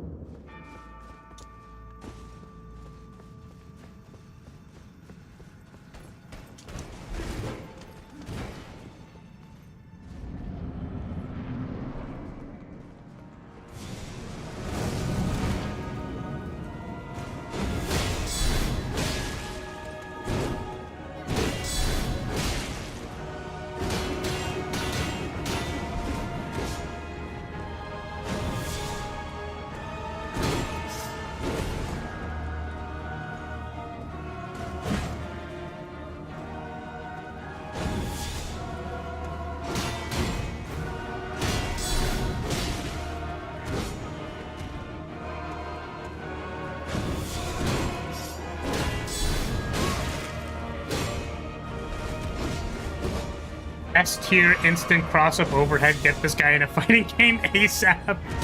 Yeah, honestly, it's like, I should be able to block it. But, yeah.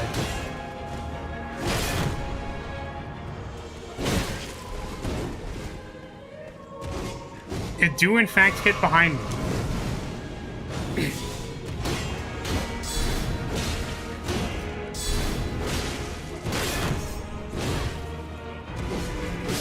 Ah, the double. The double!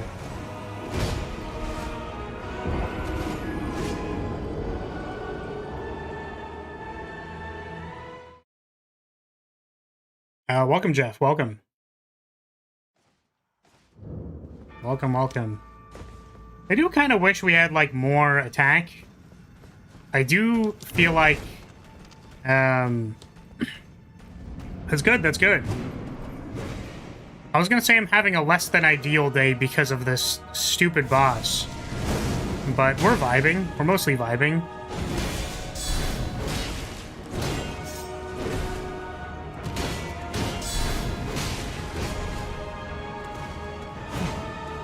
Trying to attack there.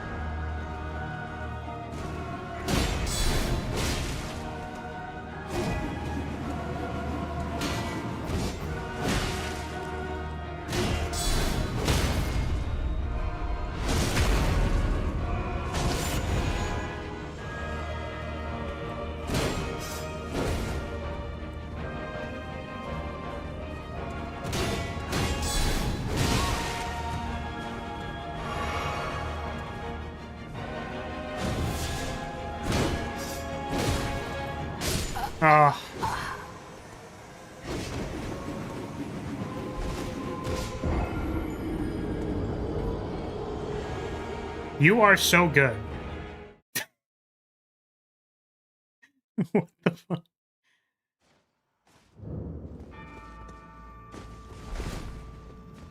Yeah, man. So good. You're very underleveled and under-equipped still. Obviously, you could win, though. Damn.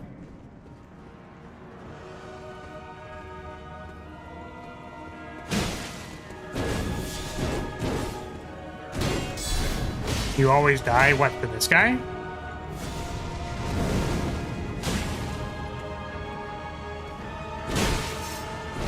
Oh. I mean, the side swipe is just brutal. Brutal. That one move is just brutal. Very brutal.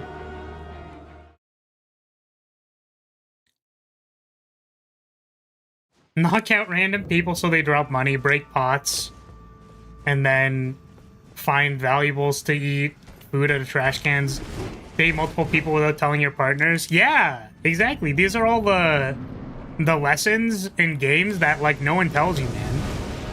Like, you could just break open pots and randomly find money. Right?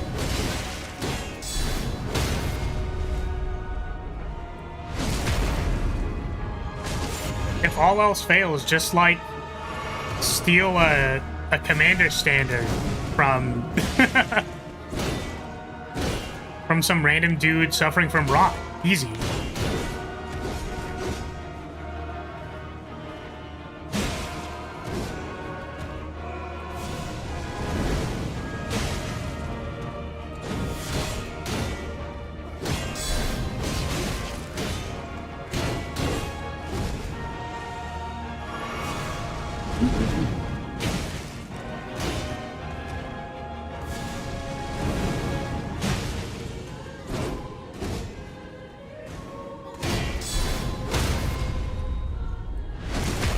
Boss ugly?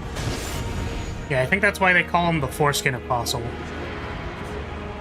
I was a little late on this. Please don't kill me.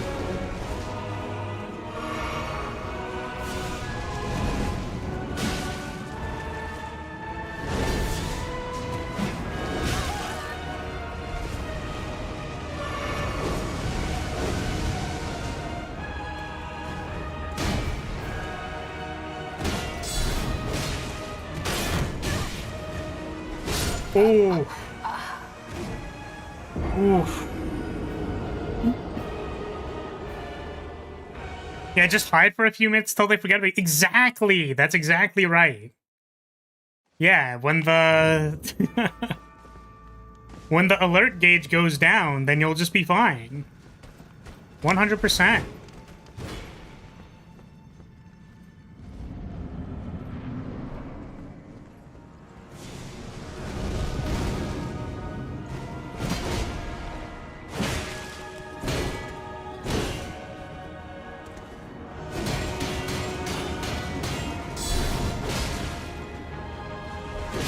Oh.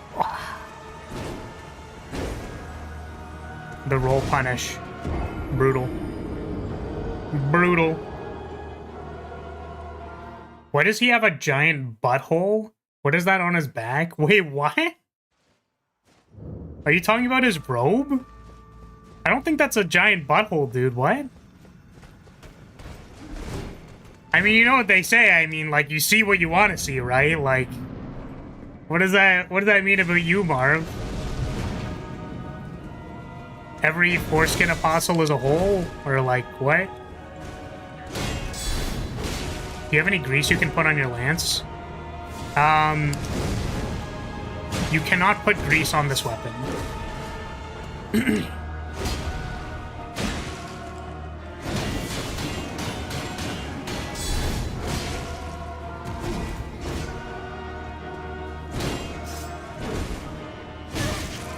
Whoa, dude, what the?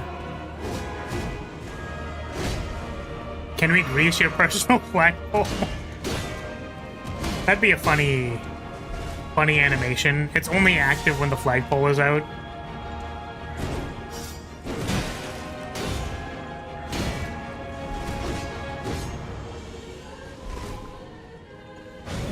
Alright, see you later, Jeff. Have a good one. Thank you for blessing stream with your presence.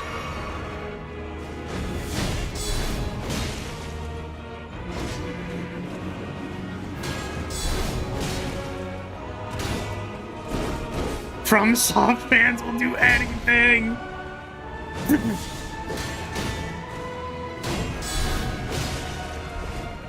Yeah, I watched a Dark Souls 1 playthrough recently, and I was like, bro, me remembering Priscilla exists. Down atrocious. Oh, fuck.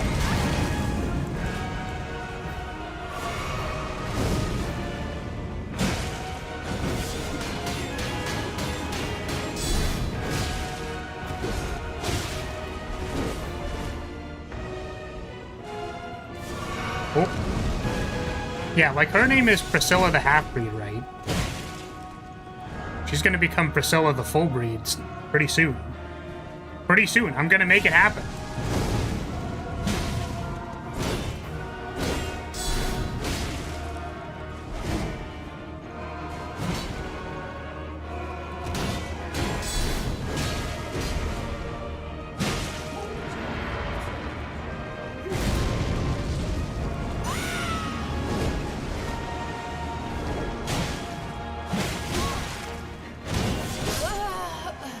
Always with the 1-2.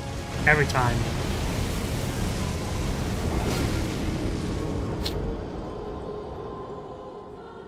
Millennia, love her design. She is a caricature.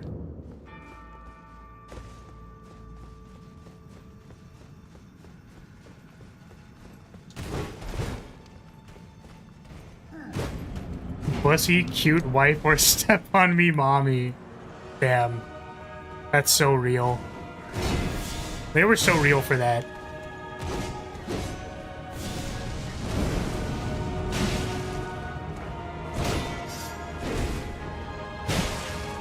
Also, yeah, cutting her tail makes her not... Does that gets rid of her invisibility, or... I don't remember fully. Or do you just need it to get, like, her weapon or whatever? I was really hoping that was not going to hit me. Ooh, the fireball punish immediately. Jesus.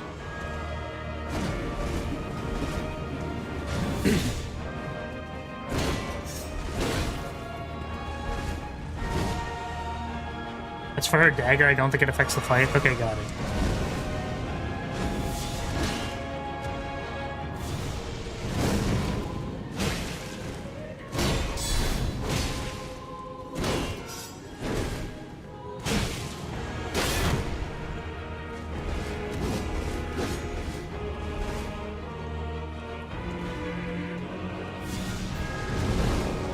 Is Guinevere the true Step on Me Mommy experience or the fake Step on Me Mommy experience?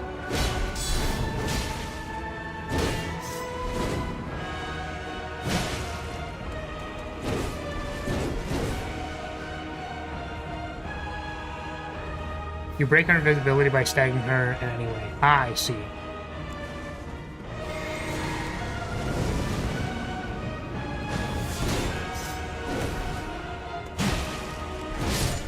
I mean, every slow attack just kind of kills me. I wonder if I can wear, like, a good helmet that gives me more armor or something. I don't know. If I just don't die. What if I did, like, this?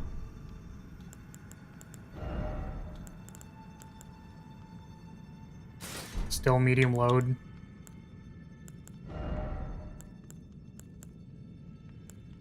This is 11. I mean, plus 7? What is this? Plus 4?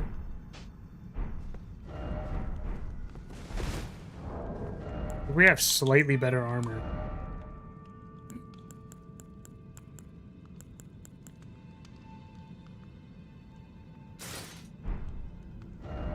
Can't imagine that this is going to help that much.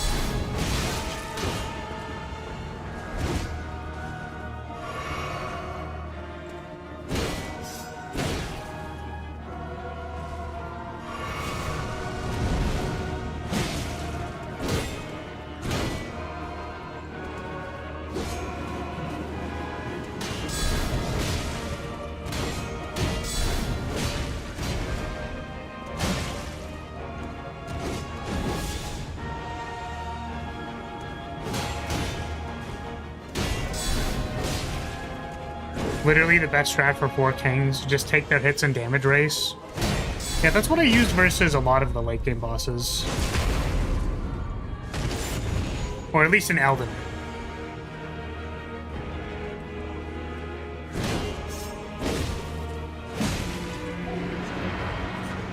Oh. Did not have time to buff.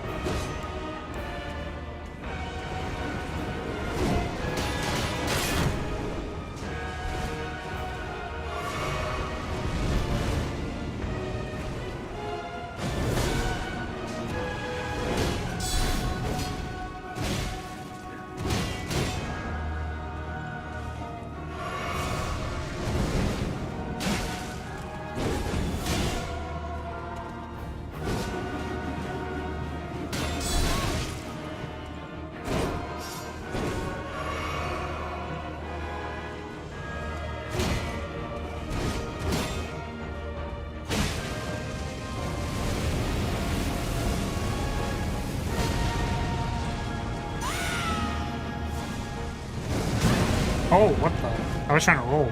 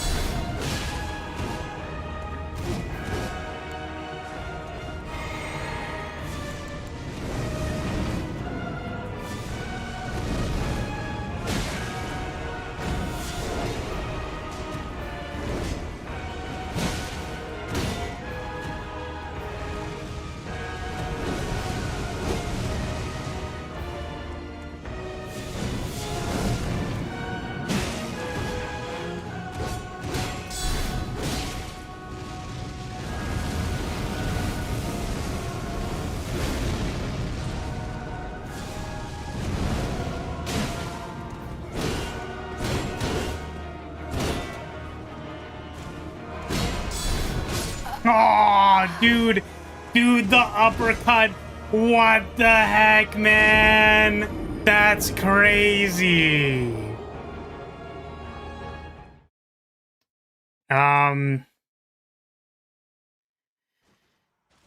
Yeah, I mean, we have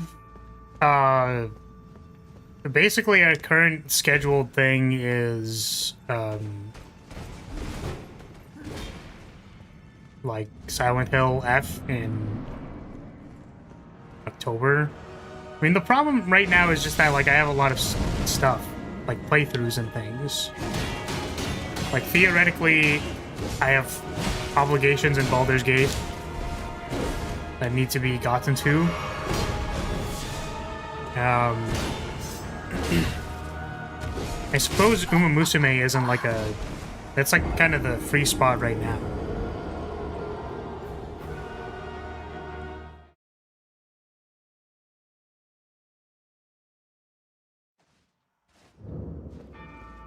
So, we,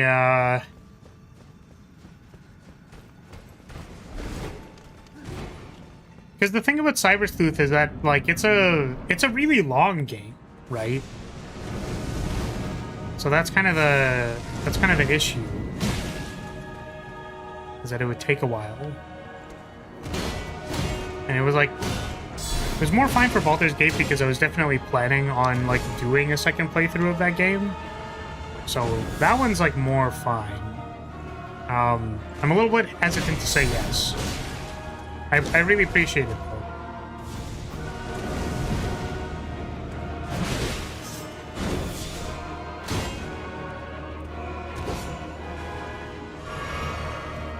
We're definitely investing some stock into Uma Musume, which I can't do. I can't actually.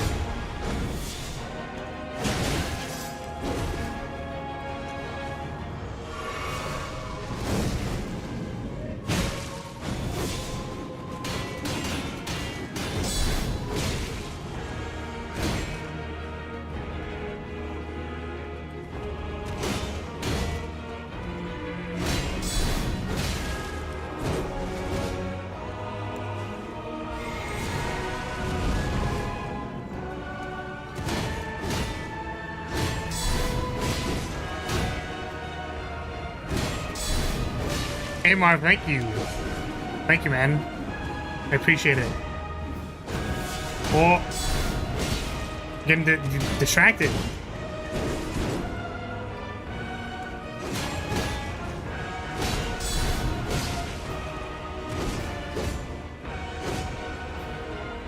Alright, I'll hit you up, Rance. I'll let you know. Because it's a game that I've been meaning to play for a while too. Like, a friend of mine is actually like, he's like, that game's really good actually. Like, as far as a JRPG goes, apparently it's like really good. So like, I don't know.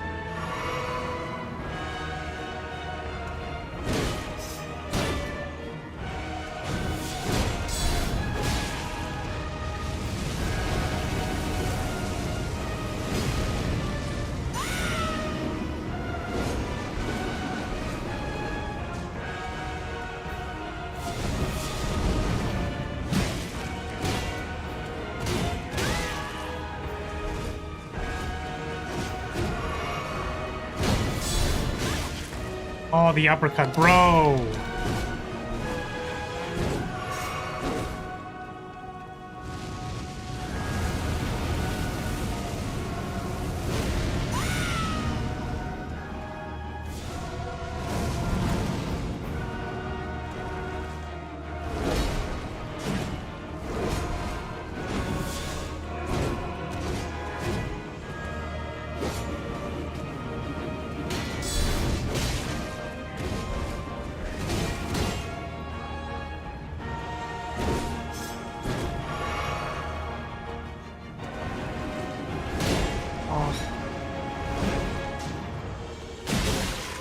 No, bro. Oh, man, it's rough, man.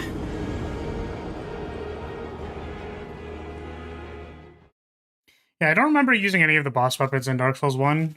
By the way, I think I just used the Black Knight Halberd or whatever. Because that's, like, the good one. I remember just finding it and being like, wow, this is, like, the good one. But then I found out later it was apparently, like, the good one.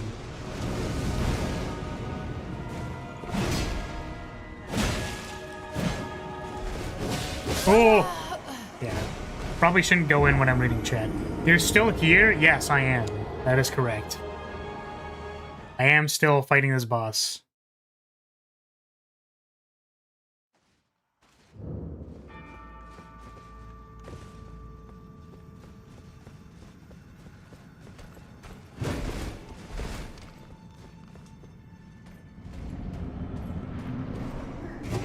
Yeah, I feel like it's interesting to me because I feel like there's a lot of... I feel like there's a lot of designs in Digimon that are like, dude, what the hell is that? Like, you know what I mean?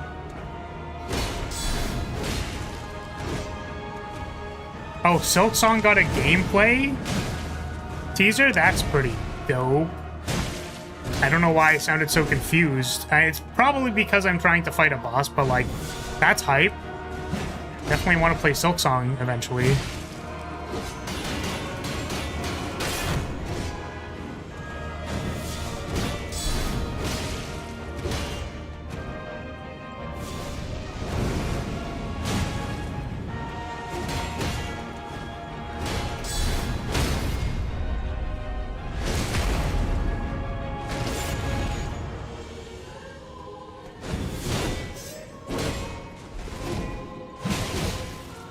Not what I meant to do.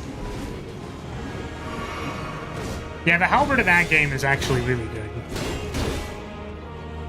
Halberd could be good in this game too, if we had the stats.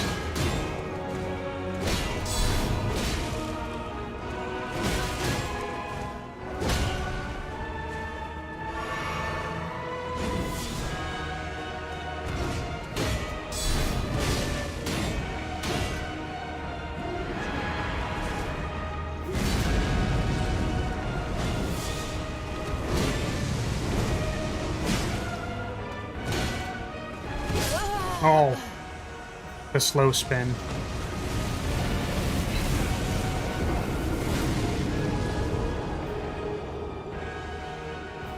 Yeah, like they're supposed to be a little like out there, I think. But it's like, oh man, like, you want to know what's a cool design? Here's just the Phoenix. That's cool. Here's a Phoenix Plus. Here's a T-Rex, but it has guns on its back.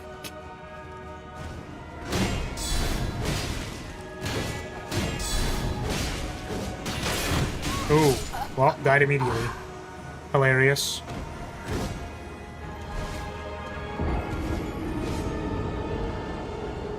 Also, did you say Sekiro anime? What even would that be? I guess I haven't played Sekiro technically, so like, you know, I don't actually know the story, but assuming they made an anime out of it, there's like enough of a story there.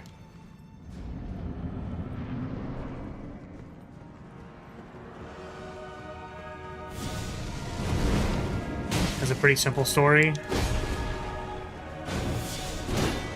Yeah, is it enough to make an anime out of?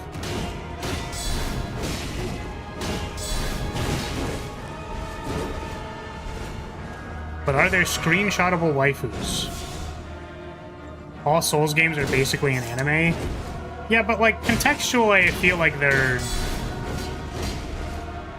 very game stories. I don't know.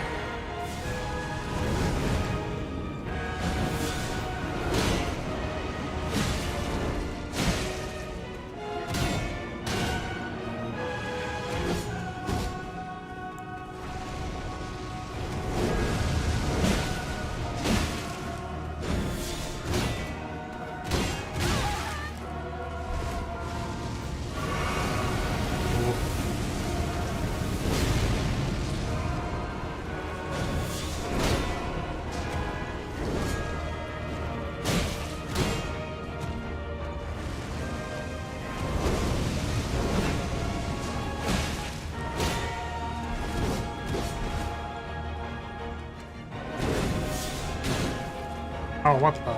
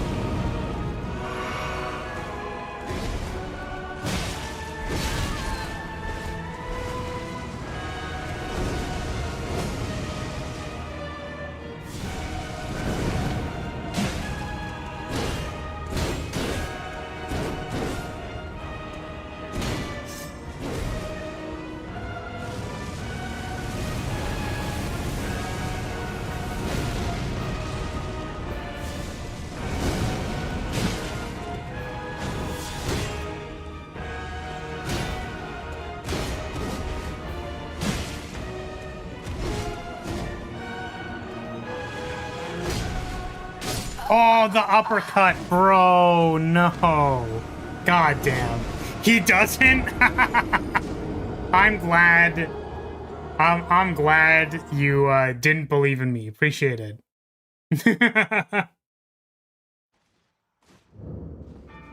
Thanks, man. I appreciate both the belief and non-belief. Yeah, that was, oof. In 20 years, I'll beat the boss.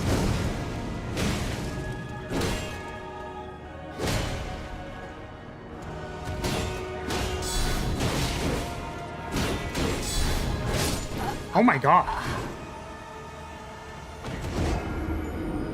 6 stab wounds. 26 stab wounds.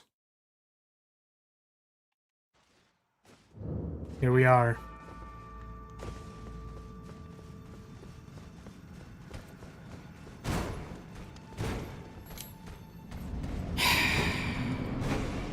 Here again. That's not what I meant to do, but okay.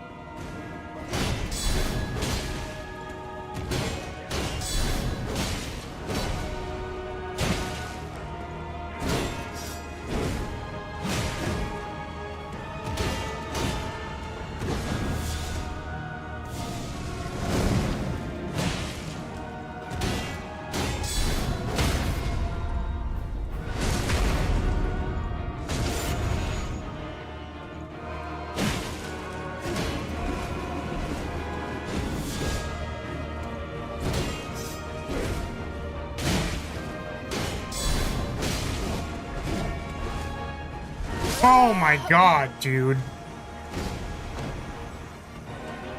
I was literally like the 1-2, and then I wasn't getting away from him, and then the fucking big sweep. Bruh. 1 stab wound. Ah, ah, ah. 2 stab wounds. Ah, ah, ah. 3 stab wounds. Ah, ah, ah. Story of my life.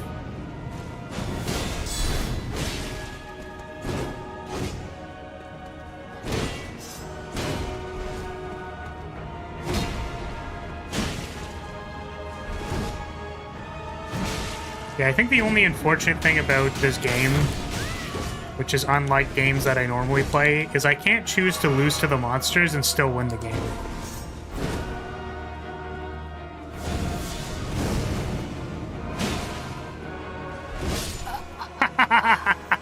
Man, the slow sweep still kills me. That's crazy. Countula or whatever. Countdown.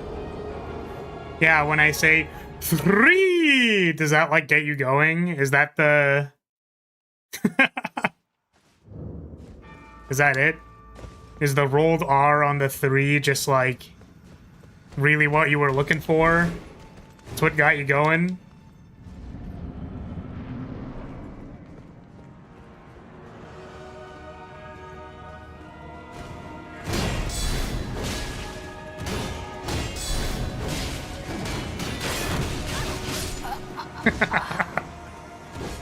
Awesome.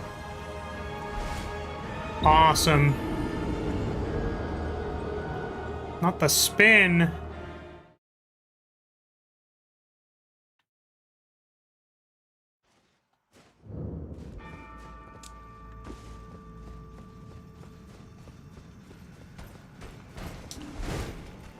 You can tell me more game stuff, because I'm not, I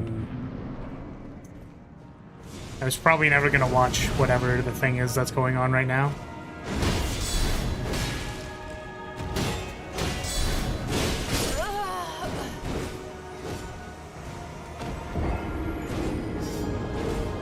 What else is there?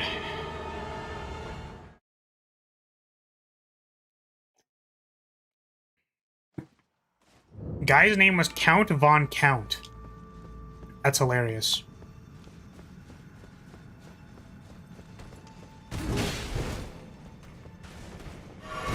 Yo! Wait, what the? This guy actually killed me. Let's go! My favorite boss apart from the duo. I was gonna say that this is my least favorite boss because they keep kicking my ass.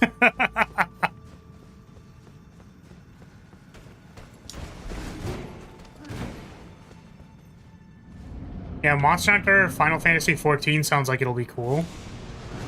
The thing is, like, that's what they did, that's what they did in World. They did a Behemoth event. And, like, that's a crossover I can actually get behind. Oh my god.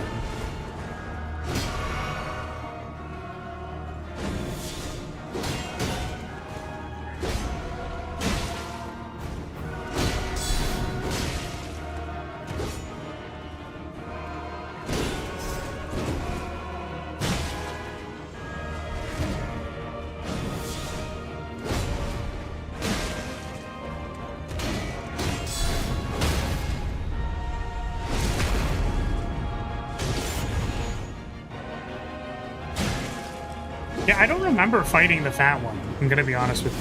So, that's gonna be exciting when we actually get there, because apparently they're the worst one.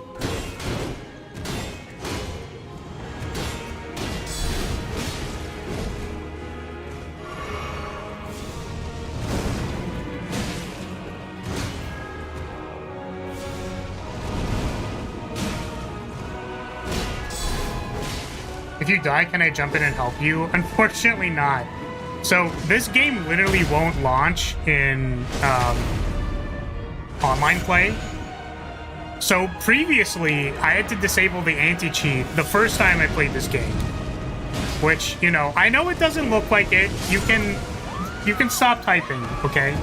I know it doesn't look like it, but this is my second time playing the game. It's been a few years.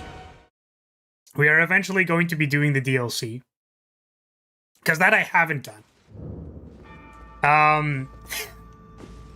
But, yeah.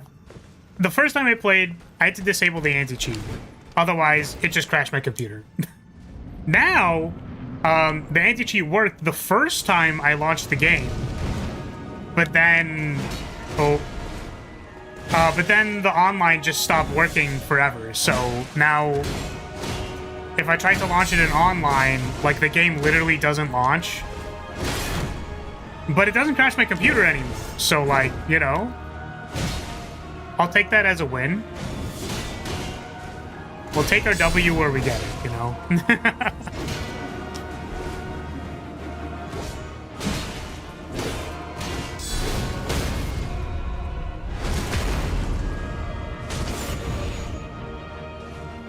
Whoops. Whoops. I literally was on the wrong flask.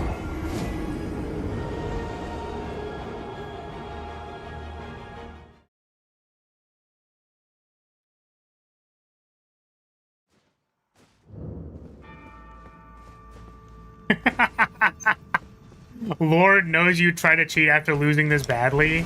Bro. That's not cool, man. I'm trying my best here.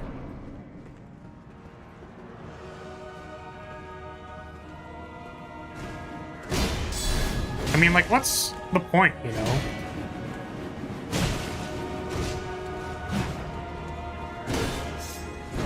I wonder if this entire time we actually just should have been using combustion.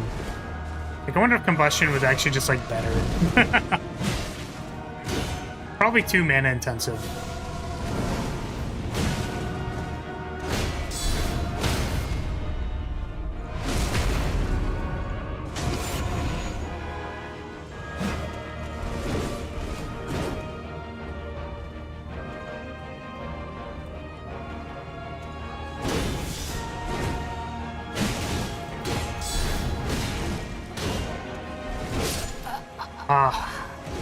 Not the back roll.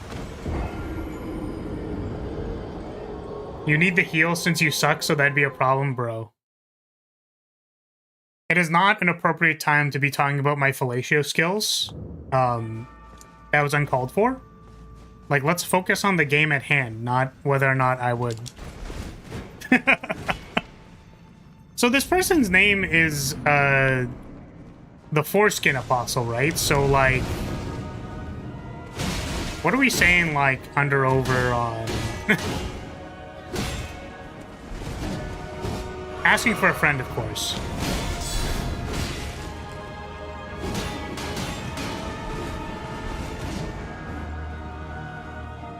I mean, he's kind of big. We actually, you know what? We did already ask the question early in the stream, like... What places can expand? Asking for a friend.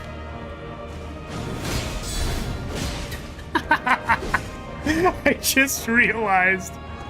Yo, what if... I was thinking, oh, they could stretch out the legs. Like, that's a thing that could happen. But what if he stretches out the feet? Like, what if he just has really long feet? Or really long, like, fingers?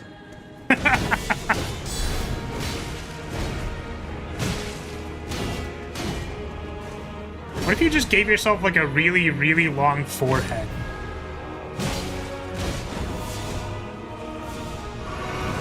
Ow.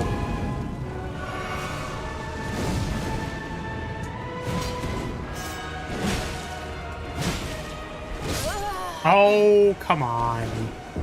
The tracking on that. They didn't appreciate my comment about the feet, unfortunately. Like, could you imagine you need to, like, put a slit in your shoe just in case you felt like having really long toes that day?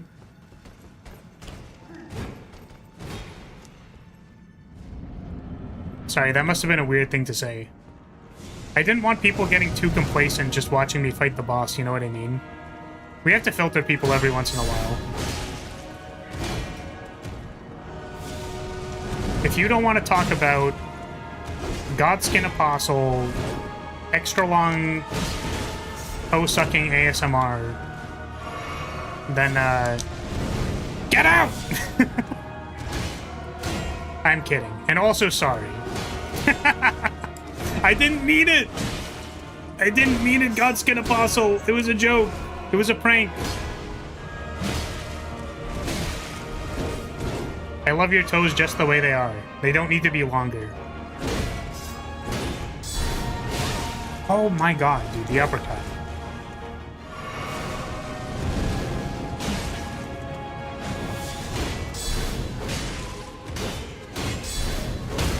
Ooh.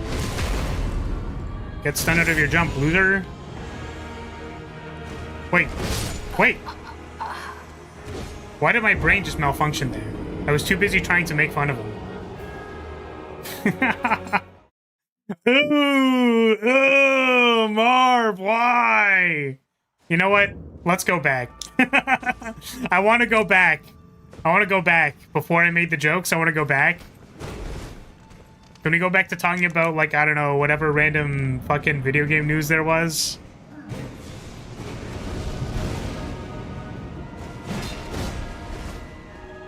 Oh, yeah, actually, did they announce what the crossover was for Final Fantasy, or did they just say, like, it's gonna be a thing?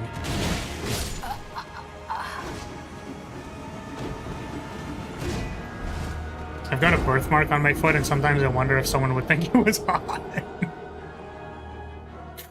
If the foreskin apostle had a birthmark, like, on his toe, for example, what would happen when he, like, stretches out? Would it just become, like, really, really long? Or does it stay small, but, like, is tiny and just in the one place? Lego Batman? I never liked the Lego games, I'm gonna be honest. Excuse me. I didn't really play them, but, like, could not with the aesthetic.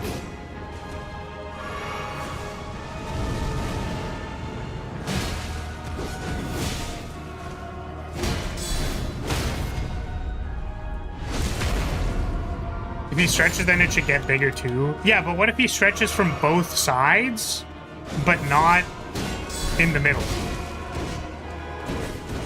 Like, what if there's just, like, that small part that he doesn't stretch, but he stretches the two other sides? Then he could keep it small, huh? Like, what if he just stretched the head, for example, but not, like, the shaft?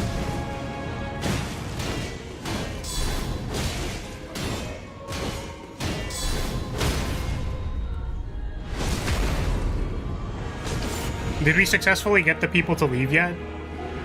Because it's kind of embarrassing, like, how much I'm losing, so I was hoping that if I was, like, incredibly gross and disgusting, that there would be less people watching me lose.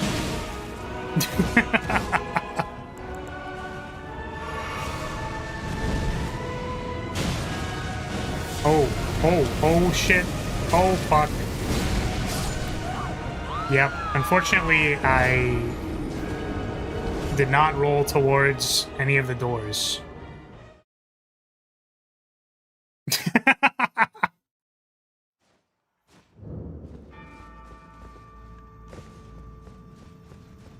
Zero Parade, story-rich CRPG? Yeah, that sounds cool.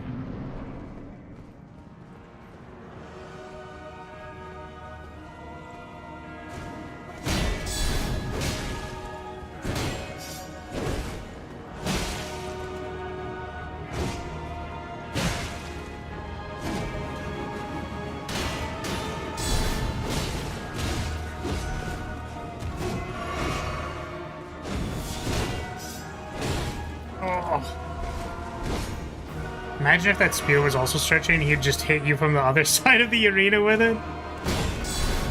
Well, if the spear was also stretchy, I mean, like...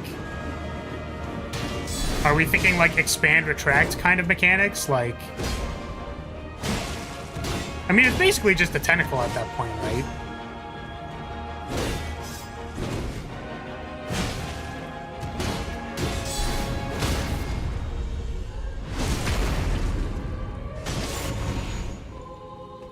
Yeah, webs are basically tentacles.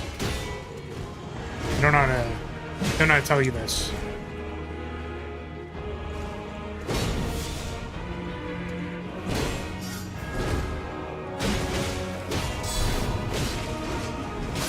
Ah.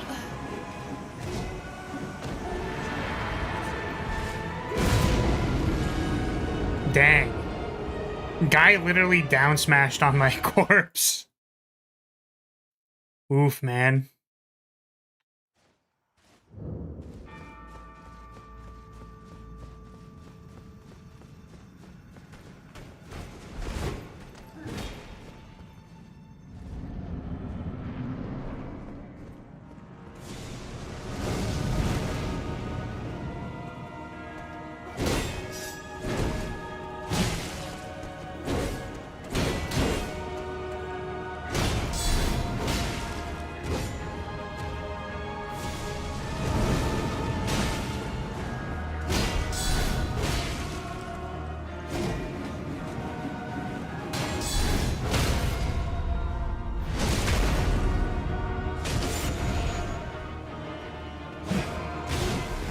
Ah, come on.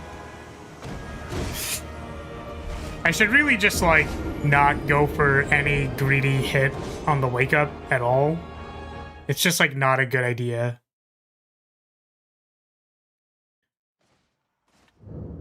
Absolem, roguelike beat 'em up, Slay the Spire aesthetic. But it's a beat 'em up.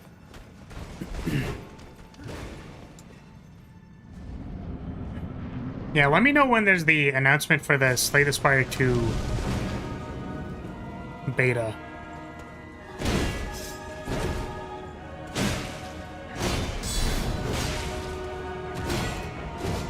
Or anything about Metroid Prime 4, but I guess that wouldn't be there, right?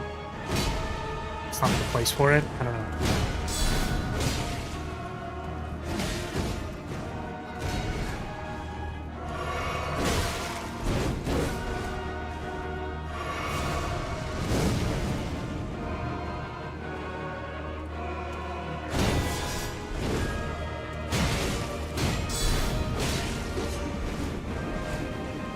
My god. I can't believe that worked. And then I died immediately. The panic rolling through the spinny attack.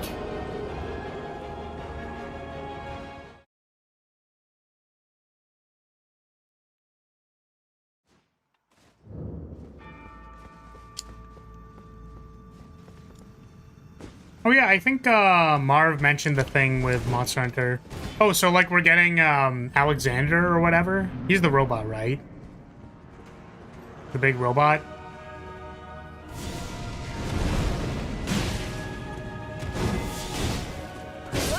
No, Omega, another robot. Ah, I see. It's like, I don't know the raids in Final Fantasy XIV. Because that is not a game that I have played. I've strongly considered it multiple times. It's just like, don't have the time for that. Yeah, I stopped playing DFO, I think, like half a year ago or so. And I'm like, cool, I still don't have time. It's great. Didn't have time for this, still don't. Oh my goodness.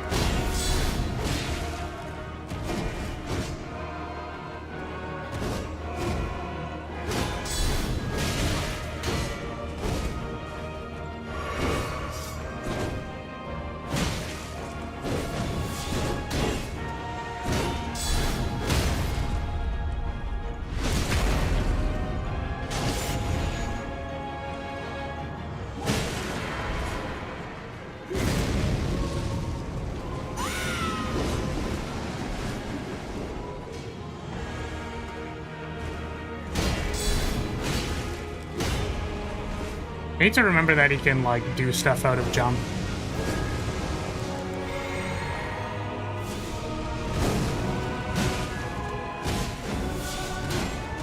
Oh, I went to press the roll for the backslash, or like the side swipe. I just didn't press it in time.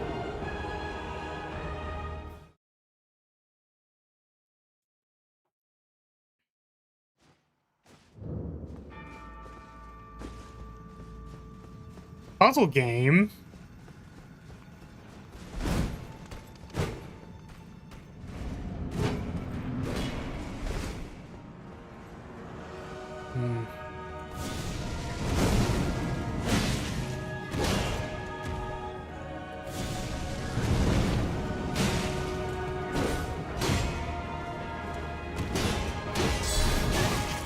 Oh.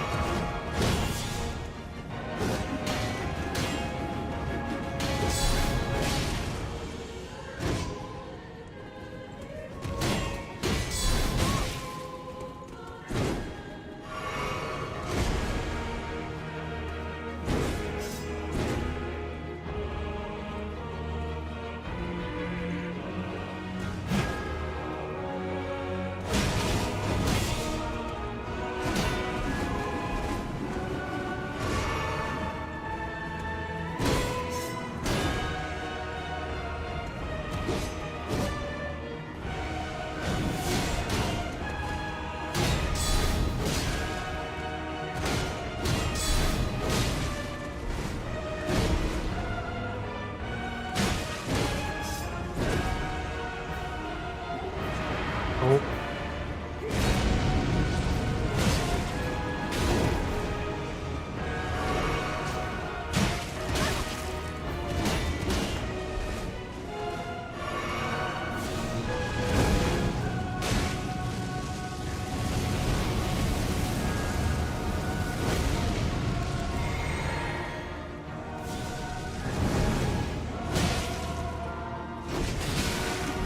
What? Okay. I need to remember that I can't roll through that. I keep thinking it and going like, oh, the spin, I can just... What if I just get to the other side of him? And it's like, not. The tracking is just insane on it, so it's not. It is not an option. I keep thinking it's an option. It is not an option.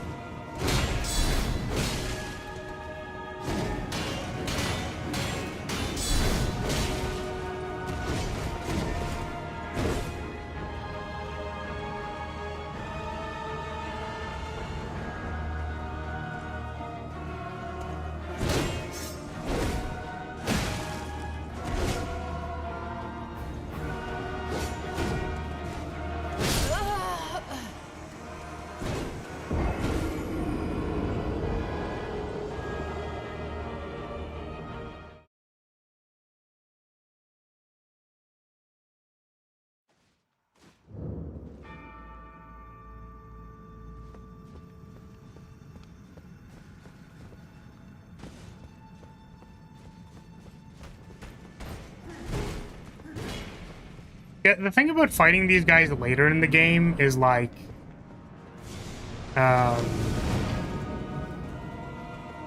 you'll probably have access to more stuff, right?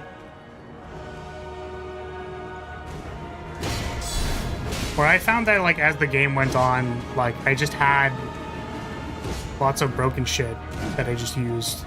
Like, I'm literally fighting this guy with effectively, like, a +2 longsword. Or at least that's what it feels like.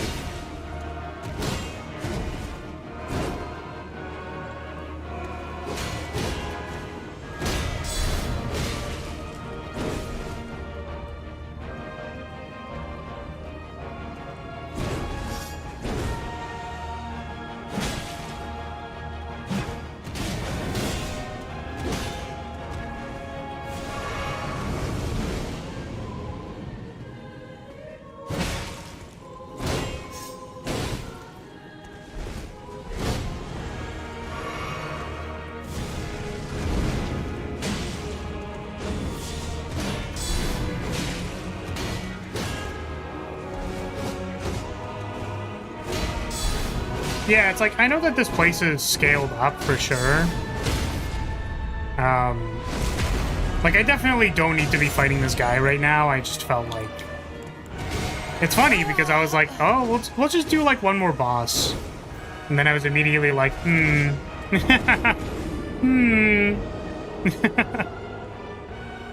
So... You're in too deep now to turn back. It's like, yeah, we kind of got it going, you know what I mean? I think my actual problem is that in Phase 2, like, my reliable option in Phase 1 is to counterattack the jump.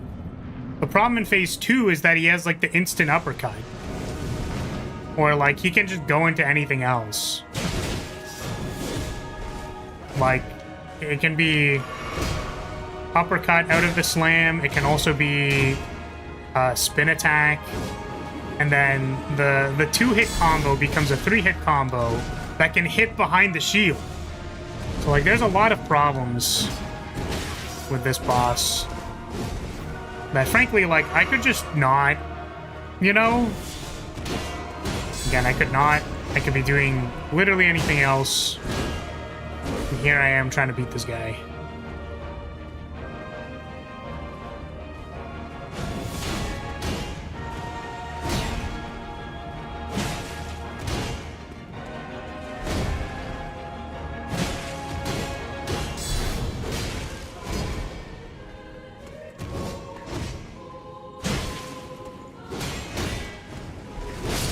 Ugh. You could practice what you preach about walking away and coming back stronger. Yeah, I could, but it's also like, eh.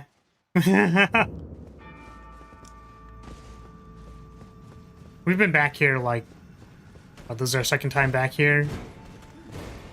It's kind of like, you are allowed to do that, but the stipulation was that you are frustrated and you would like to, you know, not be blocked or something. Like this isn't a story important boss to fight that is preventing me from continuing the game. Like, I could go to Atlas, come back.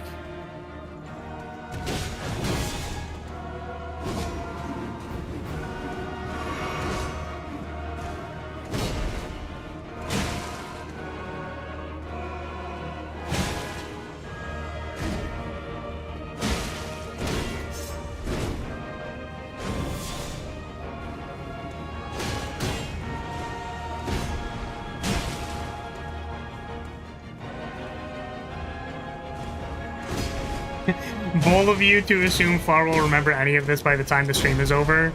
Yeah, see, Poi understands.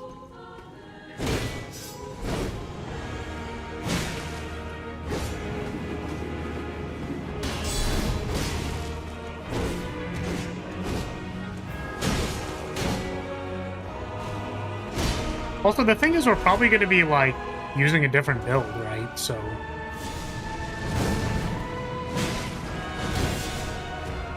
like, I'm not even supposed to be a shield spear person. It just so happens that they're resistant to combustion.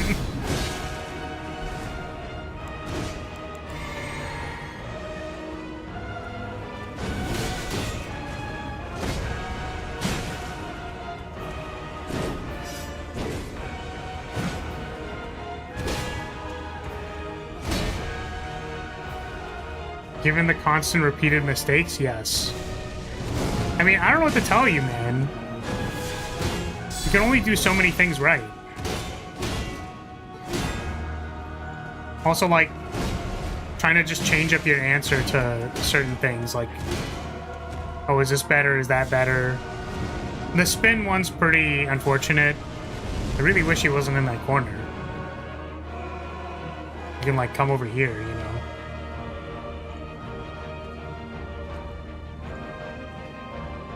You wanna do something, buddy?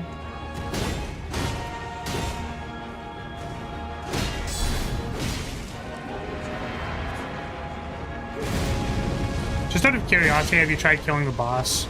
Oh shit! Are you saying, wait, this entire time I've just been trying to suck the boss's dick, what the? God, see, that's what I'm doing wrong. That's what I'm doing wrong, obviously. My bad, man. My bad.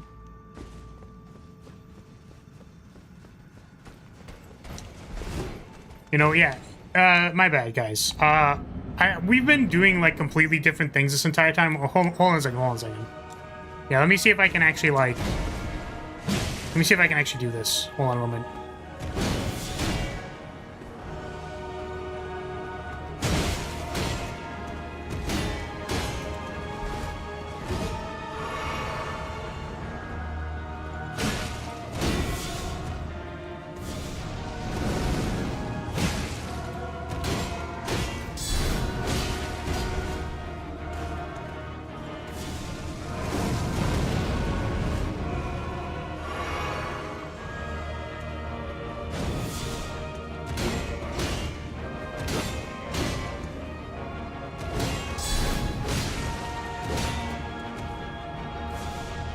I think we knew Monster Hunter Stories 3 was a thing.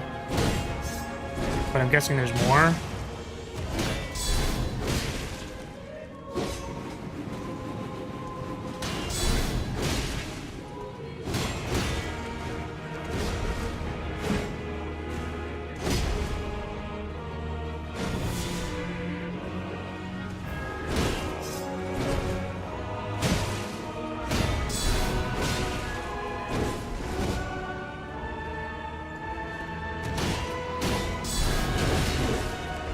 Oh, man.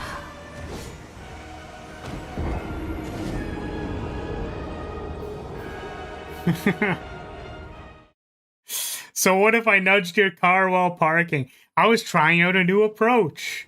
Oh, big deal, I T-boned you. A person can only do so many things, right? Yeah, I mean, this is just real. Like, I don't understand, man. So I was trying a new approach to my backing into the space, and then, unfortunately, your car was right beside it. I don't really know what to say. I was playing around with it.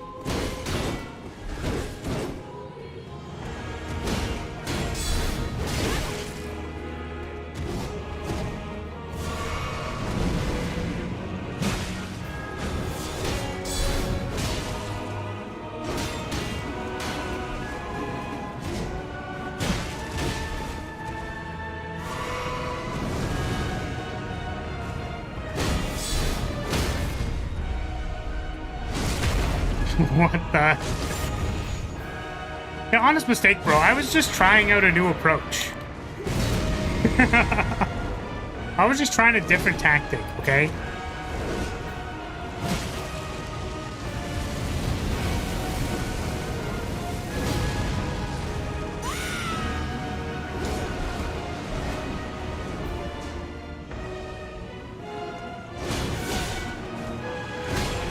Uppercut? Oh, that sweep could have killed me.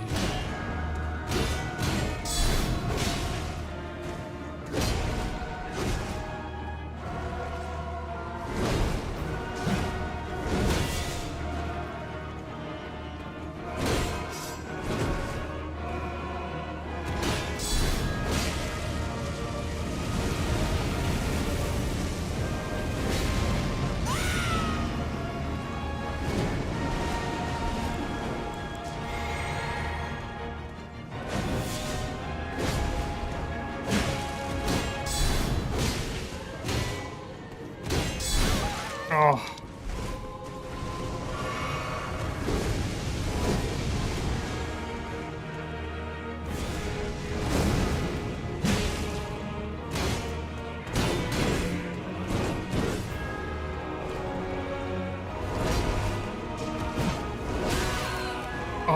I knew that. I knew that. I knew that.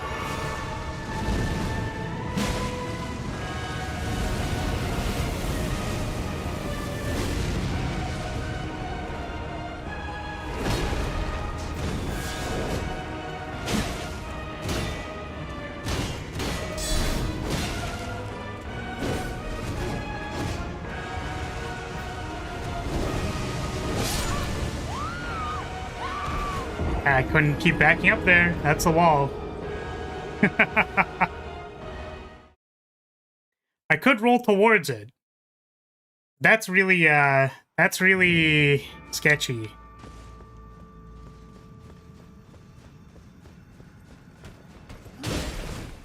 Wow. Thanks. -1 flask.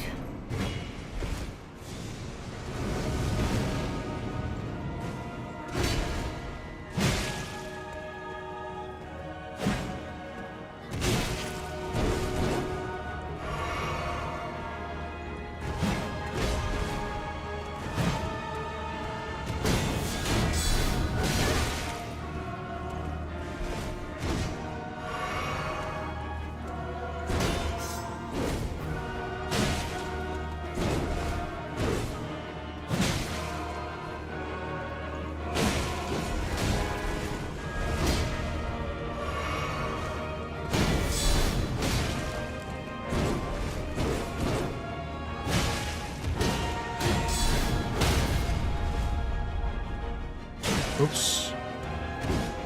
Didn't get the visceral.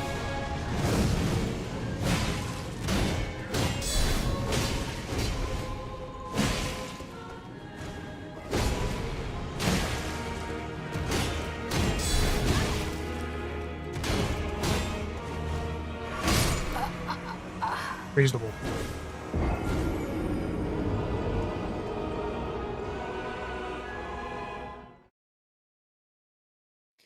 After coming off of Dark Souls 1, seeing you whiff these attacks and not getting punished because it takes an eternity of end lag before you can roll or raise your shield looks so foreign.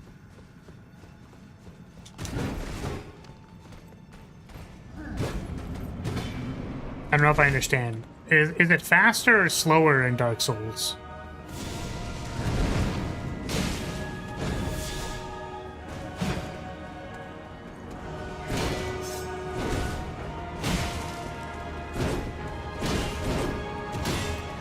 Way slower.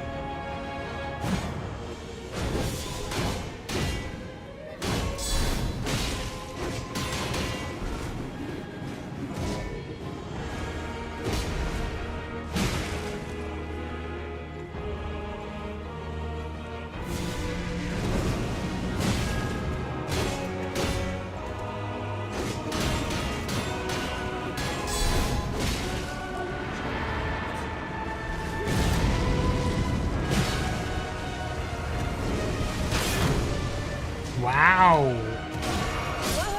Wow. That hit behind them and also no recovery into 3 attacks? Feels good, man.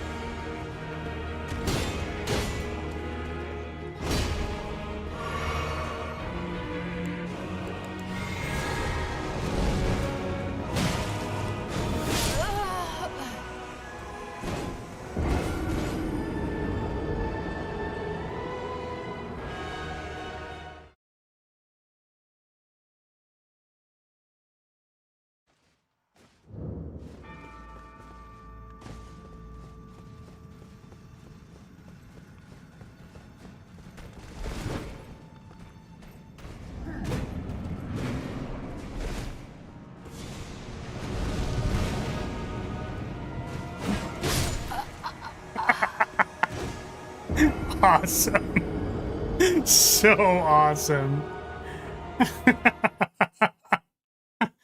Oh, man.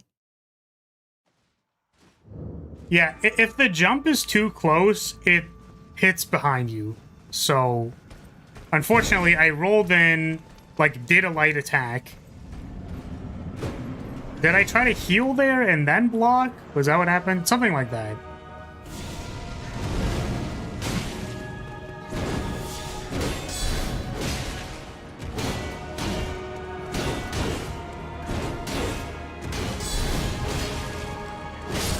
I was pressing roll there.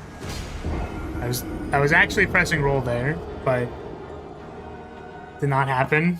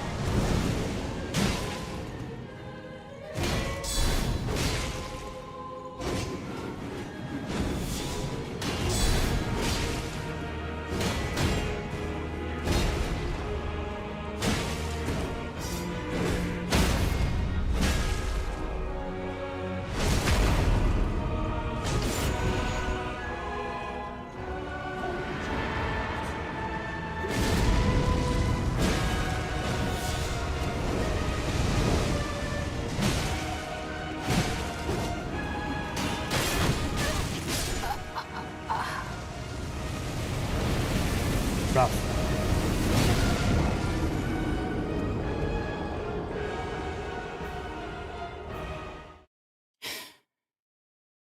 Okay, I think going for 2 R2s after that, like, one attack, like, it's pretty long, but I think it's not quite it. Thank you for the head pad.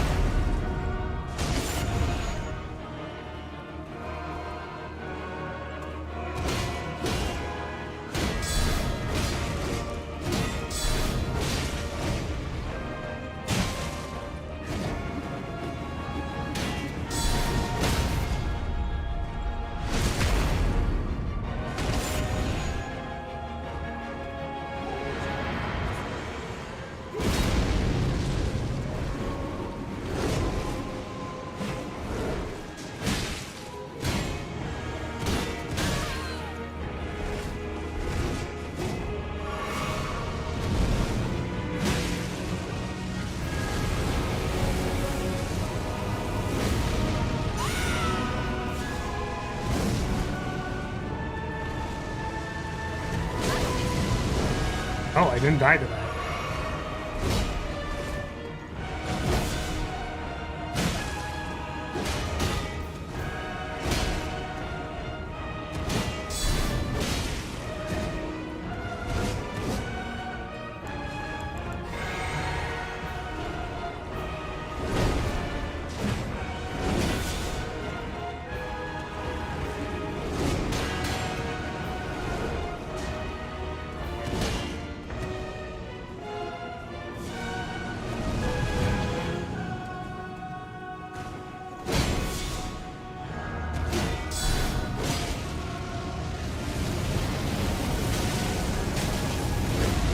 Oh.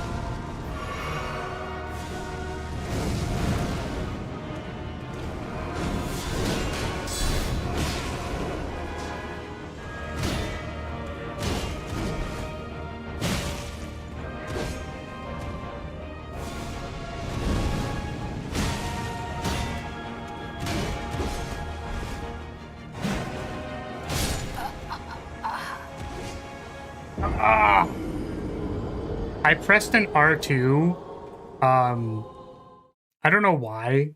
I thought that after I got the roll on that third attack that I could press R2, and it turns out jump slam. It turns out jump slam, and I'm like, cool. Yeah, so the defense bonus means that I don't instantly die to the fire attack. That's kind of neat. Hi, Rogue. How's it going? How's your day going? Hopefully it's going well.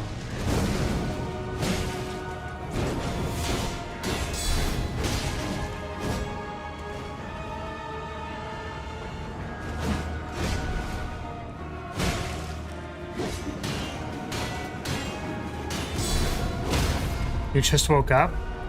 Alright. Well, that doesn't answer the question. I'm asking if your day's going well. Was your wake up good? Was your breakfast good? You feeling good? You ready for today? You gotta hype yourself up.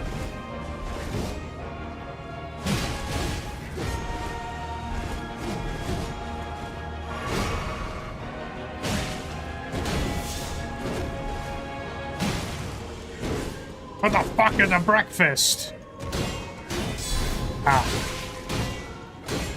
Coffee and cigarettes.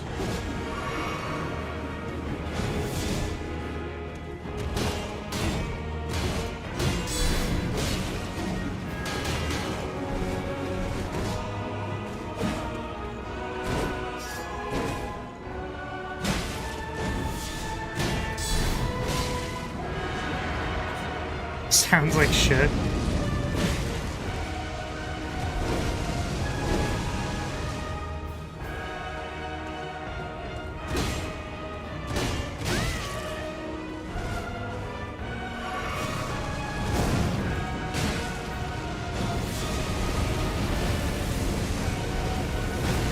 I don't think I have time.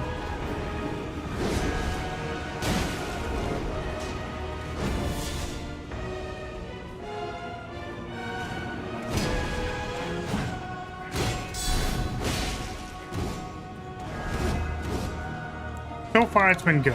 Nice.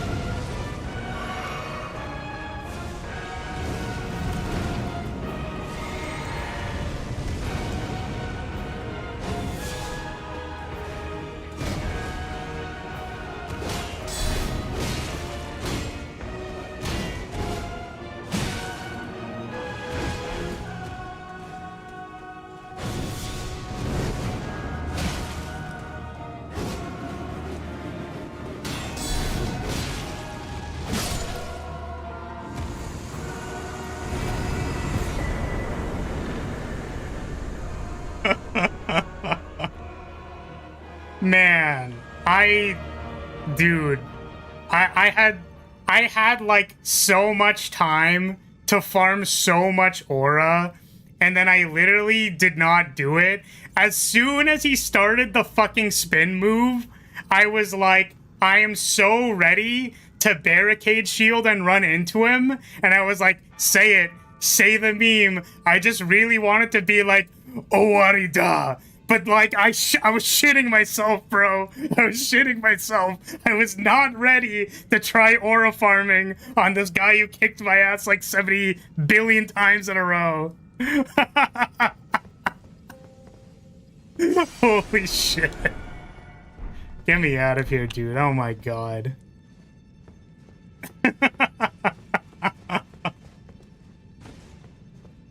Holy. Oh my god. Only took a little over 3 hours and a little bit of depressive introspection. Yep. You definitely played better near the end.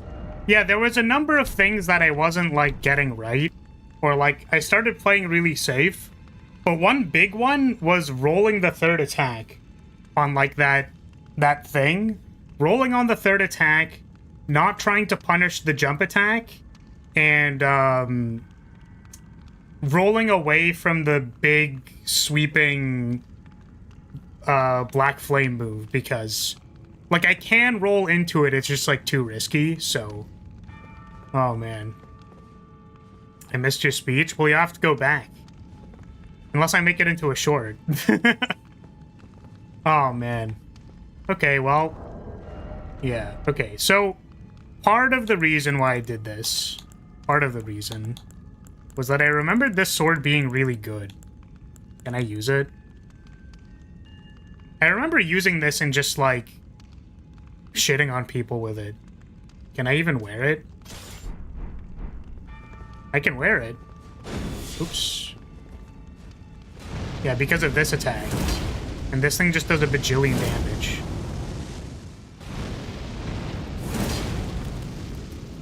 So I remembered that. And I was like, this seems like a good thing that I want. Unfortunately, it means that I'm not using the other thing, but... This was my first playthrough's weapon. Yeah, this thing just, like... This thing tears ass. This thing fucks things up. So, we might use this. We might not. I did kind of want to use the standard, like the battle standard, but... who knows? Who knows? Who knows? Oh. Oh, man. Can I change my armor back now? Oh, I guess this takes me all the way outside. I have to, like, slam dunk on one thing before I go, right?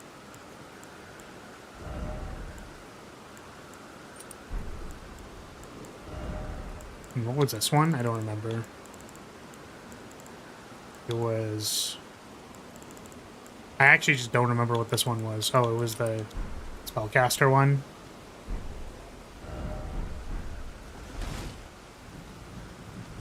I mean, this is a fire weapon. It is. It is. The armor without the skirt makes you look all serious like a stricter flower, bro. Bruh. What did I want to do? Oh, man.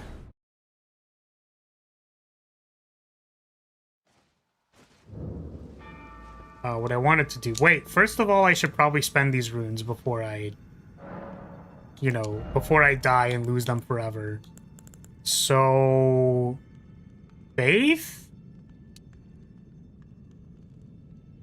Faith, so we do more damage, right?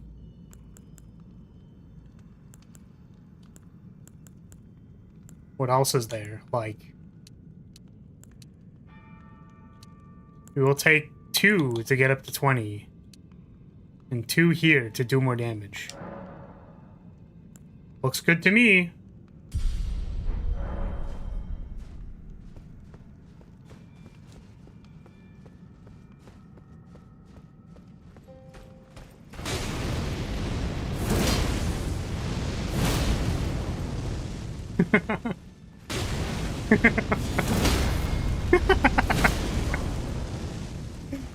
Oh, what's he gonna do now?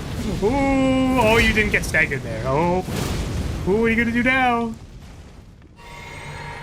Oh, hold on a second. Look who's stunned. Oh, silly baby. Ooh, silly guy. Oh, you gonna do something? Oh, get bullied.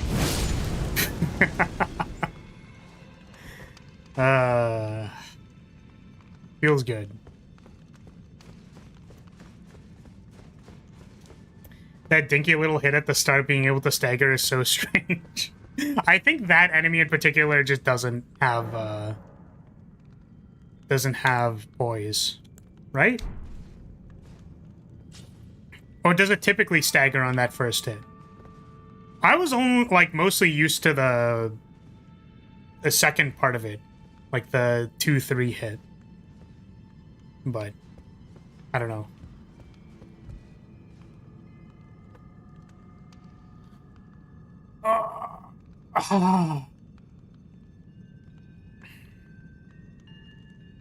Okay, see, the nice thing about this is that the level design section isn't going to include the 4-hour boss fight that I had with the depressive introspection. Oh my god. It's also not going to include the depressive introspection, like halfway through the boss fight, where I had to eat a sandwich and drink some coffee. So, because that wasn't in here, I'm going to say thank you so much for watching. Thank you for being here. I appreciate your support as always. Well appreciated. Introspection. Embarrassing.